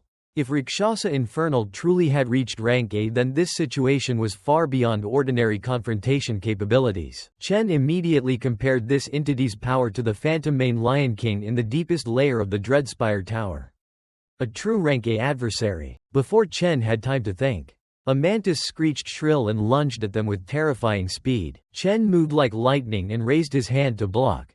A dry clash rang out as a stream of golden electricity stopped the monster's blade. Another monster immediately charged at Chen from a different direction, its claws aiming straight for his head. Cole shouted in panic, "Watch out!" Moments later Cole leapt in, coordinating perfectly with Chen to eliminate the two monsters. Yet the insect horde continued to roar, frenziedly surging forward like an endless tide. Cole grew increasingly desperate as the number of monsters swelled. At this rate, the group being overwhelmed by those creatures was only a matter of time. A massive charge of electricity began to gather in Chen's palm, lighting up a corner of the cavern. He finally unleashed his true skill. The electric blade skill was officially activated. Chen's sword was now nothing less than condensed lightning. brimming with destructive power. Golden bolts shot out from Chen's position, sweeping through the swarming monsters surrounding them. Each surge of electricity carried devastating force. The monsters were pierced by the fierce thunderblades. Their bodies exploded, blue ichor splattering under the terrifying heat of the electricity. Immediately after, Chen used Flash God. His body became a golden streak of light moving at unimaginable speed, leaving only faint afterimages behind. A series of explosions reverberated across the battlefield. Wherever Chen appeared, the monsters there were torn apart in an instant. Witnessing that scene, Cole was left speechless. He stammered, unable to believe his eyes. Because this was impossible for an ordinary assassin. In most people's perception, the assassin class has very low base strength and usually becomes a liability when facing large numbers of enemies. Yet Chen proved the exact opposite. Each of his slashes struck the monster's critical weak points with absolute precision. He used speed and technique at an extremely high level to fully make up for the gap in power. Chen was carrying out an overwhelming massacre right before his teammates' eyes. Cole's eyes widened as he tried to track Chen's lightning-fast movements. He realized he was witnessing a completely different level of combat. The monsters were wiped out en masse, creating a chaotic scene with countless golden arcs of electricity crisscrossing the space. This power had clearly reached rank A level. Seeing a glimmer of hope, Cole tightened his grip on the hilt. A bold idea began to form in his mind. Cole started to feel that they actually had a chance to turn the tide. His eyes burned with fighting will. No longer showing the earlier despair, the Overlord suddenly spoke, its voice irritated by the stubborn resistance of the two small humans. It roared, ordering them to be silent at once. A burst of purplish-pink energy exploded outward. The Overlord used its supreme enhancement skill. Enhancement. On the entire swarm of monsters, the monsters' strength and stamina stats skyrocketed in an instant. Their bodies began to transform, their outer shells becoming thicker and far more resilient. After being enhanced, the monsters grew larger and markedly more ferocious. They quickly surrounded Chen, forming a deadly, pressuring encirclement. The Overlord coldly ordered its minions to tear Chen to pieces. Its rage spread throughout the entire cavern. Facing the strengthened swarm, Chen remained unshaken. The golden lightning around his body flared up even more fiercely, preparing for the next counterattack. A massive attack carrying purple energy slammed into the ground where Chen stood. The impact generated an explosion that shook the battlefield. Chen accelerated, using the mantis's huge foreleg as a ladder to reach its head. Chen vaulted into the air, continuously launching volleys of strikes at the mantis's head. Golden streaks of light trailed each assault behind him like brilliant thunder-gilded bands. Below, Cole concentrated all his strength into his sword to prepare for the decisive blow. He silently called Chen's name, hoping he could hold on a little longer. Chen pushed his focus to the limit, his eyes glowing with stormlight amid the suffocating tension. The electricity around him began to roar louder than ever. Chen's slashes were so fast that the naked eye could hardly follow. Sharp explosions kept ringing out as the monsters fell one after another beneath the fury of the golden lightning. With their overwhelming numbers, one monster quickly closed in behind Chen. But before it could launch its volley, he had vanished. Then, like a phantom, Chen appeared behind the monster. It had no time to react. A lightning-charged slash descended straight onto the enemy. Power continued to erupt violently. Chen kept delivering overwhelming attacks, pressuring the monster with countless blazing golden bolts. The monster roared madly, as if it wanted to devour its opponent. Immediately after, the monster launched an attack. The direct collision produced a terrible thunder explosion. Blinding electric light swallowed the entire area around Chen's position. The monster's assault knocked Chen backward, but it wasn't enough to injure him. After sliding along the ground, he came to a stop. After a brief moment to catch his breath, Chen realized the situation had grown more dangerous as the monsters had been enhanced to roughly rank B power. Their outer shells were now as hard as steel, completely protecting their critical weak points. Chen understood he had to find a way to break through that defense as soon as possible. At that moment, Cole's voice rang out from behind. A word of thanks rose amid the chaotic battlefield, signaling that he had finished his preparations. The entire cavern suddenly blazed with the massive fire energy erupting from Cole's body. He had traded away all defensive capability to push his offensive power to the maximum. preparing to unleash his strongest strike after Chen had expertly bought the time. It was 5:30 in the afternoon at Chen's apartment. Anna Zhu, Si Yun's classmate, carried a bag of drinks in. Apologizing for making her friend wait because shopping took longer than expected, Si Yun waved it off, saying it was fine because Chen still hadn't come home. Anna was a little surprised to hear that. The two sat down at the table. Anna wondered whether Chen had heard that his sister had been accepted into the art institute. Si Yun said he hadn't, but she'd told him there was something extremely important to discuss today. They decided to eat first since he'd be late anyway. Just as they were about to start the meal, Si Yun noticed the garlic sauce jar had emptied sometime earlier. It seemed the celebration wouldn't be complete without it. She hurriedly put on her coat and told Anna to wait at home while she and Leo ran out to buy some. She'd also pick up a few snacks so the group could celebrate properly tonight. Si Yun stopped at the Jay's convenience store. After paying, she stepped out leisurely into the sunset with the shopping bag. Walking under the sunset, Si Yun smiled and patted Leo's head, praising the little guy for being such a good angel. Leo was busy devouring the snacks in the bag. That's why we hadn't heard any noise since we left. Si Yun doted on Leo as they walked and promised she'd buy him more cookies next time. She was enjoying the peaceful moment, unaware of anything amiss. From the shadow of a building, a figure was silently watching her every move, eyes full of prying menace. They were two men who looked pretty dangerous. One smoked while telling his partner that the target was now in their sights. He held up a photo of Si Yun to confirm. The other asked if they should act now and take her. The leader ordered them to stay calm and tail her. They just had to wait until she left the camera-covered area. Then they'd take care of it neatly. Silent footsteps followed closely behind Si Yun, shoes thudding threateningly in the empty alley. But Si Yun wasn't naive. She'd noticed someone tailing her as soon as she left the store and wondered what they wanted. The two strangers kept shadowing her, keeping a certain distance but exerting heavy pressure. Leo inside the bag started to growl a warning, sounding threatening. Si Yun whispered, as if the little guy had also sensed the murderous intent aimed at them. She pulled her coat tight and told Leo to hide deep inside. Absolutely not to come out in this situation. Si Yun's eyes turned dangerous. It seemed tonight was getting more interesting than she'd thought. Meanwhile, in the dungeon, Chen was facing an extremely tense situation. Behind him, Cole Gong was pouring all his strength into activating his maximum power state to unleash his final finishing blow. Extreme Blaze Rift. The strongest move of a nuclear warrior was unleashed. Cole roared, swearing to blast this A-rank overlord away no matter how strong it was. A massive flame erupted from Cole's sword and swept through, colliding violently with the dark power of the monsters. An enormous explosion followed instantly, blinding light covering a wide battlefield, and all the monsters hit by the attack turned to ashes. The direct destructive strike hit the Overlord center, but the creature had no intention of dodging. A column of fire engulfed the Overlord, its heat seeming to incinerate everything around it. The thunderous blast echoed, the aftershock from the ultimate creating an extremely terrifying scene. Cole Gong collapsed from exhaustion, planting his sword into the ground to keep from falling.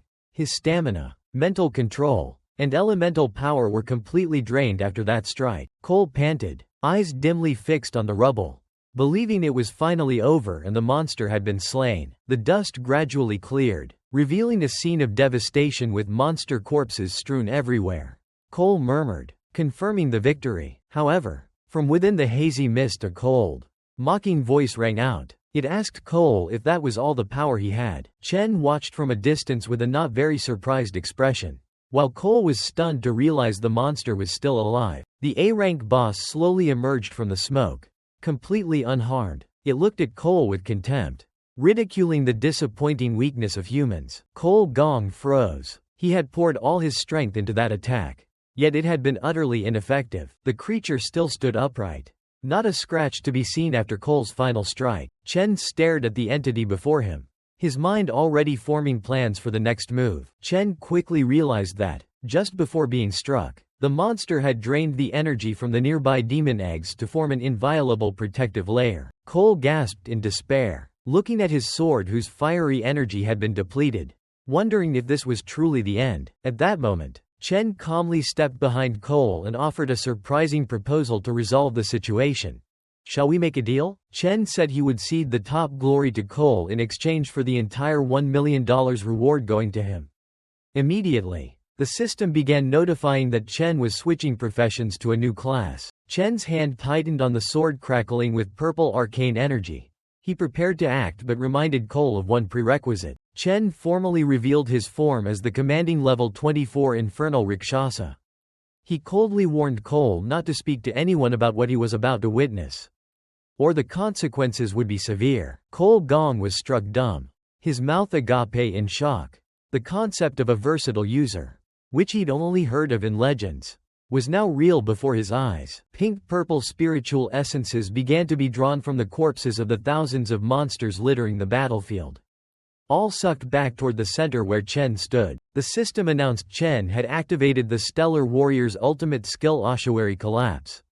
All the stamina and power of the Fallen were devoured, causing his stats to skyrocket. A horrific energy explosion erupted, shaking the dungeon's space. Chen's figure stood tall at the epicenter, his power reaching the pinnacle of destruction. Cole Gong was completely overwhelmed by the terrifying pressure radiating from the one he had always looked down on. Even the A-rank overlord began to feel uneasy.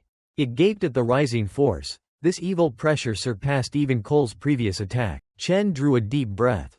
Fanged demonic teeth exposed as his body completed the assimilation of power from the carcasses of the horde. With blazing red horns and cold, blue killing intent in his eyes, Chen in his infernal Rakshasa form officially entered the battle.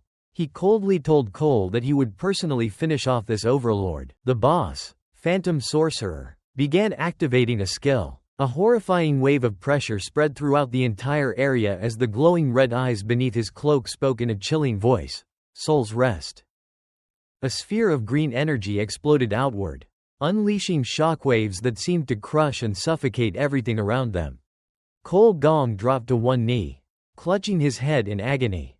He never expected the monster to use a skill like this. To avoid being hypnotized, he bit down hard on the edge of his blade, using the pain to keep himself conscious. In complete contrast to his struggling teammate, Chen remained standing perfectly still, his cold blue eyes showing no reaction whatsoever to the mental attack. Phantom Sorcerer froze in shock. The crimson eye beneath his hood widened in disbelief. He could not understand how an ordinary human could possibly resist his skill. Chen slowly stepped forward, the sound of his footsteps echoing steadily across the ground. The monster panicked and screamed. Why doesn't my hypnosis work on you?" Unable to accept failure, Phantom Sorcerer began gathering energy for a finishing blow. He poured all of his magic power into an attack called Finishing Move. Sonic Hell. Rings of crimson sound waves exploded outward from his protective barrier, sweeping through everything in their path with terrifying destructive force. The entire chamber shook violently under the pressure of the sonic waves. Dust and debris filled the air, hiding the figures of the two humans. Yet Chen remained calm, while Cole struggled with everything he had just to stay standing. Under the impact of the attack, numerous wounds opened across Cole's body. Blood poured out continuously, making the scene look horrifying. The power of a true overlord was far beyond anything he could control. Scarlet light radiated from Phantom Sorcerer's body as though it were devouring the entire space itself. He was convinced this attack would completely crush his enemies. But as the dust cleared, Chen's confident face emerged from the smoke. With his sharp teeth and cold smile, he looked more like a monster than the creature standing before him. Chen's footsteps continued echoing steadily across the barren ground. Each step felt like a blade stabbing deeper into the sorcerer's confidence. The boss finally began to panic for real. He could not believe his eyes when he saw that Chen had not suffered a single injury from Sonic Hell. "This is impossible. Why can't I hurt you?" Phantom Sorcerer screamed in despair as his authority was utterly crushed. "Tear him apart for me. Rip him into pieces." Consumed by fear, Phantom Sorcerer summoned gigantic black serpents that lunged toward Chen. Chen did not flinch. He spun around and swung his weapon. A slash carrying cold purple flames tore through the air itself. One of the giant serpent heads was severed instantly, black blood spraying everywhere. Chen's physical strength had already reached an entirely different level. The massive serpent writhed violently across the ground in pain before quickly losing the ability to fight. At that very moment, Phantom Sorcerer continued ordering the remaining giant snakes to attack Chen relentlessly. Chen moved like the Grim Reaper dancing through a swarm of monsters. Every sharp slash tore the creatures into countless pieces, reducing them to piles of shredded flesh as blood painted the entire battlefield crimson. Chen gathered momentum and leapt high into the air, charging directly toward Phantom Sorcerer's protective sphere. Realizing what Chen intended to do, Phantom Sorcerer sneered that Chen's actions were completely pointless because his defensive barrier was absolutely impenetrable. In response to that confidence, Chen soared through the air and unleashed a devastating slash while mockingly asking, "Really?" He activated the skill Ossuary Collapse. All the energy from the surrounding corpses was drained away, pushing Chen's power to its absolute limit. A direct slash crashed down. The barrier shattered like fragile glass before Chen's overwhelming strength. The monster stared in disbelief as its defense crumbled apart. Even now, it still could not understand how Chen had become this powerful.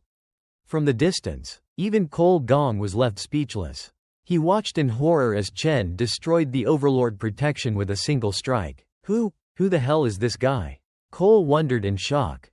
Chen gave his opponent no time to counterattack. His fist blazed with energy once again as he prepared the finishing blow. The skilled triple cataclysm, crushing mode activated instantly. Chen's punch pierced straight through the monster's body. A heaven-shaking explosion erupted as the creature's body slammed violently into the ground. No, impossible, the dust slowly settled, revealing Phantom Sorcerer's body reduced to nothing more than a shattered corpse, groaning desperately among the ruins. Chen coldly stepped forward, his eyes now glowing a blood red filled with killing intent. He stepped on his enemy and demanded, "Talk, what connection do you have with Wrath?" Phantom Sorcerer trembled the moment he heard that name. In shock, he stammered, how could you possibly know the name of the Demon King of Wrath?" Chen's gaze became even more terrifying. He repeated his demand with absolute force. "Answer me now." The sorcerer suddenly burst into mad laughter as he lay dying. Phantom Sorcerer claimed that if he actually knew where Wrath was, he would have already gone to break the seal and free him instead of lying there defeated. A seal? Chen was caught off guard by that information. He never imagined that someone as powerful as the Demon King of Wrath could actually be sealed away by another force. Even as his body slowly dissolved into black smoke, Phantom Sorcerer continued laughing arrogantly in front of Chen. "Just wait, Lord Wrath will return soon." He screamed out his final threat while his body gradually disappeared. Phantom Sorcerer declared that the Demon King would lead the demon army back to slaughter every last one of these worthless humans. His horrifying laughter echoed throughout the cave. With those final words, Phantom Sorcerer's soul exploded into countless glowing particles before vanishing completely. Chen stood silently in the middle of the ruined battlefield. After defeating Phantom Sorcerer, Chen's Devour skill began to activate. A mass of energy was forcefully absorbed into the palm of his hand as the Devour progress bar slowly filled. A notification window appeared. Devouring process complete. Chen had successfully stolen Phantom Sorcerer's power. A Flower Mage-type sorcerer with terrifying stats and abilities. A brilliant golden light surrounded Chen's body. He officially advanced to level 25 and received several valuable items from the corpse of the ancient entity he had just destroyed. Holding the newly acquired skill card in his hand, Chen fell deep into thought about what he had just learned. So the Demon King of Wrath had already existed in this world long before being sealed away by some mysterious force. There were secrets about the past and the Demon Kings that even someone as powerful as Chen had never heard before. Suddenly, Chen sensed a strange wave of killing intent. He turned his head toward the distance, instantly becoming alert to every disturbance around the devastated battlefield. Cole Gong suppressed the pain while clutching the bleeding wound on his chest. He stared at Chen with a mixture of admiration and terror, unable to believe he had just witnessed an awakener possessing multiple classes. Cole admitted his defeat and acknowledged that Chen's power existed on a completely different level from his own. Grateful for having his life saved, Cole swore that he would keep Chen's true power secret until the day he died.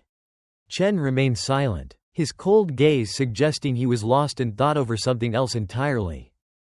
Violent coughing made Cole grimace in agony as blood spilled through his teeth. His body had already reached its limit after enduring Phantom Sorcerer's attacks. The pain made it impossible for Cole to remain standing. If he stayed there any longer, he would certainly die. Chen looked at him from a distance before calmly reassuring him. The Overlord has been defeated. The dungeon exit should already be open by now. Just hold on a little longer. The guild's people will arrive soon. But just as Chen prepared to leave, a sudden surge of electricity flashed through his mind. His eyes instantly glowed with a sinister violet light, signaling that something horrifying was happening elsewhere. A terrifying vision appeared before Chen's eyes, as vivid as if it were happening directly in front of him. Within a haze of purple mist, a mysterious middle-aged man wearing a gray suit appeared. He radiated overwhelming pressure, black tentacles writhing around his body. Chen gasped in shock. Iris? An unbearable sense of dread flooded through him as he realized that his only younger sister was in danger. The mysterious man wearing sunglasses revealed himself. His glowing green eyes filled with sinister malice. His black tentacles stretched outward, preparing to devour his helpless prey. Iris C clung tightly to the lion Leo in absolute terror. The tentacles had already wrapped themselves around them, and both of their lives were now in grave danger. Rewinding to an earlier time, Seoul. Dusk, June 24, 2157. Inside a deserted alleyway, the air had begun to thicken with unease. Si-Yun sensed the hostile stares of the people tailing her the moment she left the store. She wondered what they truly wanted from her. Behind her, two figures slowly emerged, silent like predators patiently stalking their prey. Leo suddenly began growling abnormally. Si-Yun was certain the tiny creature had also sensed the danger rapidly approaching. Si-Yun quickly hid Leo deeper inside her coat and whispered for him to stay hidden no matter what. Absolutely not to come out. Contrary to her small appearance, Si-Yun possessed a remarkably mature mindset. Pushing aside her fear, her eyes suddenly became resolute. She knew that right now, she could only rely on herself. According to the first rule of being followed, she needed to get to a crowded place as quickly as possible to shake them off. Si-Yun immediately picked up her pace. Sprinting through the maze of alleyways, she dashed straight into the busiest food district during rush hour. Hoping the crowd would serve as the perfect shield, Si-Yun tried to blend into the rushing stream of people, keeping her breathing as calm as possible so she wouldn't attract attention. But the people chasing her had no intention of giving up. They rudely shoved pedestrians aside to stay close to their target. Si-Yun quickly glanced behind her, waiting for the moment her pursuers let their guard down so she could escape. The instant their attention shifted away for even a split second, she vanished into the crowd like a shadow. The fat man in the wool beanie looked around in confusion, unable to believe his eyes when his prey disappeared right in front of him. Si-Yun ran through the old factory district behind the marketplace, desperately searching for another escape route. Stopping to catch her breath, she quietly rejoiced, believing she had finally managed to lose those troublesome men. But the hope that had just begun to rise was instantly crushed by the sound of heavy footsteps blocking the only exit. The leader of the Awakeners stood there with a cigarette hanging from his lips, coldly informing her that he had been waiting for her for a long time, and that the door to her home had already been locked. Si-Yun stepped backward in fear, stammering as she asked who they were and how they knew where she lived. The fat man in the beanie and the others finally caught up. He grinned and complimented Si-Yun on her agility. The thugs began surrounding her, cutting off every possible escape route inside the narrow alley. Terrified, Si-Yun slowly backed away. Suddenly, a freezing mass of ice erupted from the ground and locked around her legs, preventing her from moving. The unexpected attack caused her to crash violently onto the pavement in pain, leaving her completely helpless before her enemies. The fat man approached with both hands covered in a thin layer of ice, radiating menace. He ordered her to stay still and enjoy the final moments of her life. Si-Yun stared at the hands reaching toward her, her heart tightening in despair as she realized these men possessed supernatural abilities. The fat man let out a sickening laugh, his eyes filled with twisted lust. He wanted to torture Si Yun before killing her. All Si Yun could do was shut her eyes and scream in terror as the filthy hand was about to touch her. Right at that moment, a brilliant violet aura exploded outward, blasting the fat man away before he could carry out his intentions. He flew backward like a ball kicked with tremendous force and slammed violently into the brick wall behind him. The leader suddenly froze, his arrogant expression quickly replaced by overwhelming shock. A gigantic beast's paw with razor-sharp claws crashed onto the ground, shaking the entire narrow alley. From his tiny form, Leo transformed into a massive white lion radiating majestic power, wrapped in a blazing violet aura as he stood protectively before his master. Si Yun stared at her spirit beast in complete shock, unable to believe Leo possessed such terrifying strength. Leo let out a threatening growl. His glowing purple eyes locked onto the people who had dared lay a hand on Si Yun. Another member of the group began trembling in fear, his entire body shaking as he wondered where this monstrous beast had come from. Leo's gigantic figure towered over the alley, dominating the entire space and causing the Awakeners to feel an overwhelming pressure crushing down on them.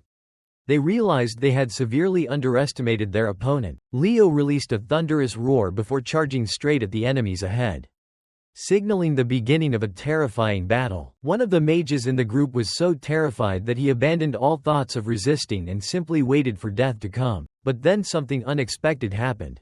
The violet aura surrounding Leo suddenly began to fade, and his massive body rapidly shrank back to its original form. Using too much energy had completely exhausted him. Leo collapsed onto the ground, his eyes filled with fatigue. Si Yun panicked the moment she saw her precious companion in danger. She rushed forward and tightly embraced Leo's tiny unconscious body, desperately checking on his condition. The leader regained his composure and coldly mocked them, saying he had thought the beast would be something truly special. But it turned out it could only last for a few moments. Sharp thorn-covered vines suddenly began stretching outward, sealing off the surrounding area. The atmosphere instantly became suffocating with menace. The leader of the Awakeners slowly stepped forward as more and more thorny vines spread across the alley, gradually slithering toward Si Yun. He laughed mockingly and sneered that Leo couldn't even last 10 seconds. Terrified, Si Yun hugged Leo tightly and tried to back away while the vicious thorny vines closed in around her. She screamed helplessly, demanding the thugs stay away from her. But the encirclement of thorned vines only tightened further. The leader stared at Si Yun with cruel eyes and growled that she should stop wasting his precious time. Faced with the threat, Si Yun gritted her teeth in fury as the filthy thorny vines hovered dangerously close to her face. He threatened to personally punish her if she refused to obey. His eyes burned with the madness of a predator. At that exact moment, Leo's eyes suddenly lit up. A brilliant purple teleportation circle abruptly appeared in midair. The skill tame Stellar Warp activated. Chen stepped out from the violet light with overwhelming killing intent, ready to crush anyone who dared lay a hand on the person he cherished most. In the blink of an eye, Chen delivered a direct kick straight into the leader's face, sending him flying backward into the brick wall behind him. The impact created a massive explosion-like crash, clouds of dust and debris swallowing an entire section of the alley. Chen stood there with an icy presence, his crimson eyes glowing dangerously. He apologized for arriving late, explaining that he had been delayed by some unexpected trouble. The thugs were horrified after witnessing their leader get taken down so effortlessly. Trembling in fear, they could not understand who this man that had appeared from thin air really was. Si Yun nearly broke down in relief upon seeing her savior. She quickly informed Chen that all of them were Awakeners and that they had followed her all the way here. Chen gently reassured her, telling her to calm down and take a deep breath. He promised that he was here now, and everything would be all right. From behind the pile of rubble came the dry sound of cracking debris. The leader slowly began forcing himself back to his feet after the unexpected blow, furious that he had been caught off guard. Green thorn-covered vines exploded violently around his body once again, driven mad by humiliation. The leader roared in rage and threatened to make Chen pay the ultimate price for what he had just done. He declared that he would take both of their heads and deliver them to the one behind this mission, claiming the reward would be triple the original agreement. Ignoring the empty threats completely, Chen simply told Si Yun to stand behind him and keep a safe distance. Chen's cold gaze locked directly onto his enemy. In a calm voice, he declared, This won't take long. This awakened world was never meant for the weak or the overly kind. To protect the only light in his life, a person had to be willing to stain their hands with darkness.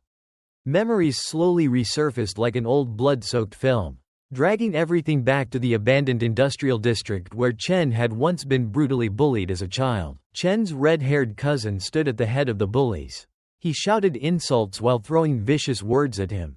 In his eyes, Chen was nothing more than a filthy parasite who did not deserve to exist. Chen curled up on the ground, enduring one blow after another crashing down onto his body. This was the cruel reality he had lived with since childhood. A world where only strength earned respect. At that moment, little Si-Yun rushed forward with an iron rod in her hands.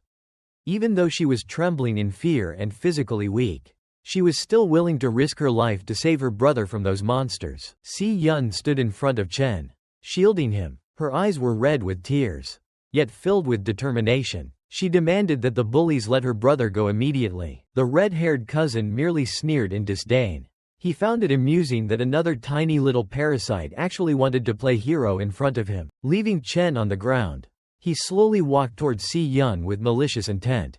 Chen desperately reached out and screamed for him not to touch his sister. A furious flame began burning in Chen's eyes the moment he saw Si-Yun in danger. He angrily repeated the promise from before. You swore you would never lay a hand on Si-Yun, but promises meant nothing to someone like him. He mocked Chen's naivety and casually admitted that he had lied. And now nobody could stop him anymore. With a savage grin on his face, the cousin continued approaching the girl. He declared that today he would teach his cowardly little cousin a lesson he would never forget. In that desperate moment, Chen's hand touched an old brick lying beside him. Something cold and terrifying began to awaken deep within his soul, as though a sleeping monster was finally opening its eyes. Smash! The brick slammed hard into the red-haired bully's face. The dry cracking sound echoed through the area, instantly silencing his arrogant laughter and sending chills through everyone nearby. Chen slowly forced himself back onto his feet. Blood from his own wounds mixed together with the blood of his opponent. The children around them stood frozen in shock at the sudden burst of violence from someone who had always been weak. The look in Chen's eyes had completely changed. They were now cold and razor-sharp as he stared directly at the gang of bullies. There was no turning back for him anymore. Without giving them time to react, Chen charged forward like a cornered beast, carrying with him every ounce of rage and humiliation that had built up over countless years. "You got some nerve," Chen roared, his crimson eyes reflecting overwhelming fury. The red-haired cousin could now only tremble in panic as he stared at Chen's crazed expression. For the first time in his life, he truly felt death standing right in front of him. "You broke your promise," Chen bellowed, pouring all of his hatred into the final blow. That resentment had been burning silently inside him for a very long time. Waiting for the perfect moment to explode, the bully was sent flying backward, blood splattering across the cold ground. Chen's madness had completely crushed the cousin's former arrogance and brutality. "You're insane," the bully cried out while trembling in fear. "You've completely lost your mind." Chen stood there breathing heavily, while Si-Yun stared at him in stunned silence from behind. Violence was never the best solution, but sometimes it was the only language oppressors could understand in order to learn where the line truly was. Chen gently reassured her that everything would be all right. Back in the present, he was completely different from the ruthless figure in those bloody memories. He told Si-Yun to step back and take good care of Leo. As for everything happening in this alley, he would handle it himself. It won't take long. Chen stood in front of his sister like a shield. His back radiated the absolute confidence of someone who possessed power far beyond ordinary humans. The three awakened members of the Black Mountain Guild charged forward at the same time. Blue electricity began crackling around the hands of the one in front, releasing dangerous sizzling sounds into the air. Si-Yun spoke anxiously. Standing before them were three professional awakened fighters, and they looked fully prepared to do anything necessary to capture them. The lightning user roared and rushed forward at incredible speed. In Si-Yun's eyes, Chen was facing an extremely dangerous situation, forced to fight three awakened opponents at once. "Kid, are you just going to stand there and die?" The lightning user threw a powerful punch toward Chen, convinced that this single blow would instantly take him down. But the reality waiting for him was far crueler. Chen counterattacked so quickly that nobody could even see it clearly. In a single instant, he kicked the lightning user away, sending him flying through the air like a ragdoll. Si-Yun froze in shock. She could not believe her brother had defeated a professional awakened fighter so effortlessly and terrifyingly fast. At that exact moment, another attacker descended from above with a sharp energy blade, attempting to ambush Chen from behind and end the fight immediately. But Chen moved as though he possessed a sixth sense. He grabbed the opponent's wrist with flawless precision, instantly turning the energy sword into something completely useless. A devastating knee strike smashed directly into the swordsman's face, sending blood spraying everywhere. Chen's physical strength had already reached a completely different level. The second attacker was blasted into a nearby pile of trash, utterly incapable of fighting back.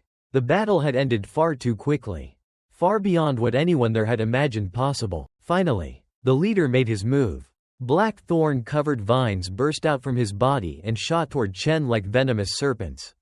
But Chen effortlessly dodged the attack with nothing more than a slight tilt of his body. The razor-sharp vines pierced straight through the pillar behind him, shattering it apart and proving just how devastating the attack truly was. The leader stared in disbelief that Chen had actually dodged it. He could not believe a mere student could accomplish something like that so casually. In a frenzy, he unleashed countless gigantic thorned vines, swearing that he would turn Chen into a human pincushion right in front of his younger sister. Chen's eyes suddenly glowed a deep crimson red.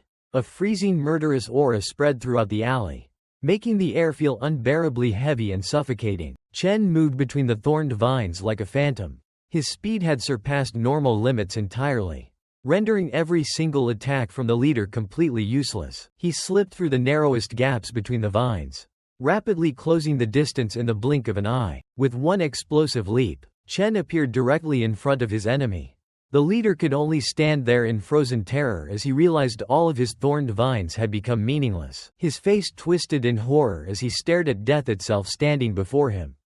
In the world of awakened beings, arrogance was often the fastest path to death when facing an existence that surpassed all conventional logic. And now, Chen's psychological torture game was only truly beginning. In the world of the awakened, strength was the only law that mattered. Chen had just proven that he was not merely an outstanding student, but an existence far beyond ordinary people, one prepared to spread genuine fear. Si-Yun stood there completely speechless, her eyes widened in shock. At that moment, she suddenly remembered a truth she had almost forgotten because of her brother's kindness all this time. Chen did not simply pass the graduation exam. He completely dominated it with overwhelming power, leaving everyone who witnessed it speechless before his terrifying talent. Every punch carried the power of the #1 student in the academy, without a single wasted movement. The top position never belongs to someone who shows mercy to those who dare threaten their loved ones. Chen was completely different from the ordinary awakened fighters out there. Every movement he made was both precise and deadly. Like a warrior who had survived countless battles to the death, heavy impacts echoed through the dark alley, tearing apart the silence of the night.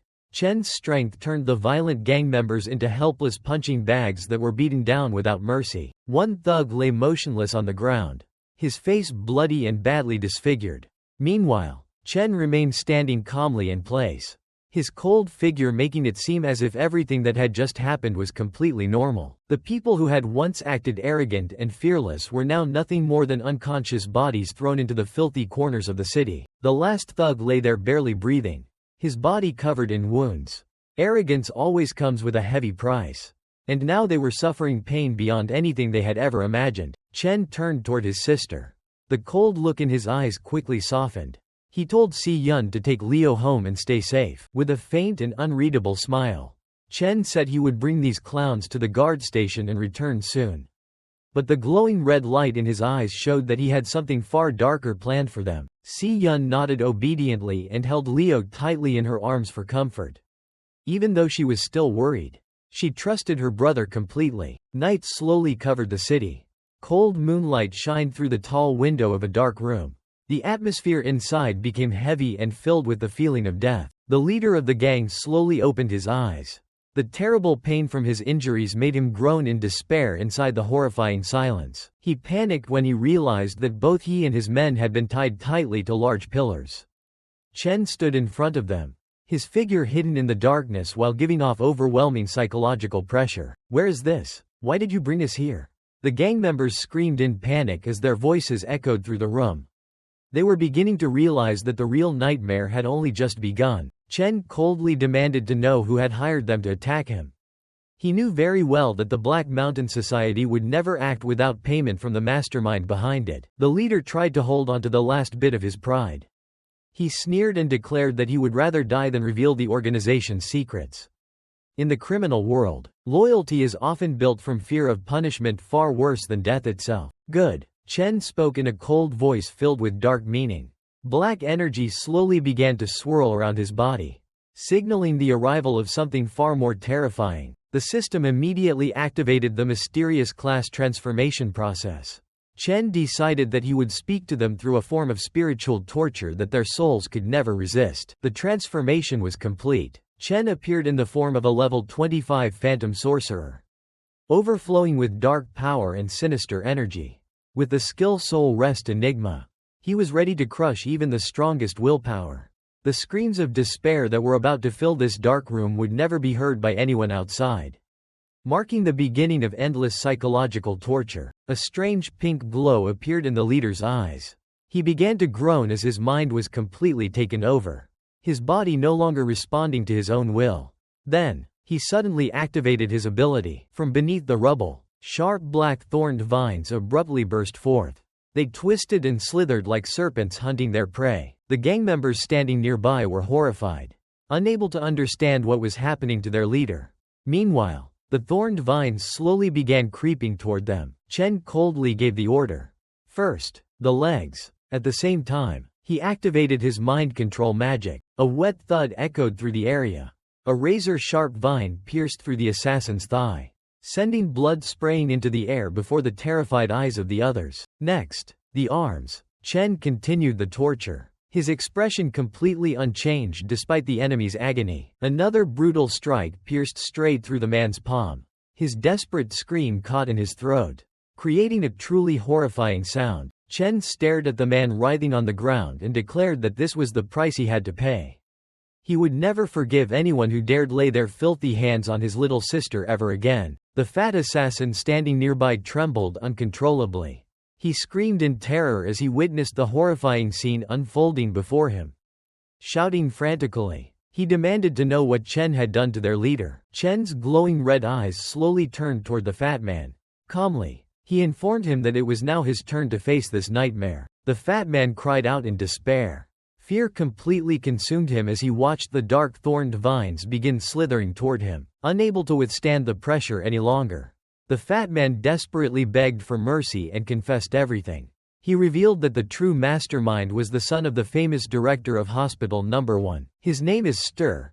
The fat man had only managed to utter part of the name when Chen had already begun to suspect who it was. Sterling Jin. The name escaped Chen's lips with burning hatred.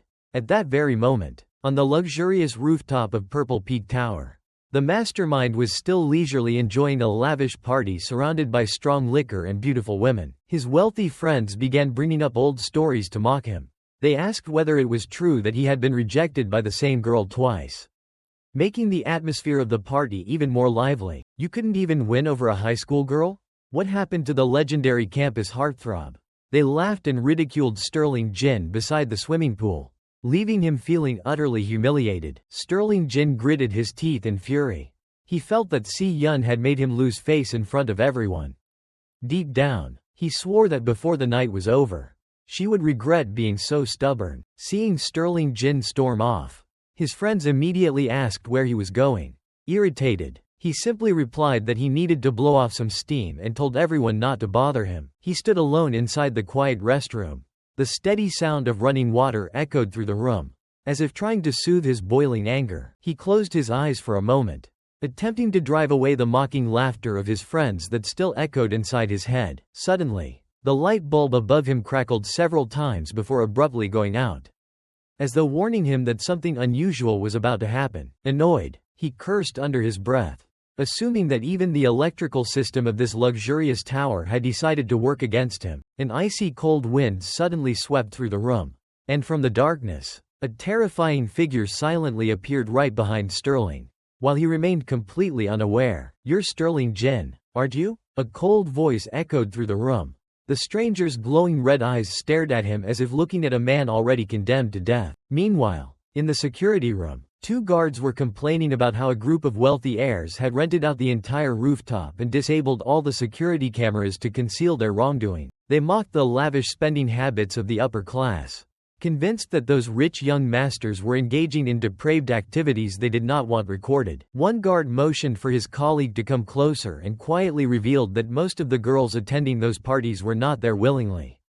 They had been lured or coerced through money and influence. "Wait, are you serious?" his co-worker exclaimed, eyes widening in shock at the dark secrets of the wealthy elite. The guard continued, telling the story of a female student who had been humiliated by them to the point that she took her own life.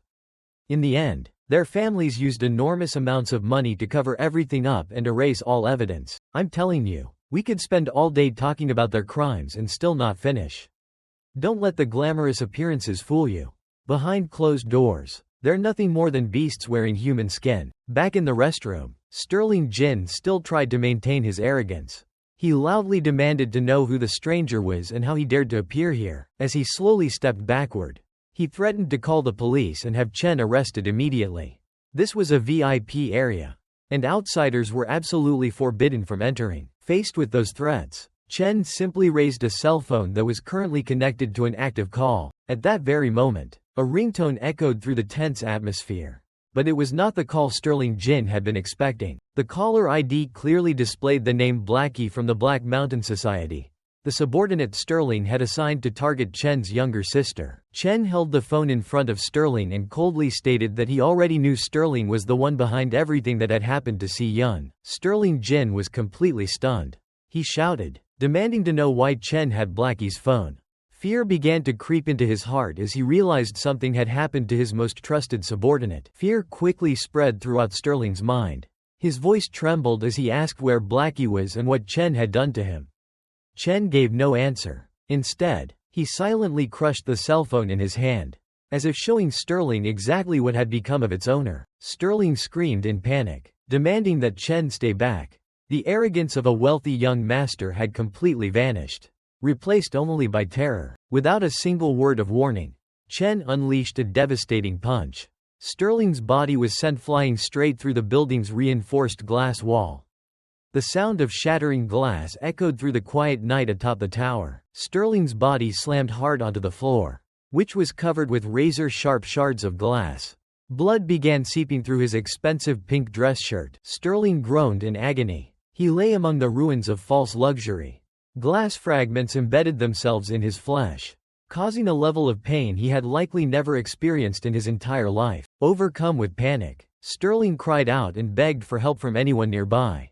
His desperate pleas were quickly swallowed by the night wind. For the first time in his life, he realized that money and power could not save him from this hopeless situation. Sterling Jin's face was covered in blood, leaving him looking utterly miserable. Tears streamed down his cheeks as he felt death drawing closer. All he could do was desperately look around, hoping some miracle would appear. But at that moment, a horrifying sight revealed itself. The swimming pool had been stained red with blood, and everyone who had attended the party was already dead. The luxurious gathering had suddenly transformed into a scene of complete chaos. From the darkness, the eerie figure of Chen in his phantom sorcerer form slowly emerged. Sterling Jin looked up in terror, cursing non-stop in a state of panic. "Damn it," he muttered, desperately trying to crawl away from the frightening entity before him. Sterling Jin completely lost his composure. He shouted, demanding to know who Chen really was and why he was treating him this way. "What the hell is wrong with you? I never did anything to you," he cried and screamed in despair. Chen remained silent. His mismatched eyes glowed with a threatening light. Sterling became even more panicked. He repeatedly demanded to know why Chen was attacking him so ruthlessly when the two of them had never even met before. Sterling tried to use his father's reputation as a threat, hoping the title of director of Hospital No. 1 would make Chen back down. "I told you to stay away. Are you deaf? Do you even know who my father is?" he shouted arrogantly despite lying helplessly on the ground. He threatened that if Chen dared touch even a single hair on his head, his father would have him buried alive. Sterling believed that his family's power could solve anything. even when death seemed dangerously close. "Shut up," Chen said coldly. Sterling's entire body immediately stiffened. Chen's magical eyes glowed with a strange violet-pink light as they began invading the wealthy young man's mind. Sterling Jin's eyes suddenly lit up. His body trembled unnaturally under the influence of the psychic magic. Strange sounds echoed through his mind, leaving him unable to control himself. The young heir collapsed to his knees on the floor, meaningless sounds escaping his mouth as his mind fell completely under Chen's control. He was like a puppet in the hands of its master, no longer capable of resisting. Chen leaned close to Sterling's face and issued a commanding order. "Now, pick it up." The short sentence carried overwhelming authority. Sterling Jin's trembling hand reached toward a sharp shard of broken glass on the floor. Though his mind wanted to resist, his body was forced to obey Chen's command like a machine. The glass shard slowly rose into the air. A violet glow enveloped Sterling's bleeding hand. "It exists among us every day, hidden behind expensive suits and polite smiles. People like you use money and power to do whatever you want, treating the lives of those weaker than you as worthless." An image appeared of a tragic young woman who had taken her own life after being humiliated by Sterling Jin's associates at this very party. Meanwhile, Sterling had calmly sipped his drink and ordered his subordinates to handle the aftermath. Treating it as nothing more than a minor inconvenience, Sterling used his father's influence to twist the truth, turning a murder case into a tragic accident. That was how this filthy world operated according to his will. Sterling had once arrogantly claimed that the autopsy report would say whatever his father wanted it to say, because that was simply how the world worked.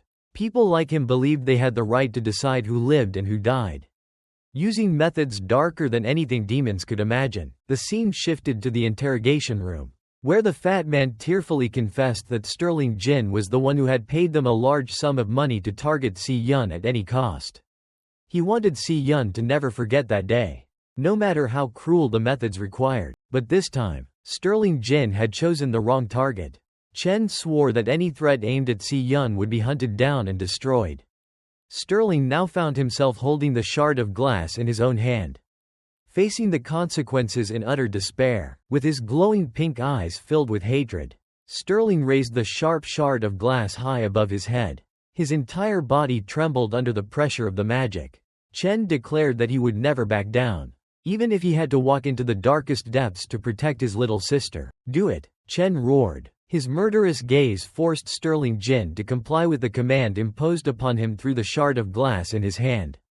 Chen would not show mercy for even a second, willing to become a devil himself in order to carry out his own version of justice. Rewinding to an earlier point in time, June 24, 2157, inside the Wild Dungeon, immediately after the dramatic battle that decided victory and defeat, Chen stood amid the ruins and informed Cole Gong that the boss had been eliminated and the escape route was now clear.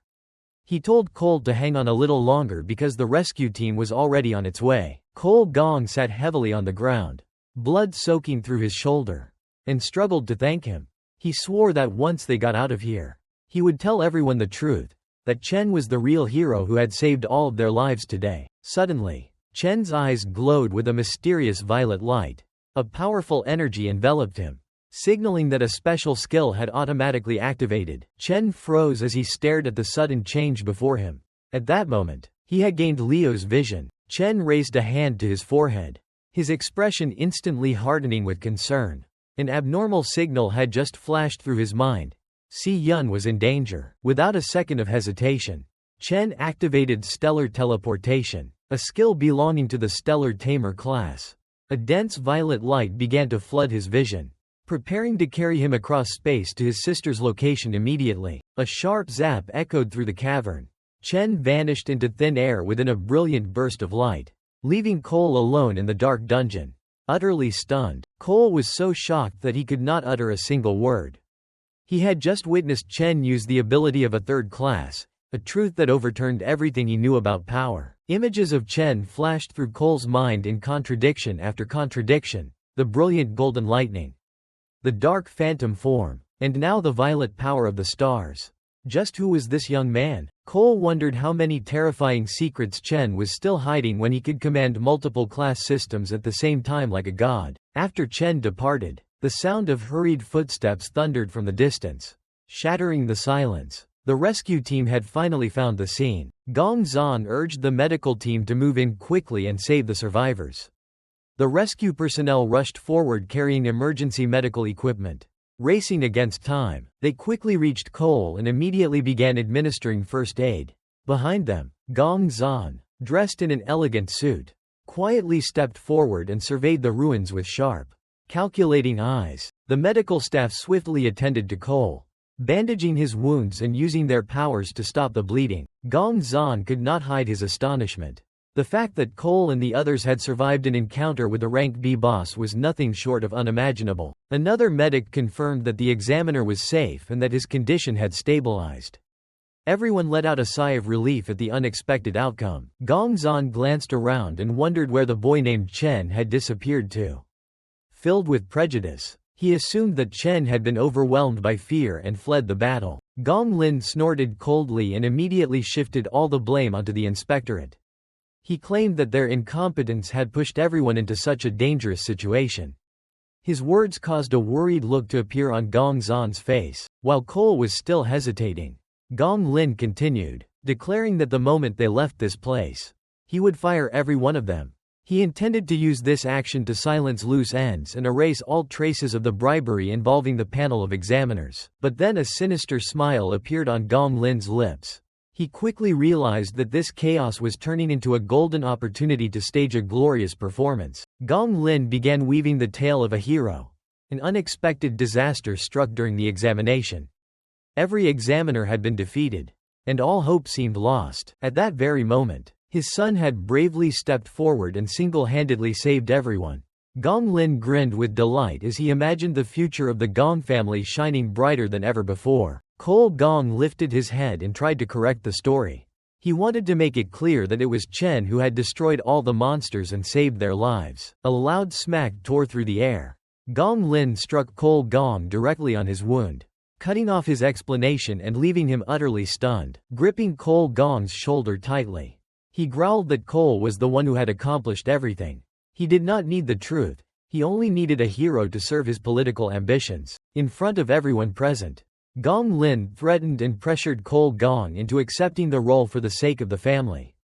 He reminded him that everyone here would serve as witnesses to that achievement. Silas Lin stood silently nearby, his white hair hanging over his eyes, showing not the slightest trace of emotion toward the deceitful spectacle about to unfold. Gong Lin tightened his grip on Cole's injured arm, causing Cole's breathing to become ragged from both the physical pain and the humiliation of having his honor trampled. Gong Lin coldly ordered Cole to clean everything up.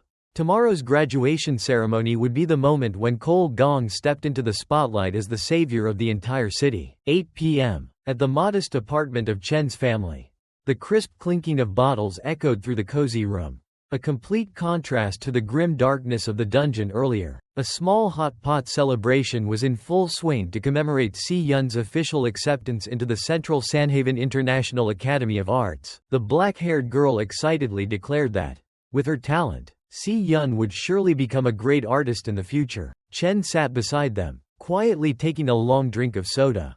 He felt genuinely happy that his sister could finally pursue her dream. Noticing how unusually calm he seemed, the black-haired girl curiously asked why Chen looked as if he had already known the result long ago. Chen smiled faintly, keeping his secret to himself. He remembered that in his previous life, Si Yun had received her acceptance letter on this very day as well.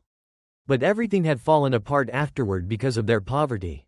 He swore that this time would be different. Anna also began expressing her admiration and envy towards Si Yun for being accepted into Sanhaven, an opportunity capable of changing a person's life, one that very few people ever received. Hearing those words, worry became visible on Si Yun's face. Sanhaven was far away, and the high cost of living there would be an enormous burden for the two siblings. Chen firmly set his bottle down on the table, creating a sharp sound that drew everyone's attention. He told Si Yun not to worry about anything, whether it was the distance or the money, because he had already taken care of everything. Chen flashed a confident smile and revealed another shocking piece of news. After graduation, he would also be moving to Sanhaven to work for a top-tier guild. Both Si Yun and Anna stared at him in disbelief. They could not believe that elite guilds were recruiting Chen so aggressively. How could he possibly have accomplished something so extraordinary? The atmosphere in the apartment erupted with laughter and happiness. The two siblings would be starting a new life together in Sandhaven. Bright and full of hope. Cheerful voices and laughter echoed throughout the small room. As Chen watched his sister's radiant smile, he silently vowed to protect that happiness at any cost. Sandhaven was waiting for them, and the real game was only just beginning. Deep in his heart, he made a promise to himself, Si Yun, this time, everything will definitely be different. Looking at Si Yun's bright smile, Chen knew he had made the right choice. This time, his sister would not have to sacrifice any of her dreams for anyone. And he would be the one to protect that smile forever. Chen stood beneath the shower, letting the water wash away the dust and exhaustion from a long day filled with battles. Every threat directed at Si Yun had been eliminated, and the graduation exam had finally come to a successful conclusion. Based on everything that had happened today, Chen was confident that first place and the $1 million prize would undoubtedly belong to him. According to his agreement with Cole, he would receive the money tomorrow, more than enough to completely pay off Theo Qing's debt. After finishing his shower, Chen sat on the edge of his bed, his eyes thoughtful as he planned his next moves. He told himself that if the Demon King of Wrath had truly been sealed after crossing into the human world, then the situation ahead would become far more unpredictable. Chen understood that the 3-year plan he had laid out was becoming riskier with each passing day. He needed to get to Sandhaven as quickly as possible and find Wrath before it was too late. That was his highest priority now. Chen's crimson eyes flashed with determination in the darkness. Before beginning this new journey, he needed a truly trustworthy teammate to watch his back. Tomorrow's graduation ceremony was the opportunity he had been waiting for all this time. Meanwhile, inside a quiet traditional room, the investigation into the mysterious entity known as the Glutton was reaching a tense stage. A female investigator reported that he had recently been spotted in the Everfield area. Colonel Cavendish took a sip of tea, his expression revealing a mixture of curiosity and amusement. He instructed her to present every detail that had been gathered from the scene. The blonde investigator, her sharp eyes filled with focus, explained that she had arrived at the location immediately after receiving the report in order to conduct a first-hand investigation. The crime scene photographs revealed the brutality of the perpetrator. Every piece of security camera footage had been meticulously erased, leaving behind only bloodstains and traces of a bloody purge. She analyzed that the Glutton's targets were always awakened individuals possessing rare and exceptional abilities. Even more frightening, the levels of the victims had been steadily increasing over time, demonstrating his insatiable hunger. Her expression grew troubled as she delivered a cold conclusion. The Glutton was becoming stronger at an unbelievably rapid rate. She was convinced that once he had started moving, he would never stop. Her investigative instincts told her that the Glutton would strike again very soon. Colonel Cavendish smiled knowingly. In his opinion, the fact that the Glutton had revealed himself at such a sensitive time was an intriguing coincidence that deserved close attention. But the blonde investigator had an even more important discovery to present. She introduced another piece of evidence, causing the atmosphere in the room to suddenly become heavy. She pointed to the location of the latest incident on the map, a remote alley hidden within a poor residential district. A place that seemed forgotten by society itself. Most astonishing of all, that location was less than 100 meters from Chen's home. The distance was far too specific to be dismissed as mere coincidence. Colonel Cavendish fell silent. His eyes grew deep and thoughtful as he stared at the red marker on the worn old map. The female investigator continued her sharp analysis. Although there were still no direct images of the Glutton, Chen's unreasonable rate of growth and his combat style shared disturbingly similar traits. She presented the two most likely theories currently available. The first was that the Glutton had chosen Chen as a potential target. Colonel Cavendish was visibly surprised by this conclusion, even pausing in the middle of drinking his tea. Then he looked directly at her and voiced the second theory, causing the entire room to feel as though it had frozen solid.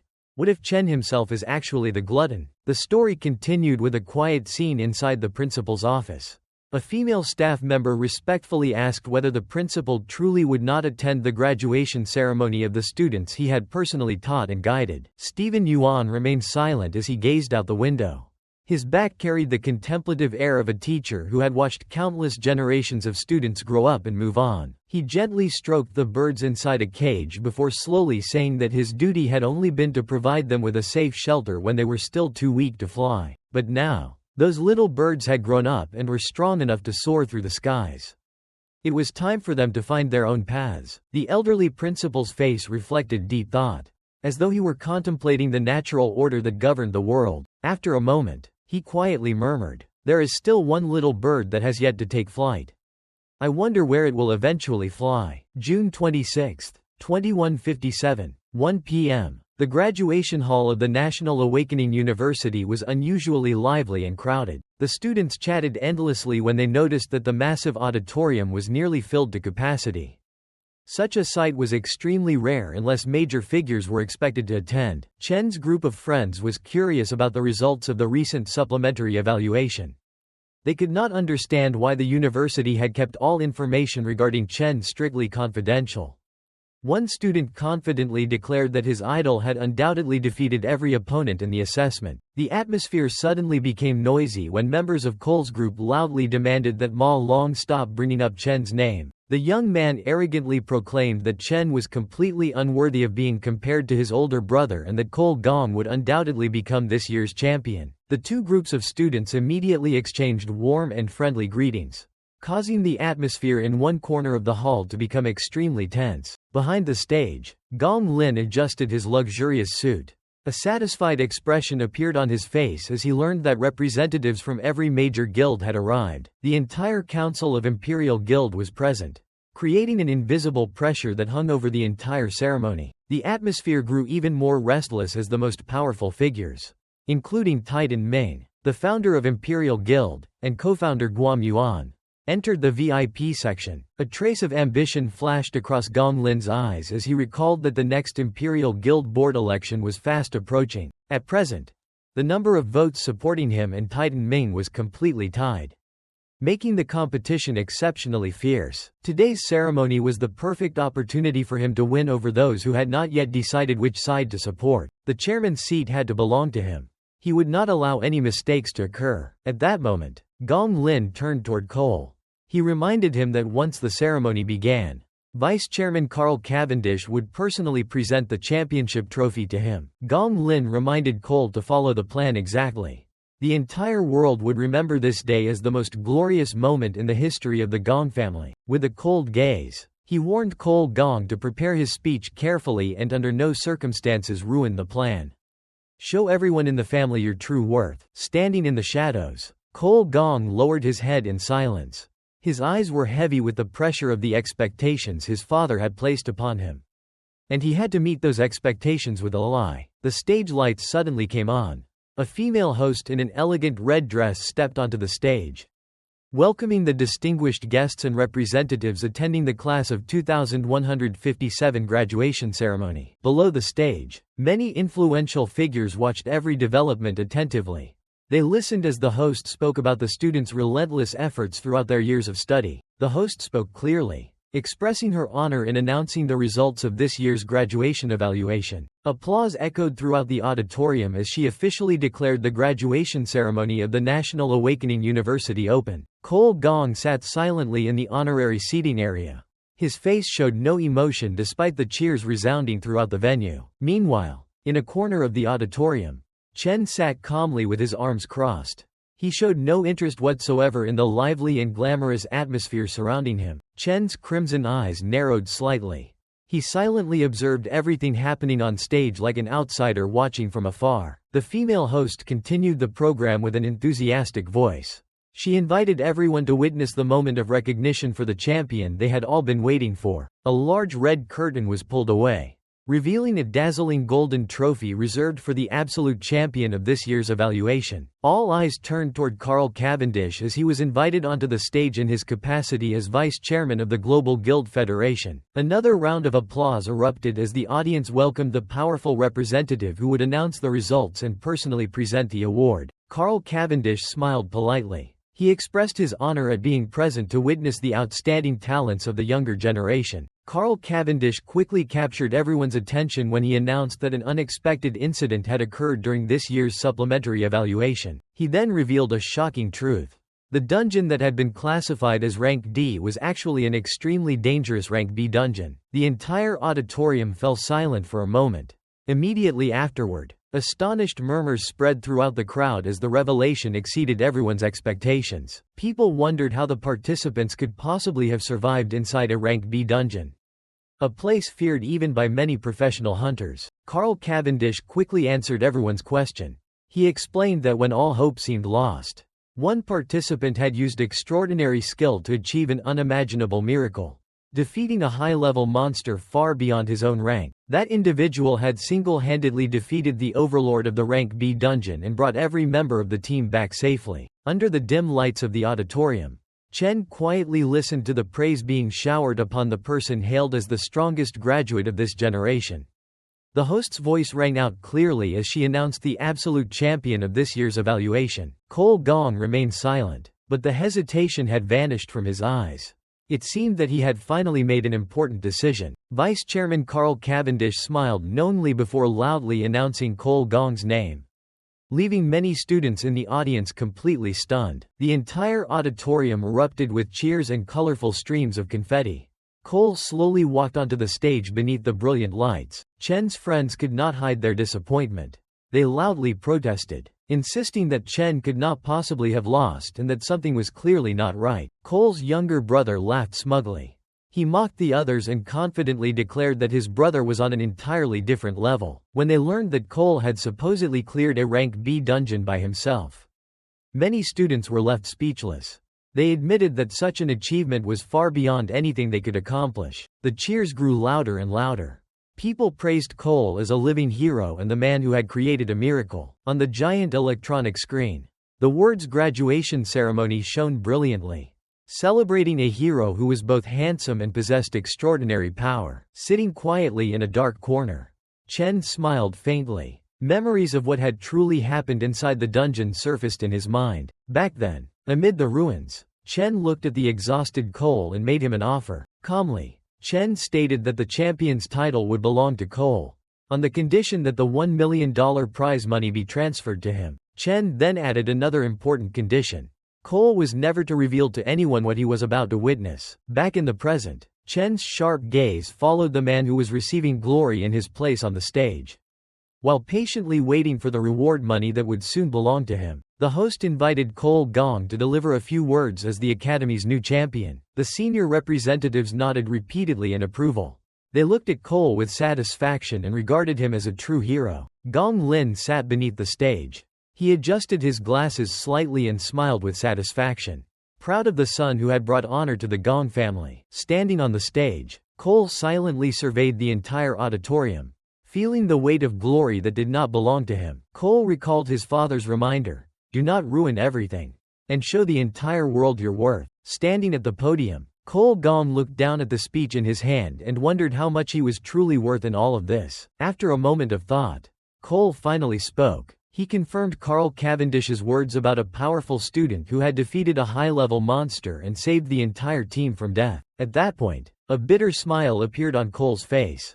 He admitted that none of those achievements truly belonged to him. Everything the world was praising at this very moment was, in fact, Chen's accomplishment. Cole's statement stunned Chen. He hadn't expected Cole to reveal the truth publicly at this moment. Chen didn't want to attract too much attention, especially in a world full of dangers and trouble. The host looked at Cole in astonishment. Everything was unfolding completely off script. He couldn't understand why Cole would give up this special honor. Below the stands, Gong Lin grit his teeth in anger. He couldn't believe his family's perfect plan had collapsed entirely. He was even more baffled that a usually obedient child like Cole dared to defy him at the most critical moment. At this point, the entire auditorium began to buzz. The trainees kept talking about the shocking truth that had just been revealed. Cole went on to explain that during the evaluation, when the situation inside the dungeon became extremely dangerous and all the judges were defeated, only Chen and he remained to continue fighting. Chen remained silent. He didn't understand why Cole hadn't followed the original plan. and he worried about the troubles this would bring. Cole asserted confidently that Chen was the strongest Thunder System assassin he had ever met. Chen possessed extraordinary combat instincts and single-handedly wiped out wave after wave of monsters. As if they were not worth mentioning, Cole said it was Chen who showed him what true power meant. It was the first time in his life he had witnessed someone with such formidable fighting ability. The true champion of this year's graduation was Chen. Cole's declaration rang through the hall. Ending all dispute, Cole turned to Chen and thanked him for keeping his promise. For keeping the secret until the very last moment. The chatter grew louder. Many began to doubt the accuracy of the results previously announced by the evaluation team. The host gave a slight crooked smile. The unfolding chaos seemed to amuse him. Loud calls to investigate the entire evaluation echoed throughout the hall, making the ceremony's atmosphere tenser than ever. Titan Ming, founder of the Imperial Guild, quietly observed everything from the VIP seats. An inscrutable smile appeared on his aged face. Sitting beside Gong Lin, Guam Yuan turned to him with a furious look and demanded that Gong Lin immediately explain what was happening on stage. Gong Lin said nothing. He clenched his hand until he crushed the edge of the wooden seat, letting his anger surge in silence. Unable to endure it any longer, Gong Lin sprang to his feet and left his seat. Leaving behind the astonished gazes of everyone, he silently walked out of the hall. Each step carried the collapse of what was called his family's glory. Cole slowly tore up the script. He realized he wanted to live a life of his own choosing. Cole decisively let go. The paper shards floated in the air, a declaration that he would no longer live according to a fate arranged by others. In his office, Principal Stephen Yuan stood silently beside the opened birdcage. At last, the little bird had begun to spread its wings. Stephen Yuan watched the white bird fly out of the cage. He realized his student had finally begun to seek his own sky. Back in the hall, the worry on Cole's face had completely vanished. He openly admitted that Chen had defeated him in that fight. It was a total defeat, but he accepted it wholeheartedly. Chen smiled faintly when he heard Cole tell the truth. It felt like a silent recognition between two strong people. He also noticed that Cole had changed a lot. Cole looked at Chen with confident eyes. He promised that next time they met, the one standing higher would surely be him. The world of Awakeners was vast, with tens of thousands of guilds. Guilds were divided into 5 ranks from lowest to highest: Standard Guild, Silver Guild, Gold Guild, Elite Guild, and Peak Guild. Among them, Elite Guild was the highest rank most people could hope to join. The Imperial Guild was one of the exemplary guilds of this rank. At the recruitment hall, the atmosphere was extremely tense. Many trainees begged the recruiting committee to reconsider their applications, but reality was harsh. A representative of the Divine Eye Guild coldly rejected a support class trainee and told him to try his luck elsewhere. For most newly graduated students, simply joining any guild would be a major success in this year's fiercely competitive recruitment market. However, for a few outstanding trainees who received the Imperial Guild's red card, it was a life-changing ticket. Charleston, Imperial Guild's HR manager, calmly handed a certificate to a new trainee and congratulated them on officially becoming a guild member. Those who received certificates were all members of Chen's team. Marlon Ma couldn't hold back tears of joy. He felt he had just achieved the greatest goal of his life. Marlon's friends also cheered with delight when they learned they had been lucky enough to be chosen by the Imperial Guild, one of the top guilds. The group celebrated excitedly in the main hall. They were overjoyed to finally become professional awakeners. However, the scene made many around them feel uneasy. In another corner, several trainees burst into tears of regret. They blamed themselves for not having joined Chen's team earlier to gain the opportunity they now lacked. Edmund Gong quietly observed the lively scene. A feeling of disdain rose in him at the thought of working with people he deemed far too mediocre. Inside the elevator, an assistant was reporting recruitment results to Chairman Titan Ming. This year's results were excellent, with 2 teams achieving perfect scores. The elevator bell rang, signaling the end of an old chapter and the start of a dramatic new competition. As the elevator doors opened, Vice President of the Trade Union Alliance Carl Cavendish stepped out with the refined bearing of a noble. His appearance surprised Titan Ming somewhat. Titan Ming smiled and asked if Vice President Carl had also come to the recruitment floor. Carl calmly replied that he had only come to see off a friend. The unexpected meeting between the two powerful figures immediately made the atmosphere more formal. The chairman wore an enigmatic smile. He realized Carl Cavendish was showing special interest in Chen. Carl Cavendish gave a slight nod. He thought the Imperial Guild was truly fortunate to have the chance to recruit a genius like Chen. Meanwhile, at the recruitment hall, the tension continued to rise. Charleston, Imperial Guild's HR manager, was losing patience. He muttered at the sight of one person who still hadn't submitted an application. Charleston glared at Marlon Ma and loudly asked why Chen, a member of their team, still hadn't come to register.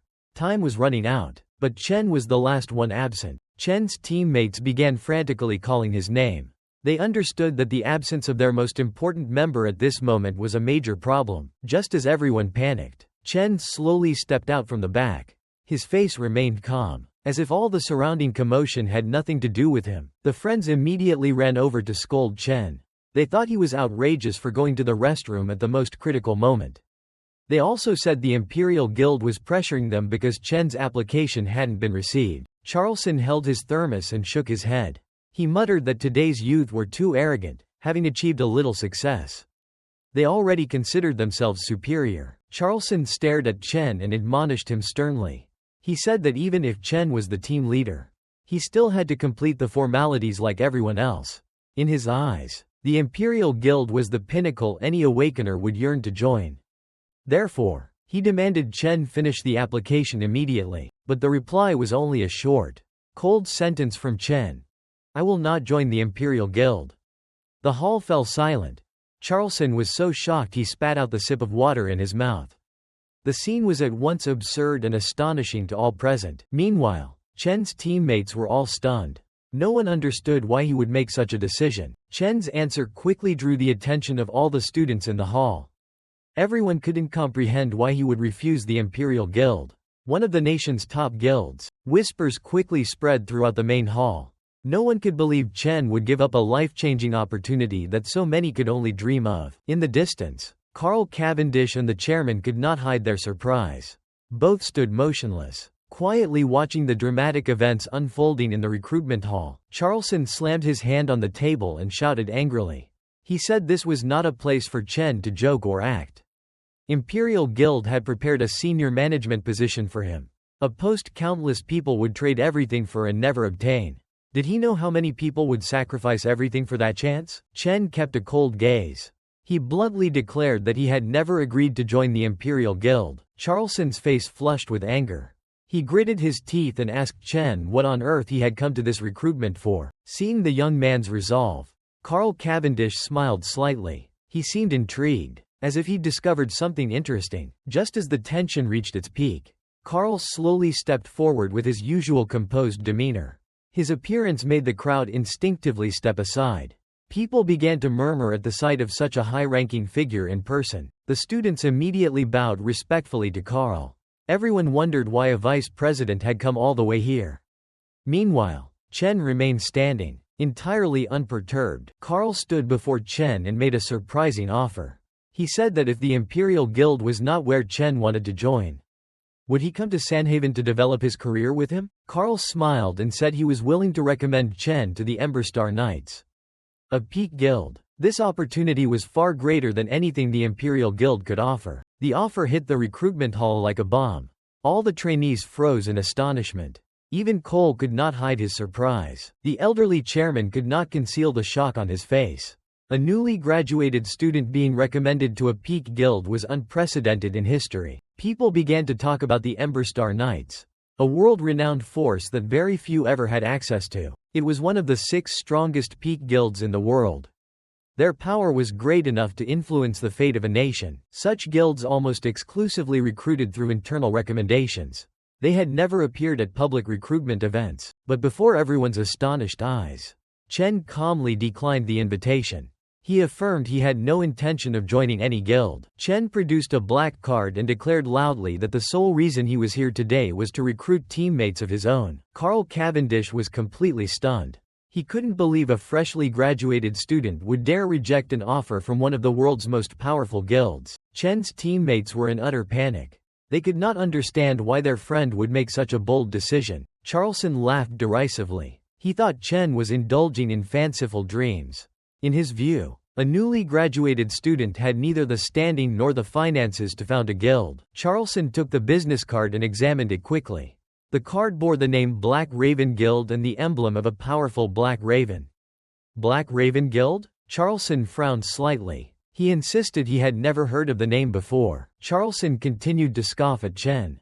He said guild registration only opened during a certain period each year and that the registration fee was as high as 1 million credits. According to him, Chen could not possibly have done that on his own. Chen kept a cold expression and did not argue. He knew exactly what he had prepared. All he did was wait for the truth to be revealed. Meanwhile, Charleston kept ridiculing Chen's naivety. Charleston asserted that without a recommendation from a prestigious guild and the necessary connections, a newly graduated student would never be approved to found a guild. At that moment, a female office worker hurriedly reported to Charleston. She stammered confirmation that the Black Raven Guild did indeed exist. Charleston's face went rigid and sweat began to form on his brow. The computer screen quickly displayed all the information. The Black Raven Guild had been registered on May 18, 2157, and officially approved on June 18. The legal representative was Chen, with registered capital exactly 1 million credits. All procedures were entirely legal. Cole stood at a distance watching the screen. His face was full of astonishment when he saw the registration date of this mysterious guild. A chill ran down Cole's spine. He realized Chen had prepared the plan to found a guild even before the exam began. Sweat trickled down Cole Gong's face as he slowly pieced everything together. He was stunned to understand why Chen only cared about the prize money and ignored the championship title and offers from major guilds. It turned out that from the beginning Chen's sole goal was to build his own guild. The Imperial Guild had never been part of his plan. The air in the recruitment halls suddenly grew heavy. Everyone realized Chen's refusal of the Imperial Guild was not impulsive, it was part of a plan he had prepared long ago. Carl Cavendish quietly observed everything. His gaze revealed deep thought. Meanwhile, the surrounding trainees still could not calm down after Chen's bold decision. Chen's blood-red eyes slowly swept the crowd. His look was cold, composed, and full of confidence. Carl Cavendish suddenly realized Chen had never truly placed anyone within his sights. He was pursuing a goal far larger than anyone here imagined. Carl Cavendish smiled faintly. He saw in Chen a trait very similar to a powerful woman he once knew: absolute confidence and an unshakable will. Chen quickly retrieved the business card. He calmly explained that for a guild to officially operate and manage dungeons, it must have at least 2 members. At present, the Black Raven Guild only had him. So, Chen said as he thrust his hand forward in a decisive motion, as if inviting someone to step into the future he had prepared. To everyone's astonishment, Chen held the Black Raven Guild card out directly toward Cole Gong, who was still frozen in surprise. The entire recruitment hall's attention immediately focused on the two of them. Chen looked straight into Cole's eyes and formally invited him to join his guild. A simple invitation, but it marked the beginning of a new era in which Chen would define the rules for the world of Awakeners. We return once again to 1 week earlier. June 17, 2157. Chen stepped into the luxurious room, took a seat across from his business partner, and opened the conversation with an important announcement. He explained that he had come today for 2 main reasons. Chen's expression darkened slightly as he admitted that the draw in the graduation exam had thrown his financial plans into disarray. He was currently short on a large sum of money and needed 1 more week to gather the remaining amount he owed. Before Theo Ching could respond, Chen's tone suddenly changed. His face became far more serious as he began explaining his second purpose. Chen declared that he was a reincarnator who had returned from 10 years in the future, a time when the world had already been destroyed by the Demon Kings. He revealed that he had been the last awakened survivor of humanity. The unbelievable claim left Theo Ching frozen in place. Behind his glasses, his eyes were filled with shock and doubt. Completely unsure whether he should believe or dismiss everything he had just heard, Chen continued his explanation. He revealed that the first Demon King to appear bore the title Wrath, a monstrous being whose devastating sonic attacks were powerful enough to tear the entire world apart. However, in that bleak future, a businessman named Theo Ching had donated a life-saving device of his own invention called the Stillstone. Hearing his own name connected to an invention that had saved humanity, Theo Ching could not help but break into a cold sweat. Beads of perspiration slowly rolled down his temples as he struggled to process everything Chen had just told him. According to Chen, in the future, the Stillstone had enabled countless people to survive the magical shockwaves unleashed by the Demon King Wrath, buying humanity the precious time needed to organize a counterattack. The moment he heard that, Theo Ching immediately jumped to his feet. He could not hide his astonishment upon learning that the technology capable of changing the fate of the world was the very idea he had been pursuing. Theo Ching admitted that he was indeed researching a device capable of blocking sonic attacks.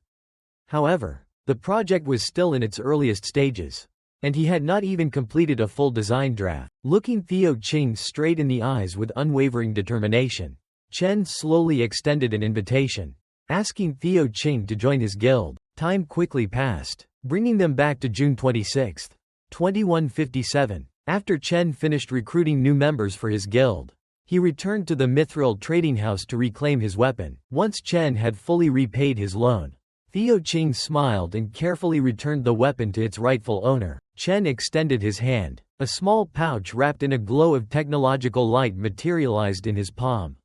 Inside was everything he had gathered during his dungeon expeditions. Chen emptied all the materials onto the table: poison ant legs, praying mantis spikes, and black scale serpent venom. These were the agreed upon profits that the two of them had discussed beforehand. At the sight of the rare materials, Theo Ching could barely contain his excitement. Chen, however, simply replied with humility that time had been too limited, so this was all he had managed to collect. While the conversation was still ongoing, Theo Ching curiously asked about the recruitment progress of the Black Raven Guild, the organization Chen had devoted himself to building. At the question, Chen's expression briefly turned solemn. He admitted that his latest recruitment attempt had been rejected outright. The revelation left Theo Ching genuinely surprised. Based on his assumption, Chen's journey to Sanhaven would most likely have to be postponed for quite some time. However, Chen's response was completely different from what Theo Ching had expected. He calmly stated that instead of waiting any longer, he would accelerate every part of his plan. Chen then began explaining his original strategy, which consisted of 3 carefully prepared phases designed to deal with the coming crises. The first phase was to build a guild entirely from scratch. It would serve as the foundation for everything that followed. After that, he would upgrade the guild to gold rank, earning the right to conquer higher-level dungeons. The final step was to head straight to Sanhaven, track down the Demon King Wrath, and eliminate him at the very place where he was hiding. However, Chen quickly realized that an unexpected variable had emerged. It seemed that the evil entity might have appeared in this world much earlier than he had originally calculated. That information left Theo Ching completely stunned. His expression immediately grew tense as he realized the true severity of the situation. Chen's eyes became colder and more resolute than ever before. He decided that he would travel to Sanhaven immediately, while recruiting new companions would have to wait until after he arrived there. Theo Ching fell silent and thought. He could clearly sense that the situation was becoming more complicated and more dangerous with every passing minute. Suddenly, Theo reached into his coat pocket as though retrieving an important item he had prepared in advance. A soft click echoed through the room as he pressed the activation button on a small device resting on the table between them. Moments later, music began to play. At the same time, brilliant concentric sound waves continuously radiated from the compact music player. Theo Ching explained that it was a pop song he had encoded with beta frequency modulation with the help of a friend. He also revealed that he had already contacted the superstar Michael Bruno. With Michael's enormous influence, the song would be broadcast everywhere within just 1 week. The purpose of the plan was to use the beta frequency to weaken and suppress the alpha sound waves unleashed by the Demon King Wrath. Hearing this, Chen was genuinely astonished. He could hardly believe that Theo Ching had managed to put together such a large-scale plan in such a short amount of time. If the future was truly as bleak as Chen had described, Theo Ching understood that he could no longer remain a bystander in this war. He smiled with unwavering determination and declared that what he was doing now was the most meaningful undertaking of his entire career. But that was not all. Theo Ching excitedly announced that he still had one very special gift prepared for Chen. A brilliant blue light burst forth from his spatial ring, accompanied by a gentle vibration signaling the appearance of a piece of advanced technology. It was the Demon King radar, A device upgraded from a smartwatch that was capable of detecting and pinpointing the exact location of any monster ranked S-class or higher. As he handed the radar to Chen, Theo Ching smiled with complete confidence. He believed that this device would become an essential tool, allowing Chen to track down the Demon King Wrath during the journey that lay ahead. Chen picked up the device and quickly realized that it functioned much like the demon heart he already possessed. However, the Demon King radar was capable of displaying a target's location with far greater clarity and precision. Chen could not hide his amazement upon learning that Theo Ching had designed such a bold and incredibly useful device entirely on his own in such a short period of time. Standing beside him, Theo Ching let out a quiet sigh of regret. He wished that, if only he had been an awakened individual himself, he might have been able to make even greater changes to the world. But the truth was that he simply did not possess that kind of power. Sensing Theo Ching's feelings, Chen spoke in a gentle, reassuring voice. He told him that everything he had done up to this point was already more than enough, and that he no longer needed to blame himself. Chen's expression gradually became filled with concern. A heavy silence settled around him as he firmly declared, "Leave the rest to me." In Chen's mind, the image of Wrath, the first Demon King to appear, surfaced once again. What worried him most was that he still did not know enough about this enemy to face him with complete confidence. At this moment, all he could do was hope that events would not unfold in the worst possible way. At 8:30 p.m., Everfield First Hospital. Heavy rain began pouring from the dark, overcast sky, as though foreshadowing the catastrophe that was about to descend upon the place. Inside one of the hospital rooms, Sterling Jin had completely lost control. He screamed, thrashed violently, and behaved like a rabid beast, constantly barking meaningless sounds while his body remained tightly restrained to the hospital bed with heavy chains. Watching his son reduced to a madman, Ronald Jin, the director of the hospital and Sterling's father, trembled with rage. His breathing grew heavy, like that of a wounded beast. He roared in grief and fury, repeatedly demanding to know who had committed such a cruel act, turning his son into a creature that no longer resembled a human being. Turning toward the A-rank awakened hunters standing behind him, Ronald Jin clenched his teeth. In a cold voice, he reminded them of both their status and their responsibility in this matter. He ordered every one of his subordinates to find the person responsible, no matter the cost. His only objective was to make that individual suffer many times more than Sterling had. Upon receiving the order, the hunter holding an umbrella revealed a cruel smile. He drew his weapon and coldly declared that before the day was over, that person's head would be lying on the floor. At that exact moment, a deafening explosion suddenly echoed through the building, violently shaking the entire room and cutting short the hatred-filled conversation. Ronald Jin suddenly felt his chest tighten. Cold sweat poured down his body as a horrifying wave of nausea struck him, causing him to tremble uncontrollably with fear. An overwhelming pressure crushed the entire room.